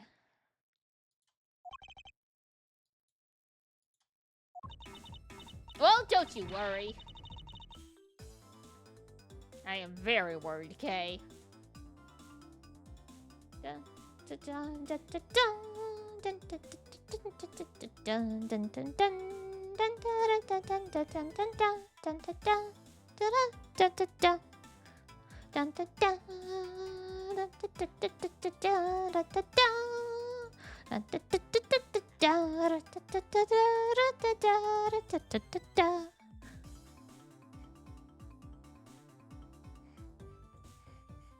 I love her theme.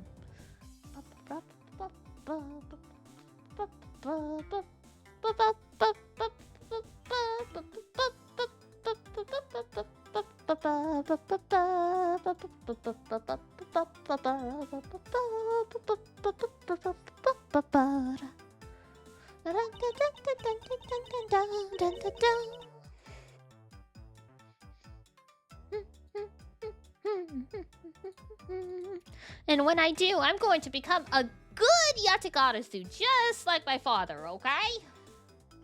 Hold it! Please don't ask me questions to which I have no answers to, Kay.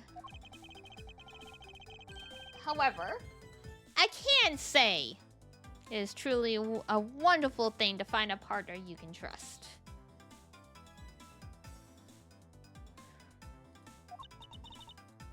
Dun, dun, dun, dun, dun, dun, dun, dun, dun, dun, dun, dun.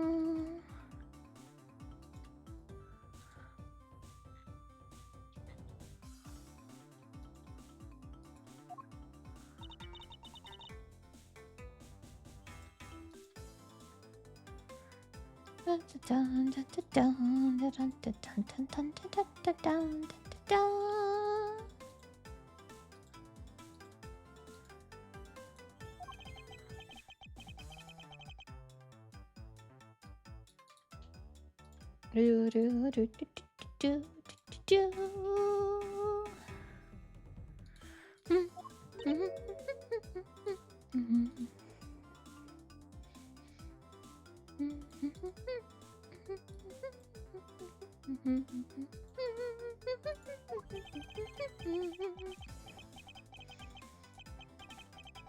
This gadget, Mr. Thief, is it? That's what you call your secret weapon. Oh, you mean Little Thief? You're coming to rely on it, aren't you? Should never have said anything. Hold it.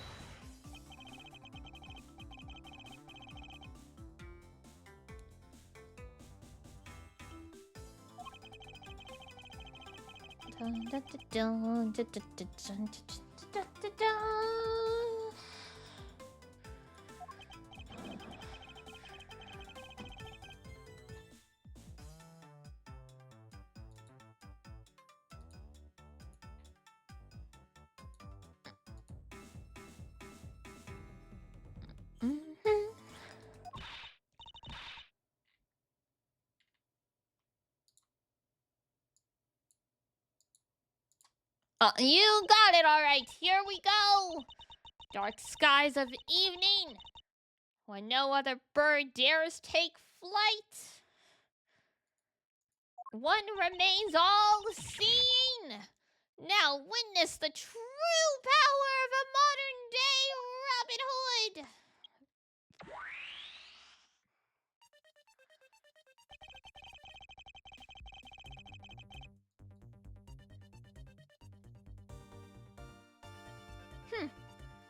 It seems there are other things besides what the ambassador mentioned that have changed.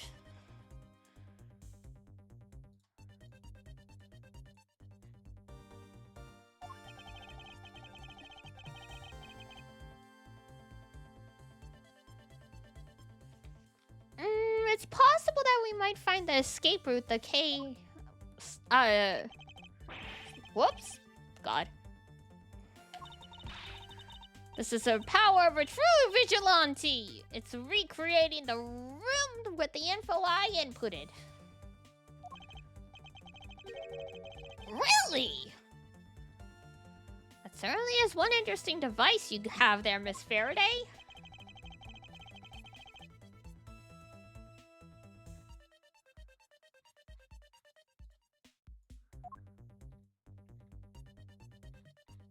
Do do do do do.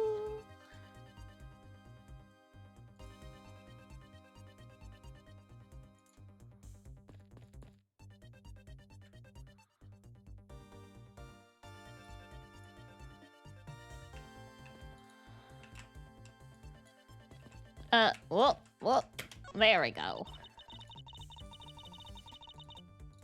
It looks like one of the Bobblee's knives was already missing before the fire began. So it would seem. Especially since the other two knife handles were burned away.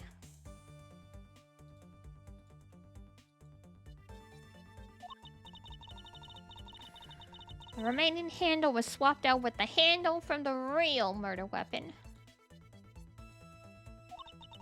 And Babal's national treasure was stolen. Poor Babal, don't you think?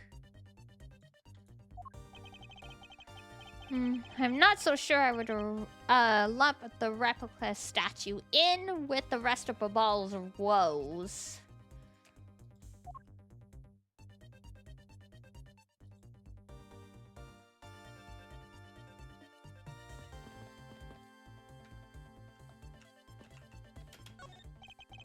It's the charred remains of a fallen ceiling fan. Oh, from the...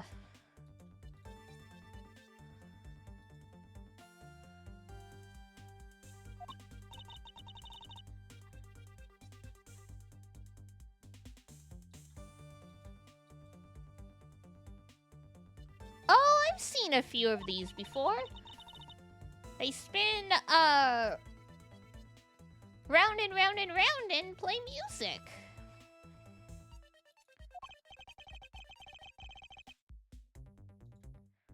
I believe you are thinking of a musical mobile for babies. Adults to. Adults could have musical mobiles if they wanted them.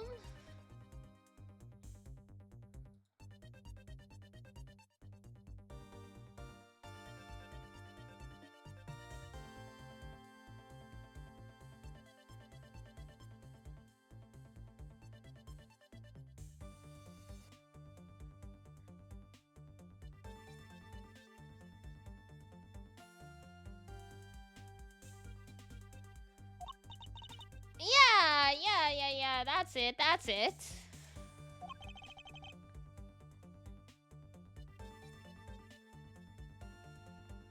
But they're nothing alike. They're totally alike. They spin those babies right round like a record.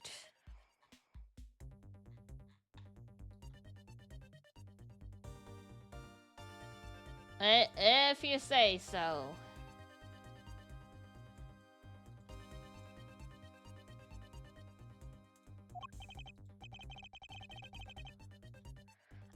I see. I guess I can see how you might think that.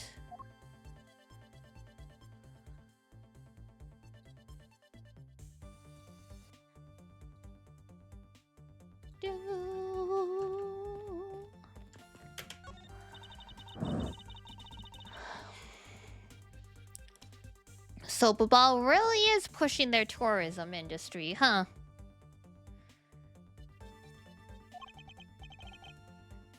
Yes, it would appear that way. You know, I'd really love to take a trip. Hey, why don't we take one after this case? You already have a destination in mind? Well, ideally I'd like to go someplace where I can continue my thief training. Well, if you want to learn the fine art of stealth...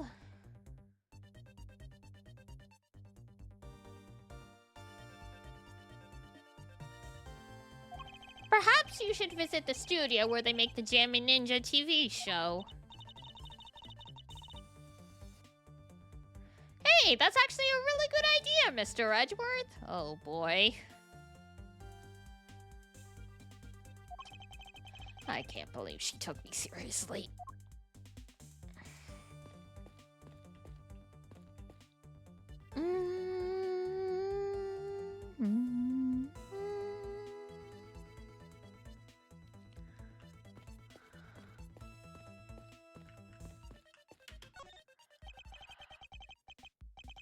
Oh, this grandfather clock. It was apparently in a different position before the fire.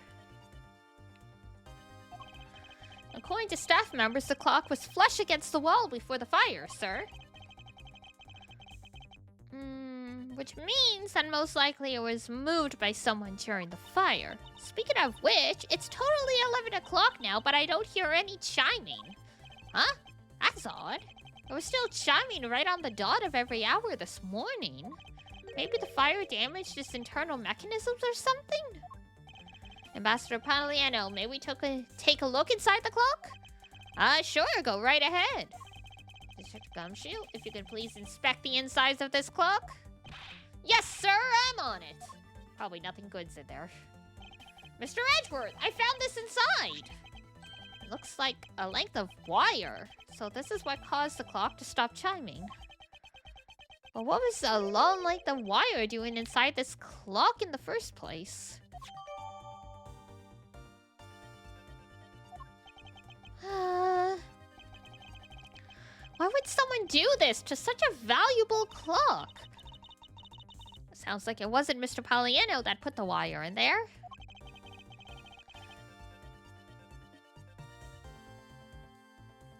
Then perhaps it was Mr. Cochin's killer who did it.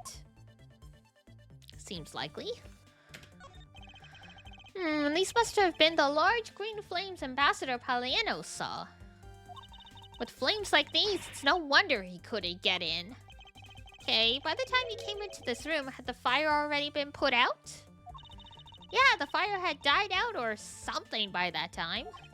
And this fire in here only burned from the time the fire started on the 3rd floor, until the Yatagarasu appeared and caused a stir in Babal, I suppose.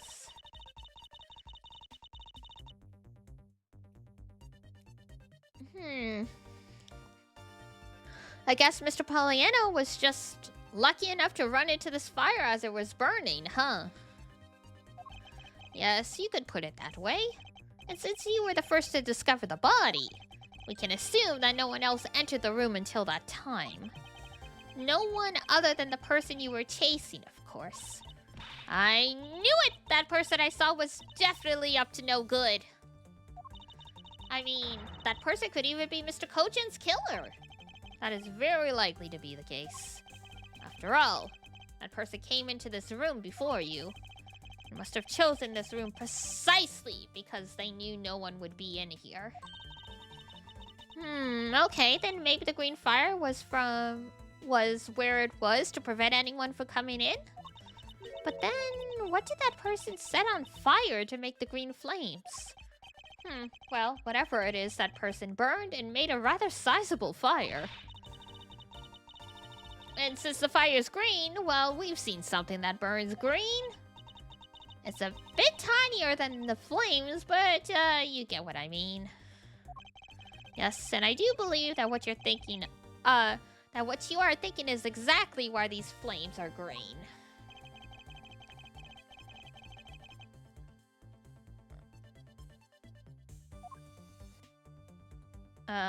The lantern? The silhouette lantern. Its green flame comes with the wit crystal oil it's burning. Yeah, that's the fire I was thinking of too. I love the green it gives off.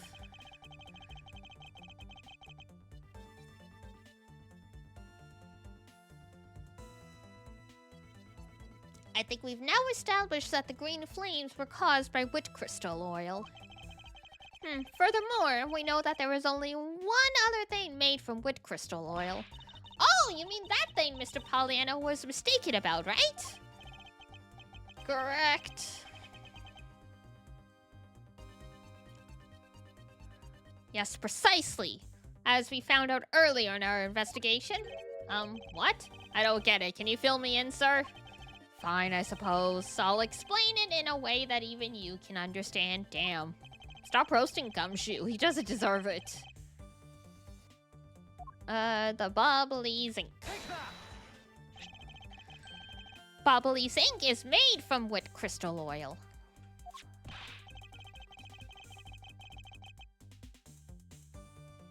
Oh, so it should burn the same color as the flames in the lantern, right? Yes, precisely. However, the green flames in this room were not from a bottle of Bobbly's ink. Because we found the ink Mr. Kojin used on his desk, right? Yes, however, we know that Mr. Kojin was smuggling the ink in massive quantities. Now, what do you suppose he made using all that ink? I believe what he made with that ink is the answer to what gave birth to the green flames. Oh yeah, I'm beginning to really feel the energy coming from you. If you say so, it would appear that I finally found it. The smuggling ring's real goal. Made of Bobbly's ink. This is the source of the green flames. Counterfeit bills.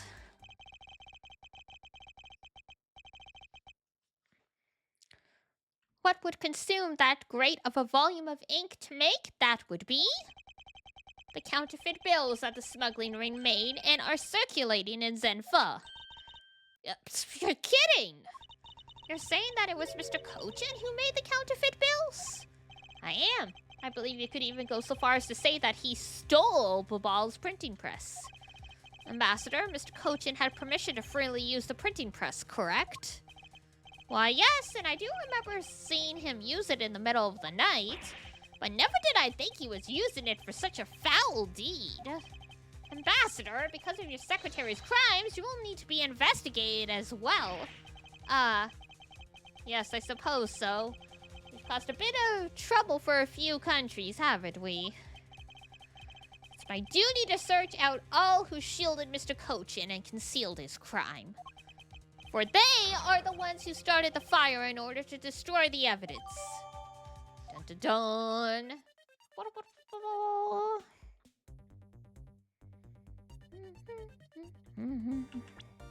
Whoops. That's not what I meant to do. Detective, you took part in the initial Babal investigation, correct? Yup, sure did. I also helped put out both fires, sir. But that first fire took me by surprise. I had a tough time escaping the 5th floor. First I tried the elevator, but I guess someone else had the same idea because it was in use. If I hadn't remembered to use the stairs at that point, I'd been burnt to a crisp. You're not supposed to use an elevator to begin with. Wait, that's odd. We always warn our staff that in the case of a fire, it's dangerous to use the elevator. Oh? Maybe someone wrote it in a fit of panic? Aren't elevators supposed... Well, I guess it depends. But I thought elevators automatically, stop when the fire alarm goes off.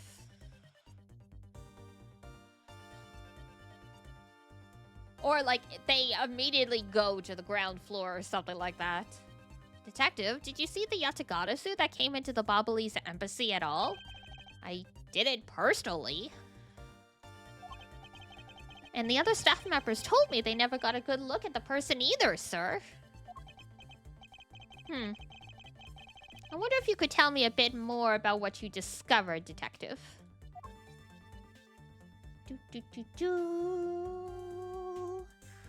During the fire. The second fire broke out at around the time the Yatagata-su was spotted in Alabast. That's also when a suspicious person was spotted in Babal, which caused some panic. Hold it. It's the Pokemon Gumshoes!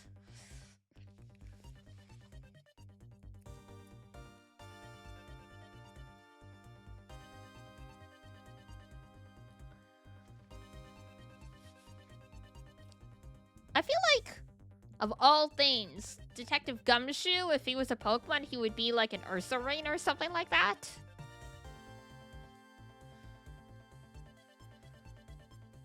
So no one was able to get a good look at this Yatagata-su that entered Babal. Yeah, all they saw was a mysterious person wearing a long coat. But that's not enough to make a positive ID, you know? True. Still, it was enough to make the people who received the calling card panic even more. What kind of Pokemon would I be? I mean, Eevee's my favorite, but we did play Pokemon Mystery Dungeon, and I got Skitty. Sylveon! Sylveon is a great one as well. Sylveon is wonderful. All hail Sylveon.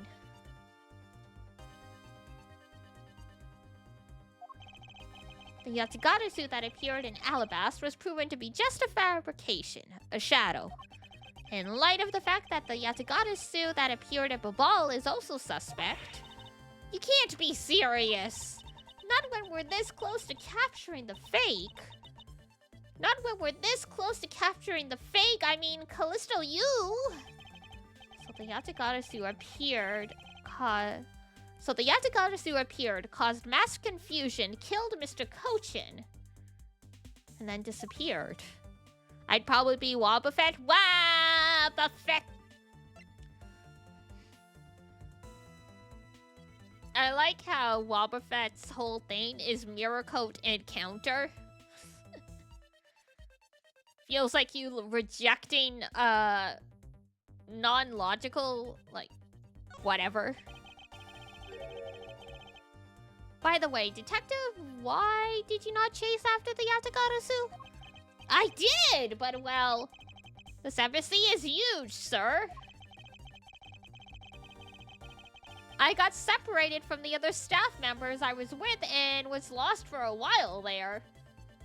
Really? The building's like a U shape. How do you get lost? Hold it. You didn't even memorize the layout of the building you were to guard? I'll be sure to do that from now on, sir! But, you know, it was thanks to me being lost that I was able to come to Kay's rescue. Oh? Is that a fact?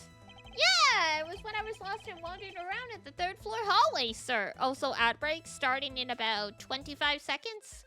So I am gonna run and use the bathroom and stuff, and then we shall continue a bit more. God. Really don't think we'll finish this today. I'm planning on going as long as I feel comfortable, because, you know, it's a long weekend, so it's fine. But, yeah, very likely we'll have to do a second stream in the nearish future to finish this case. Because we haven't even gone into quote-unquote the end, because when we save, it says whether we're in the beginning, middle, or end of a case. We're still in the middle, so... Alright, I will be right back, and then we shall continue, so hold tight.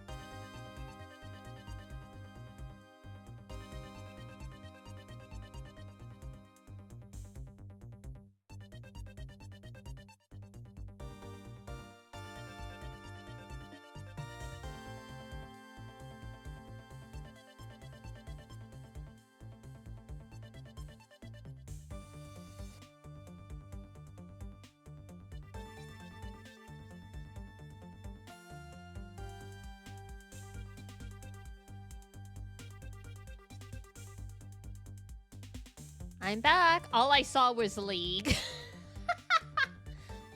Oh, you sweet summer child, you shall never stop, huh?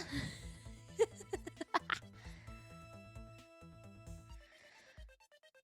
haven't slept for 28 hours? Why? Please tell me it's actual insomnia. And if it's actual insomnia, go to a doctor. Because that is not normal. You are at the point brain cells start dying from lack of sleep. Then it is actual insomnia, and you may actually have. And it's easy enough to go like, I just won't do it. No, bro. There are medical conditions that cause insomnia as a side effect.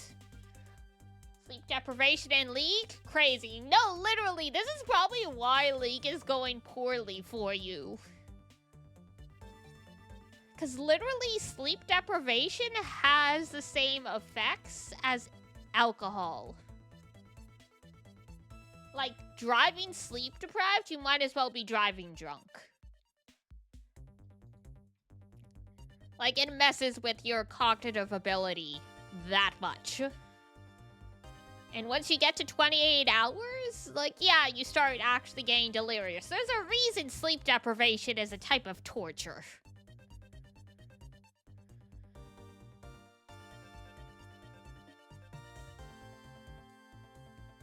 So first thing to do, stop being on the computer so late. Force yourself to relax. If you lay down, when you start to feel sleepy, immediately go to bed. Don't be like, just 10 more minutes. No, go to bed immediately. And then if, like, you still can't sleep, then you get up again and you can go back to your gaming. Because you don't want to get to a point where you start associating your bedroom or your bed as, like, you know, a frustrating place where you can't sleep.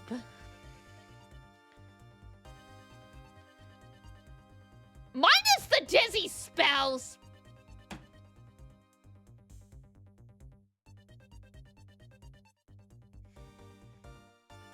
Oh, friends stream like 12? No, go to bed. Speaking as a fellow streamer, the streams ain't worth it. I would rather never hear that you ended up in the hospital because you watched my stream instead of sleeping.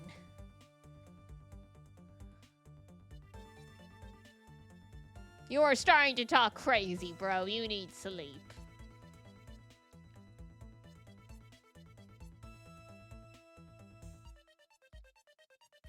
Would be crazy, though? It's not funny, though!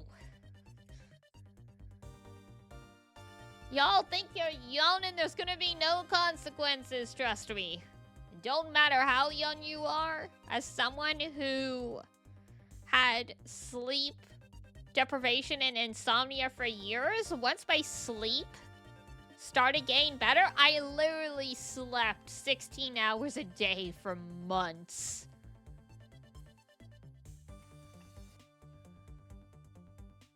Like, you don't understand how much your body actually needs sleep until you're, like, without it. 16, huh? Yeah, because I was sleep deprived for literally years.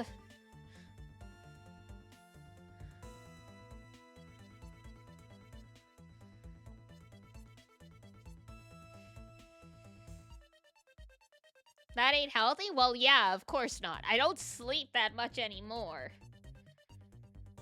It's because the depression gave me insomnia, and I couldn't sleep more than 3 to 5 hours a night for 2020 to, like, basically 2023, whenever I started getting on meds. So that's my body going, like, we need all this sleep to heal all the damage you've done. I'll fall asleep soon, I hope. I gotta work tomorrow, too.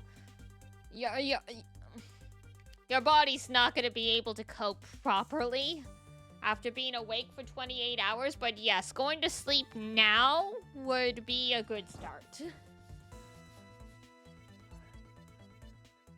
Because even when you're fixing your sleep schedule, you're only supposed to stay up, like, what is it, 16 hours or something like that? Like, you're supposed to stay awake until, like, you know, you come around to, like, appropriate bedtime. When I heard a scream, I headed towards it right away. Oh, that's probably when I found Mr. Cochin's body. Yeah. Girl. Yeah, I thought it sounded like her, so I got worried and ran as fast as I could.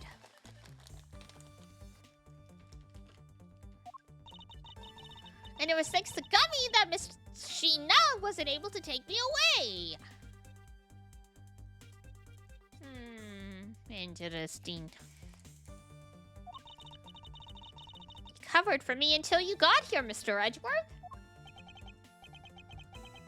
Oh, I see. So we can be useful.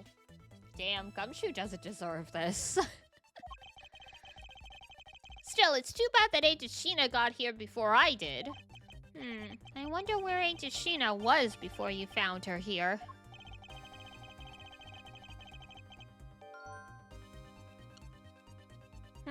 Coming out of the room next door, huh?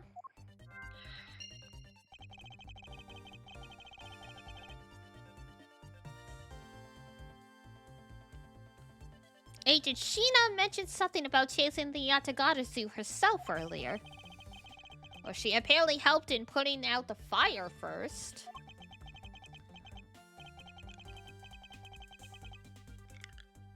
Then during the second fire, I heard she was busy chasing the Yatagarasu. She seems to be a very dedicated agent. You would do well to learn from her. Damn. Why are you pointing at me when you say that, sir? We've examined everything in this office, but there is one thing that bothers me.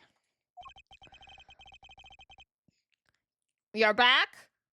No, you're going to sleep.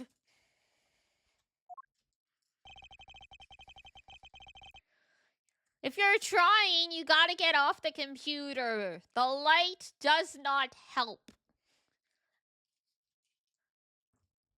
If you need to have noise on, put your phone face down, but leave the screen on.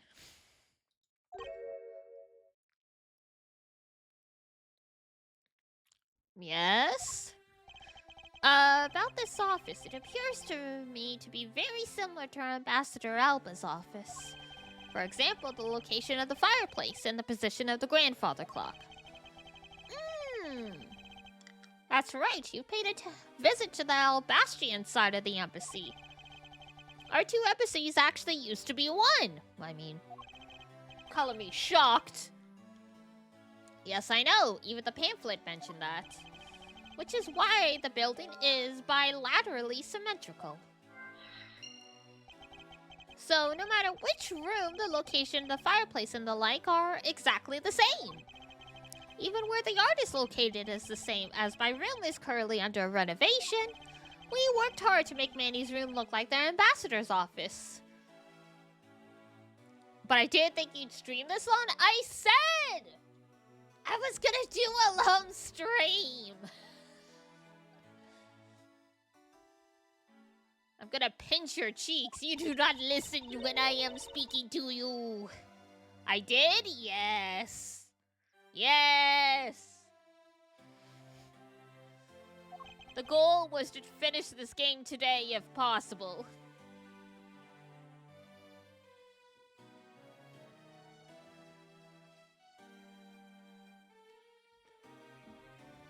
Nothing in that brain but Castorus, League, and Toko Fukami. Or is it? No, Fugawa. Fukawa? I forget what her last name is. I mean, what's a photo like that worth if it's not taken in an ambassador's office, right? Hey, hay is for horses.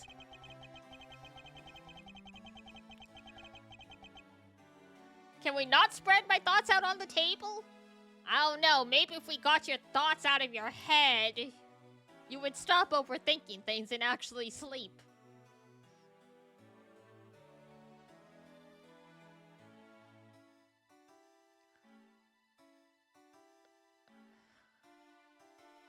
I think Dee Dee knows everyone enough to say something like that for all of us. For the most part, yeah.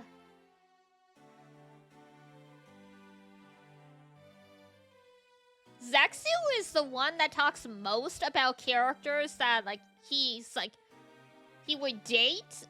I could, for everyone else, I know your hyperfixations, but I'm like, if you ask me, it's like, what's Zaun's waifu? I'm like, Ambi? Miku? Other than Ambi, I'm like, oh, what's her name? Mio from, I know Mio from Xeno. My brain is gapping, but Xenoblade? I know you like Mio. And, what's her name? Pyra? I think so. Why is it why is that the only thing you remember about me? Because it's what you talk about the most when I stream. Anytime a messed up girl shows up, you're like, I can fix her.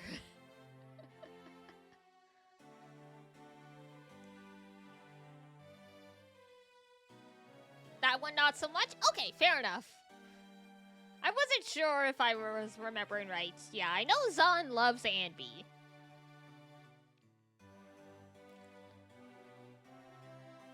I mean, I also love Anby. Anby is great. Ranger, he's married to space.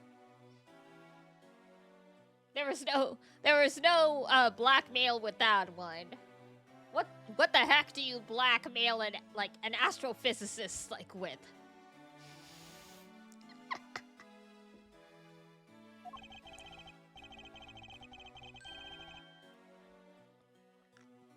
Min, like Tsumaki? I know there's the whole Elise's lawyer joke. I don't know if that's just I really like Elise, like Tsumaki really likes Elise the character, or that is just like, you know, that is defending my waifu.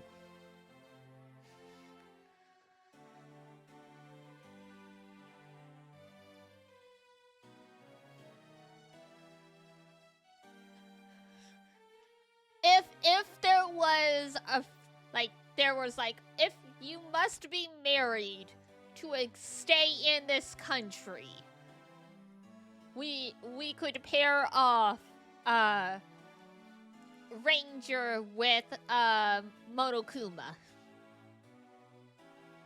Maybe Junko by extension of that, but only when she's acting as Monokuma. Spamton? Well, yeah, there's also Spamton. But I think of even though we met you through you coming in and writing as Spamton, I associate you more with loving Monokuma now, but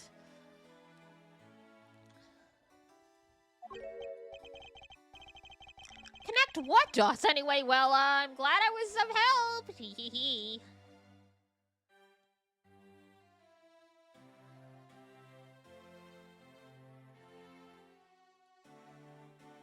My fellow Grand Blue people, not 100% sure, but there's 300 plus characters in Grand Blue, so it's like I could just start throwing names at the wall and eventually I would get one.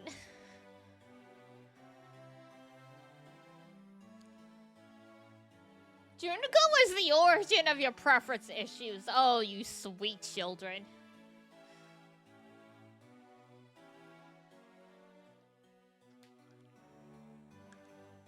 You guys are like, this messed up girl was my first anime girlfriend. You know who my first anime love was? Shaoran from Cardcaptor Sakura.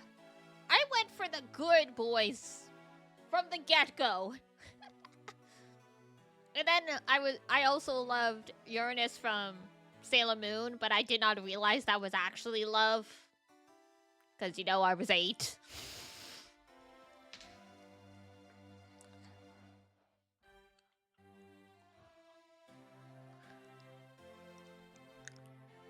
Was a girl from Iron High School Host Club?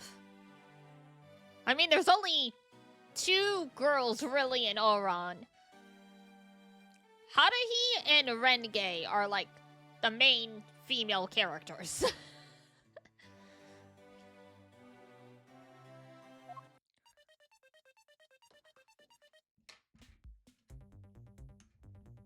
Renge I could see. She's got the crazy oh ho ho ho ho.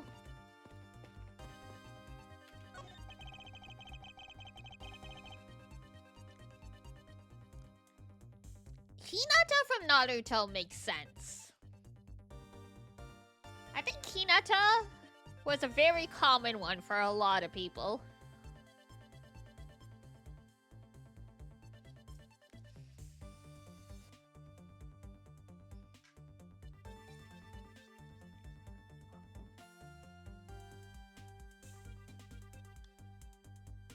I mean, if we want to go way, way, way back to, like, probably the very first, it was Matt from Digimon.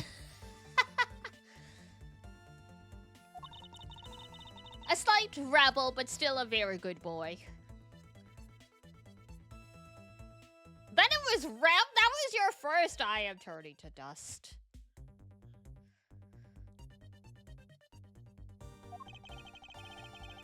Oh, then it was Rem. Sorry.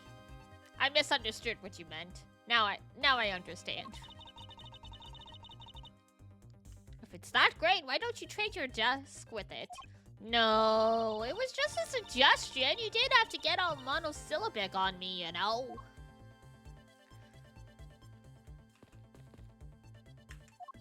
Oh. Nope, that's wrong thing, wrong thing.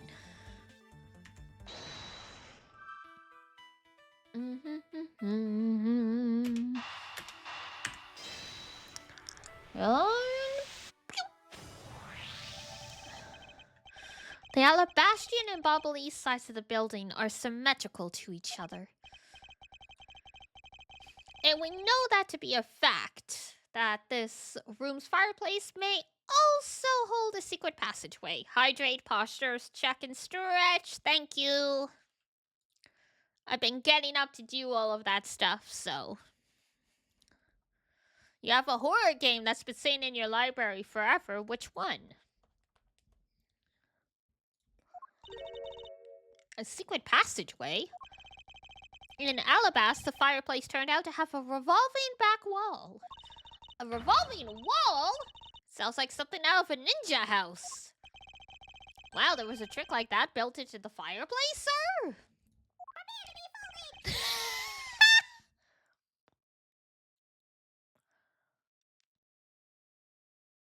You want to be banished?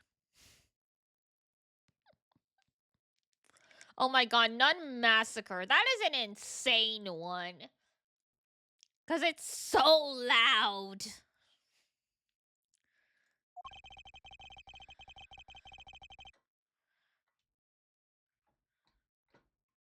Goodbye, sweetheart. We miss you. Guess it's time to pay the bill for letting Manny do so much work for me. Please, I really want to know about the real Manny and what you know about this room. Well, what are you waiting for, Mr. Edgeworth? Let's get to the bottom of this. Art has been folded. No!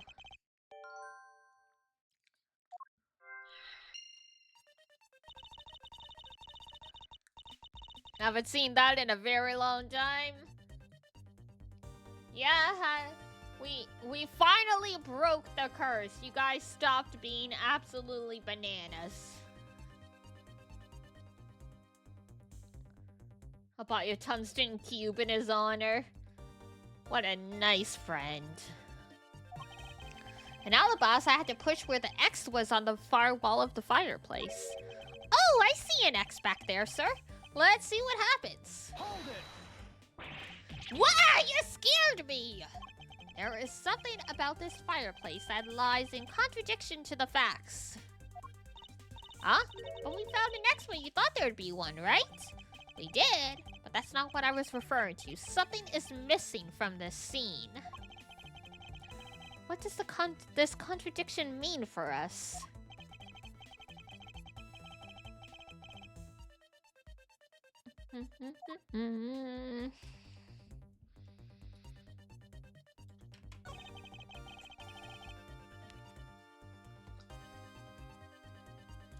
All I see inside this fireplace is starter wood. Huh? That's odd. It doesn't match up with what Mr. Poliano said earlier. What is the meaning of this contradiction? The fireplace spun around?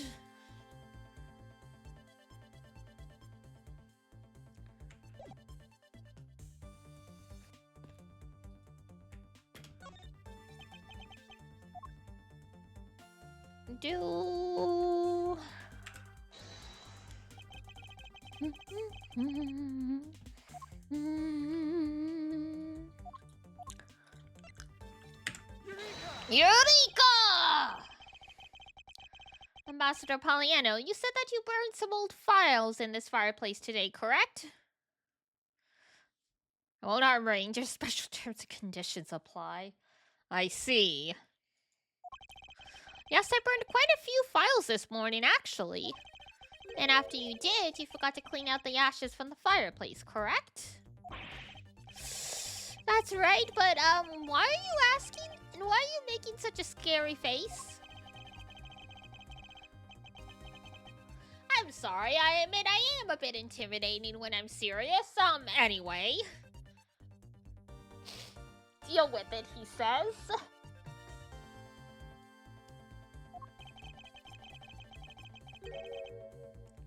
Take a good look at this fireplace and tell me what you find odd about it.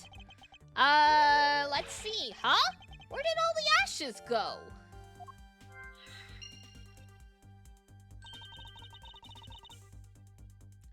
What is the meaning of this, Mr. Edgeworth? You don't really think that Ambassador Poliano is lying, do you? No, there is no reason for him to lie. I don't believe his testimony is wrong either. It is the fireplace that is causing the contradiction. Okay, I wonder if you might update the fireplace data for me. Oh, you got it! I'll add it in the ashes from the burnt files and... Sounds like we've pretty much figured out everything, huh? Well, it was nothing. All I did was follow where our leads led us.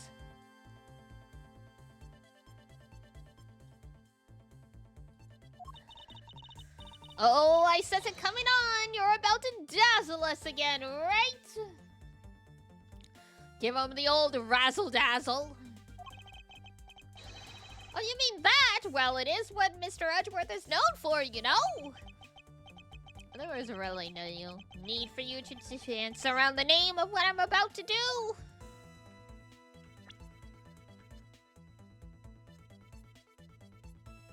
Well, what are you about to do, huh?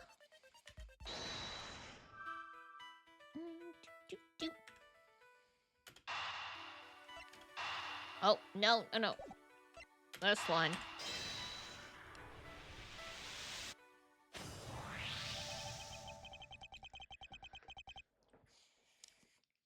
The reason as to why the ashes are missing is simple. It's not because someone cleaned them up, right? No, because even if someone did sweep them up, the fireplace is too clean for that. Ambassador Poliano said that he spilled some Bobbly's ink while he was burning the files. And yet, there was not a trace of the spilled ink on the back wall anywhere. Well then, I don't know what happened. Well, I'll tell you what happened. The two sides were switched. By using the revolving fireplace, the ashes were moved into the neighboring room. Which means that is a clear indication that the fireplace was used.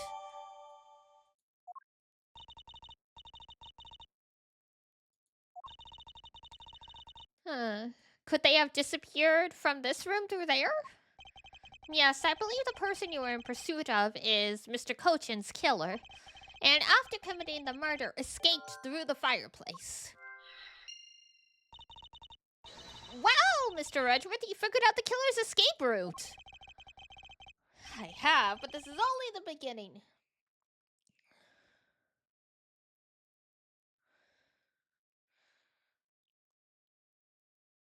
Now we have to change the killer down.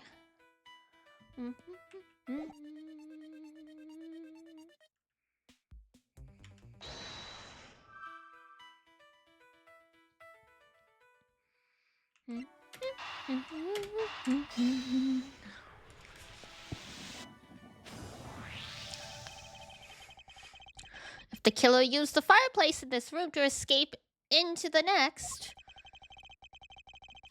then it's only logical for us to talk with the person who was in the neighboring room. Well, the person that was in the next room was... Oh! It was that person, sir! Yes, Detective Agent Sheena!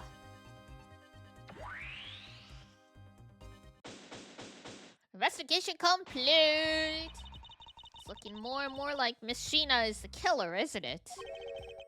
Let's not jump to conclusions yet. We need to go through what we know so far. She came running straight into this room for the next one and instantly accused you. Furthermore, she claimed that it could have only been you that killed Mr. Cochin. I don't have any proof yet. However, I know she is hiding something from us. Okay then, why don't you go out? We go ask Miss Sheena herself. Hold it. Yeah, this is what happens when you don't try and abuse power and ban and like time out people.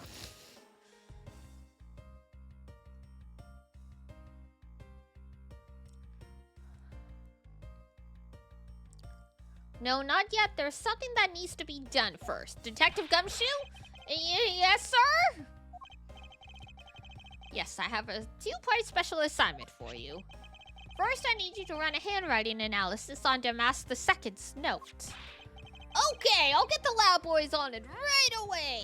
We love the lab boys.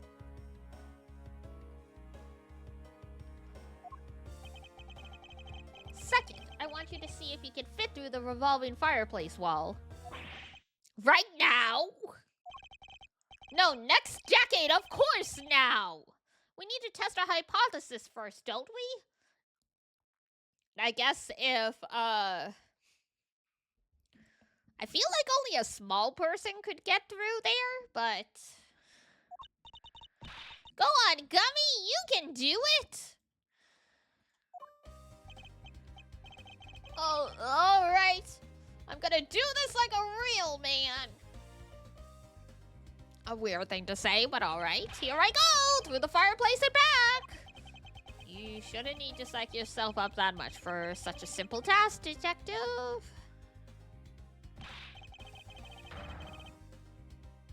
Whoa! The wall really did turn!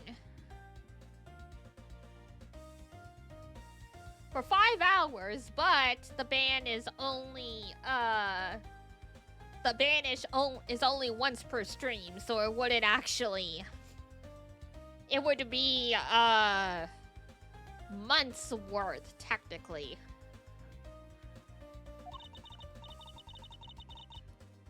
That's so neat! There really is a secret passageway through there. I had no idea! It would appear that the ash really was pushed into the other room. Furthermore, the Bobbly's ink you spilled, Ambassador, is there on the back wall. Okay, here I go, sir! Hold it. Detective, I'd like you to go through there under the same conditions as the killer. Huh? But there's all that ash and stuff. And your point is, now we're short on time, so if you could please hurry on through. Yes, sir.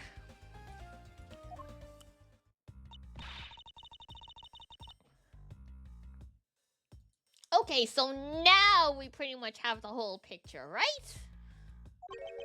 No, not yet. There remains a more mysteries to solve.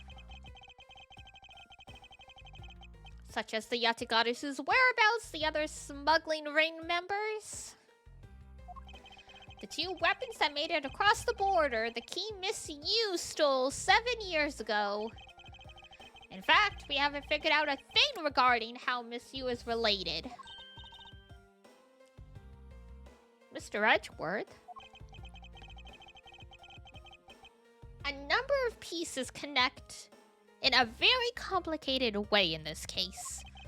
It's almost enough to make one completely mentally exhausted.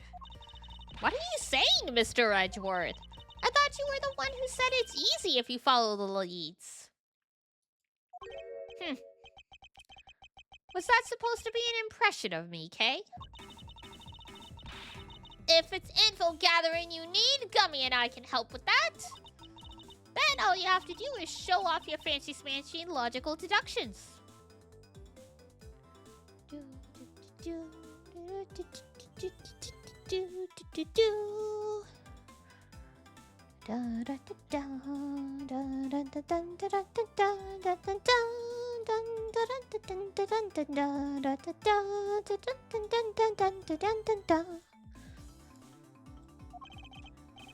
Show off? Does it seem like I'm being boastful when I do that? Let's not overcomplicate matters, okay, Mr. Edgeworth? We've been so focused like a laser on only what seems strange and out of place.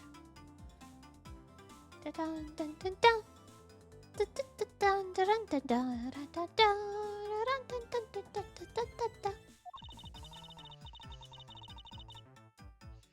no wonder nothing's clicked and we haven't unlocked anything yet. But if we think things through calmly, the answer should come to us. Okay. That's the sort of thing I say to myself when I'm practicing how to unlock padlocks, you know. That is something that I hope practice doesn't make perfect for your sake. Ha ha ha, yay! Looks like you're back to your straight-laced self. Hey, Mr. Edgeworth, I'm back, sir. Yes, I can see that. Good work, detective. Looks like you can use the fireplace like a door, sir. I think it's happening. What, you're sleepy?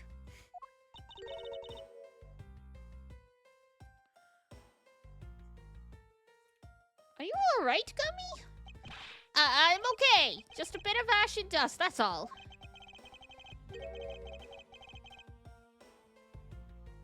Your jacket has gotten quite filthy. I see the hem has practically turned black. But I'll see y'all tomorrow. Okay. Get some rest for reals. Take care.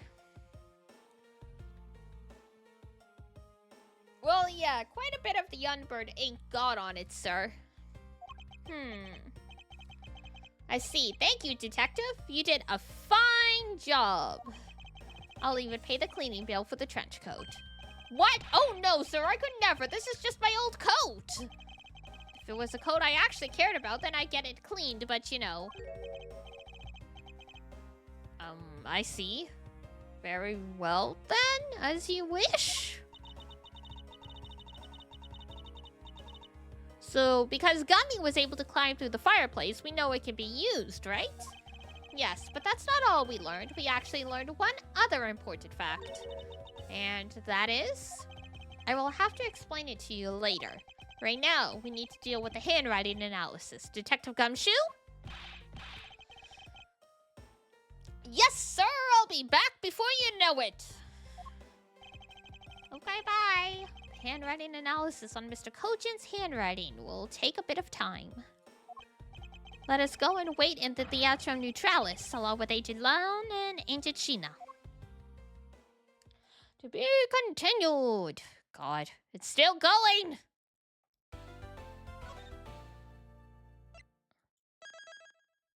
Ah!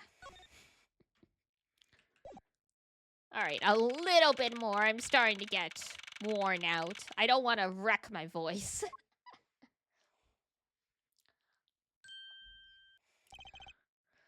Agent Lon, why are you still wearing those ridiculous glasses?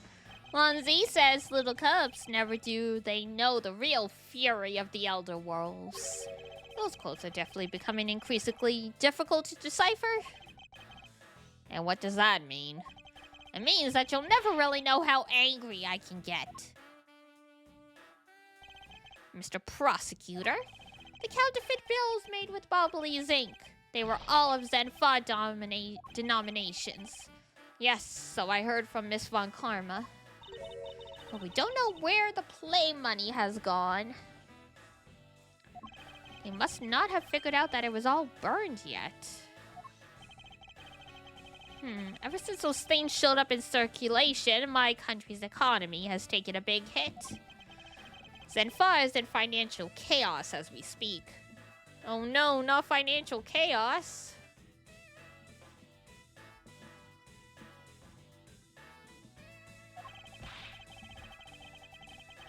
Because we can't tell the difference between our own bills and the fakes? That's why you're supposed to put, like, anti-counterfeits measures.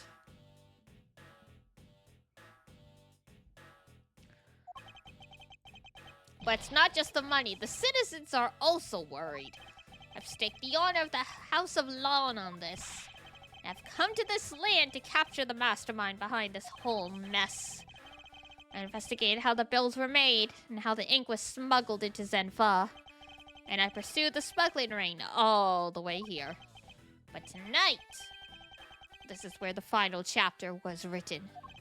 Despite my frantic efforts to chase the smuggler down, someone got to him first. And now I'm called to return home without a single answer. Agent Lon, don't start. It's not your fault. It's not anyone's fault, Mr. Prosecutor. Ambassador Alba, I'm sorry for all the trouble tonight. Oh, no. It is I who should apologize. It was all because I was not strong enough. If only I was able to think of a better solution. Curses? Curses, you fool? Curse your empty brain? You're being too hard on yourself, Ambassador. I take full responsibility for tonight. End of story. Sheena, let's go. Time to return to our den. Yes. I don't like to admit it, but there's not much else for us to do but to go home as well. Agent Long? Yes! You Wolfman and the Secretary Lady! Hold it! Objection! Pow! Detective Gumshoe? Have you got the results of the handwriting analysis already? Yup, and that note was definitely written by Mr. Cochin, sir. Just as I thought. Good work, Detective. Hey, Mr. Prosecutor. How long do you intend to hold us up for? Sorry to have made you wait, but I believe that now everyone is finally here. Agent Sheena, I'd like to ask you something if you don't mind. Yes? How exactly did you fail to see the Yatagarasu? When you were in the neighboring room to where Mr. Cochin was killed? I'd like you to explain that to us. What? Hey, Mr. Prosecutor! What are you doing asking her about something she didn't see? Agent Lon hasn't touched the Babal investigation at all, so I suppose I will need to explain a few things to him first. Miles Edgeworth, I can't even begin to imagine what's going on in that head of yours. The only thing going on in my head is the pursuit of the truth. Oh? Sounds like you have some sort of plan. Very well. I'll supervise you until the end. Is she seriously going to treat me as a subordinate for the rest of the day? Yes. You're not trying to pick a fight with my subordinate on some flimsy guess, are you? I'm not trying to pick a fight, and the evidence is hardly flimsy, as you will see. The frickin' glasses. Ha! I should have known. That you and I are destined to fight it out until the very end. It would appear that way.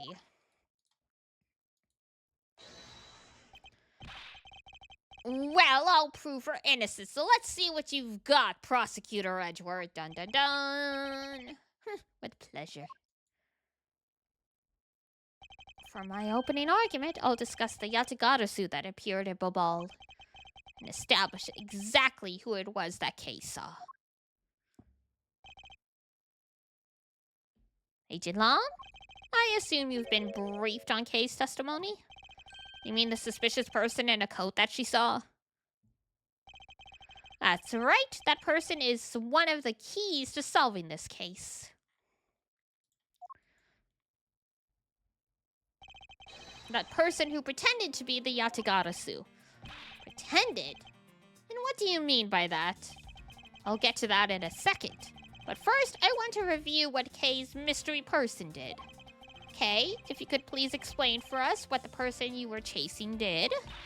Okay, you got it. I first spotted the suspicious person near the open-air stage on the Bobalese side. I called out to the person, but as soon as I did, they ran off. I thought it was rather suspicious, so I immediately gave chase. For the sake of argument, let's call that suspicious person the Yatagarasu. Kay is adorable, yes. Now, please tell us what happened when you chased the Yatagarasu up to the 3rd floor. Can do. I chased the Yatagarasu all the way up to the 3rd floor of the Bobalese embassy. It was a pretty straight chase down the hallway until the sudden turn. The Yatagarasu disappeared around the corner, so I did my best to catch up. When I turned the corner, I saw the Yatagarasu run into Mr. Kochin's office. I gave chase and ran into the room.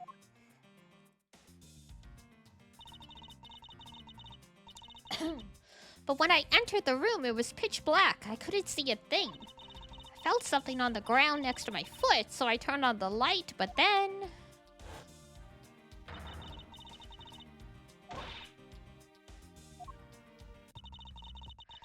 By the time I had turned on the lights, the Yatagarasu had disappeared.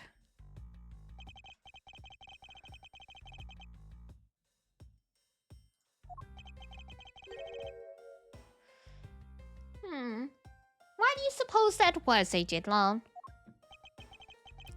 What do you mean, why do you suppose? Isn't it obvious? The person slipped out through the door behind the girl under the cover of darkness. Oh. Sorry, but I know for a fact that the person didn't escape through that door. Oh? And how do you know that with such certainty? Huh. That's easy. If the Yatagarasu had left through that door, they would have run right into this person.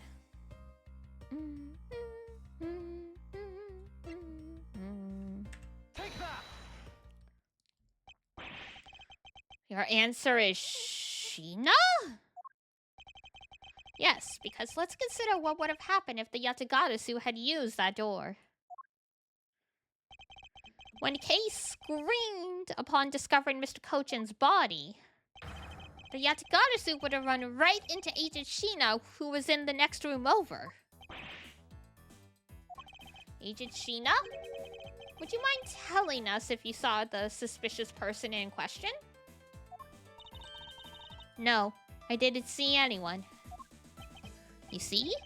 Therefore, the Yatagarasu could not have escaped through the door. It just means that the creep slipped out before Sheena made it out into the hallway. I doubt that, as there was another person in that hallway. A certain detective. Detective Gumshoe, where were you exactly at that time? Me, sir? Well, when I heard Kay scream...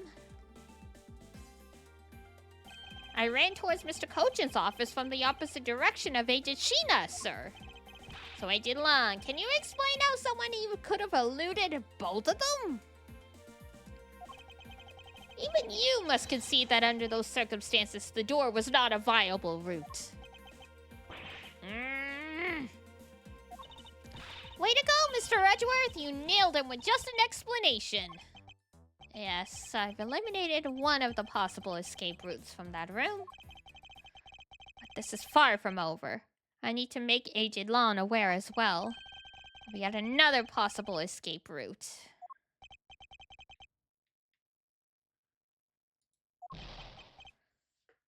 I get it, so that's what you're trying to show me. Hey, Mr. Prosecutor, let me guess. This is what you're trying to say, right? Because the door was not a viable escape route, then there must have been another way out. Precisely.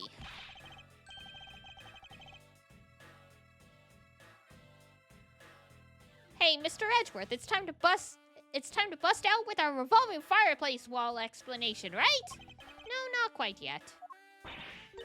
Huh? But why? I thought this would be the perfect time. The revolving wall on the Bobbly side is known only to 4 people. And if we use this information unwisely, the truth may escape us in the end. What's with all the whispering over there? Scared I'll figure out your tactics? Something like that. Nothing of the sort, Lon. Come, let's continue where we left off. That smug, haughty attitude of yours, you really rub me the wrong way, you know that? Feelings mutual, sir. Well, no matter, I figured you out already anyway. It's the window? Nope. And since an eerie picture of said escape route exists, are you saying that this photo captures the moment of the Yatagarazu's escape? I guess Detective Bad must have filled him in. I have to admit that at first I thought the window to be a possible escape route as well. However, I now know that to be impossible.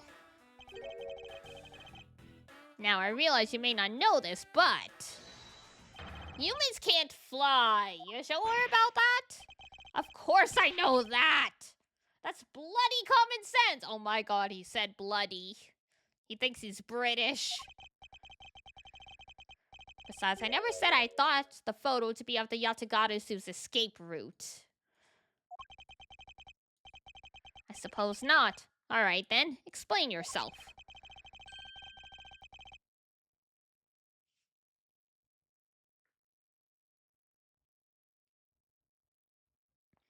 The shadow is...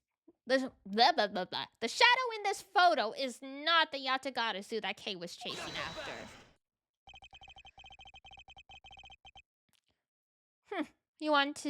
You can say whatever you'd like in whatever language you want. But there's only one language I really understand. The language of evidence. It's not Chinese. Very well then. I present to you proof. Dun dun dun dun dun. Take that!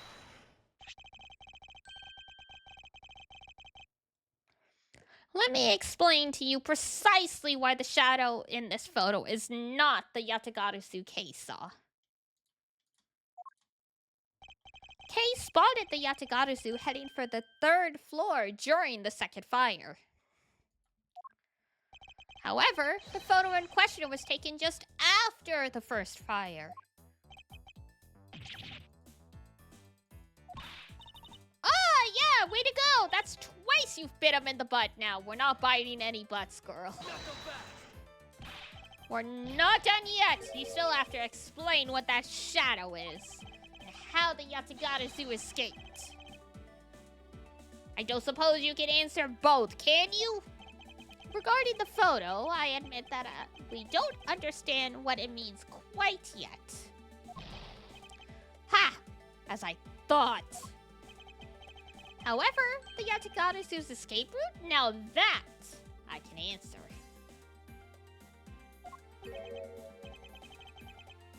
You can? Now, well then, Mr. Prosecutor, go on. Make my day. Hold it! Even if I explain it, you'll try to find some flaw with what I have to say. You were busy heading up the Alabastian investigation, correct? In that case, I doubt you have much knowledge about the Bobbly side of the case.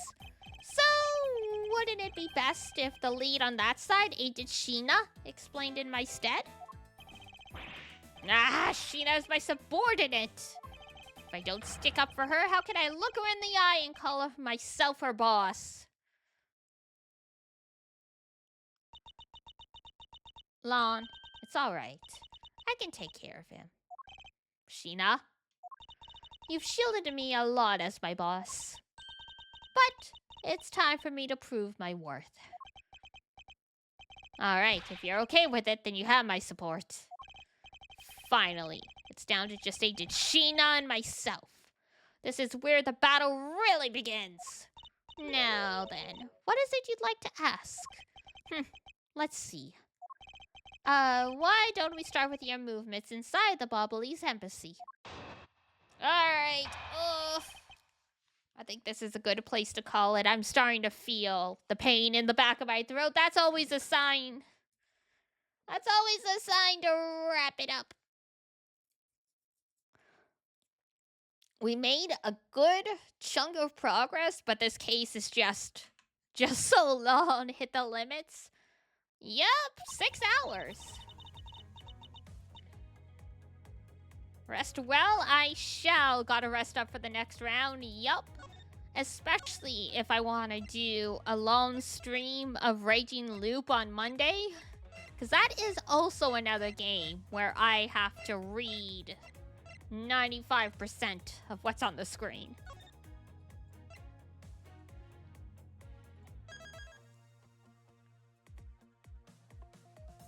But definitely easier to do these long streams for these games than it used to be.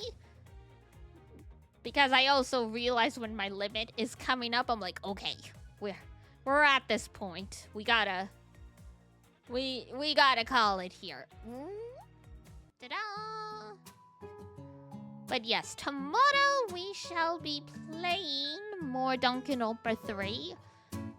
Tomorrow and Sunday are both Danganronpa 3. So hooray! More.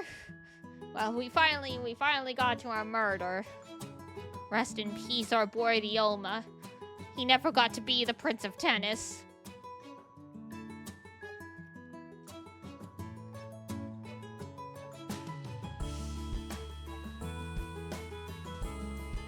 But that's okay.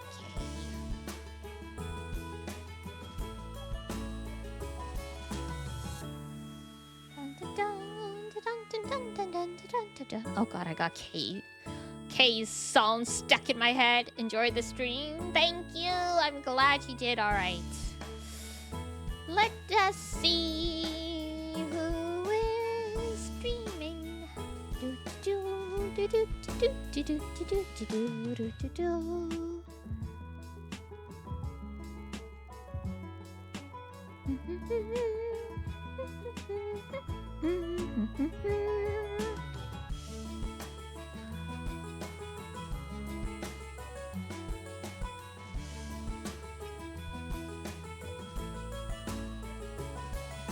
Let's see. Cinnamon Roll raided us a long time ago, I believe, and we've never been able to pay them back. So let's do that. They're doing a collab for Repo with a shared chat. So let's go hang out for a little bit. And obviously, if it's not, I have actually never seen gameplay of this game. I know lots of people have been playing it, but I just have not watched any of it. So there we go. So there's the raid. There's Discord for any lurkers. Thank you for the raids. Thank you for the follows. We got 2 raids. Usually we only get 1. We got 2 today. Very exciting. Alrighty. I will see you guys tomorrow at 12 p.m. EST for more Danganronpa. For now, that's gonna be it for me. So, if it's daytime where you are, have a wonderful rest of your day. And if it's nighttime, have a great rest when you head on off to bed. Until next time, take care of yourself. Wash your face, brush your teeth, eat good food, and I will see you next time. Bye-bye. Bye-bye.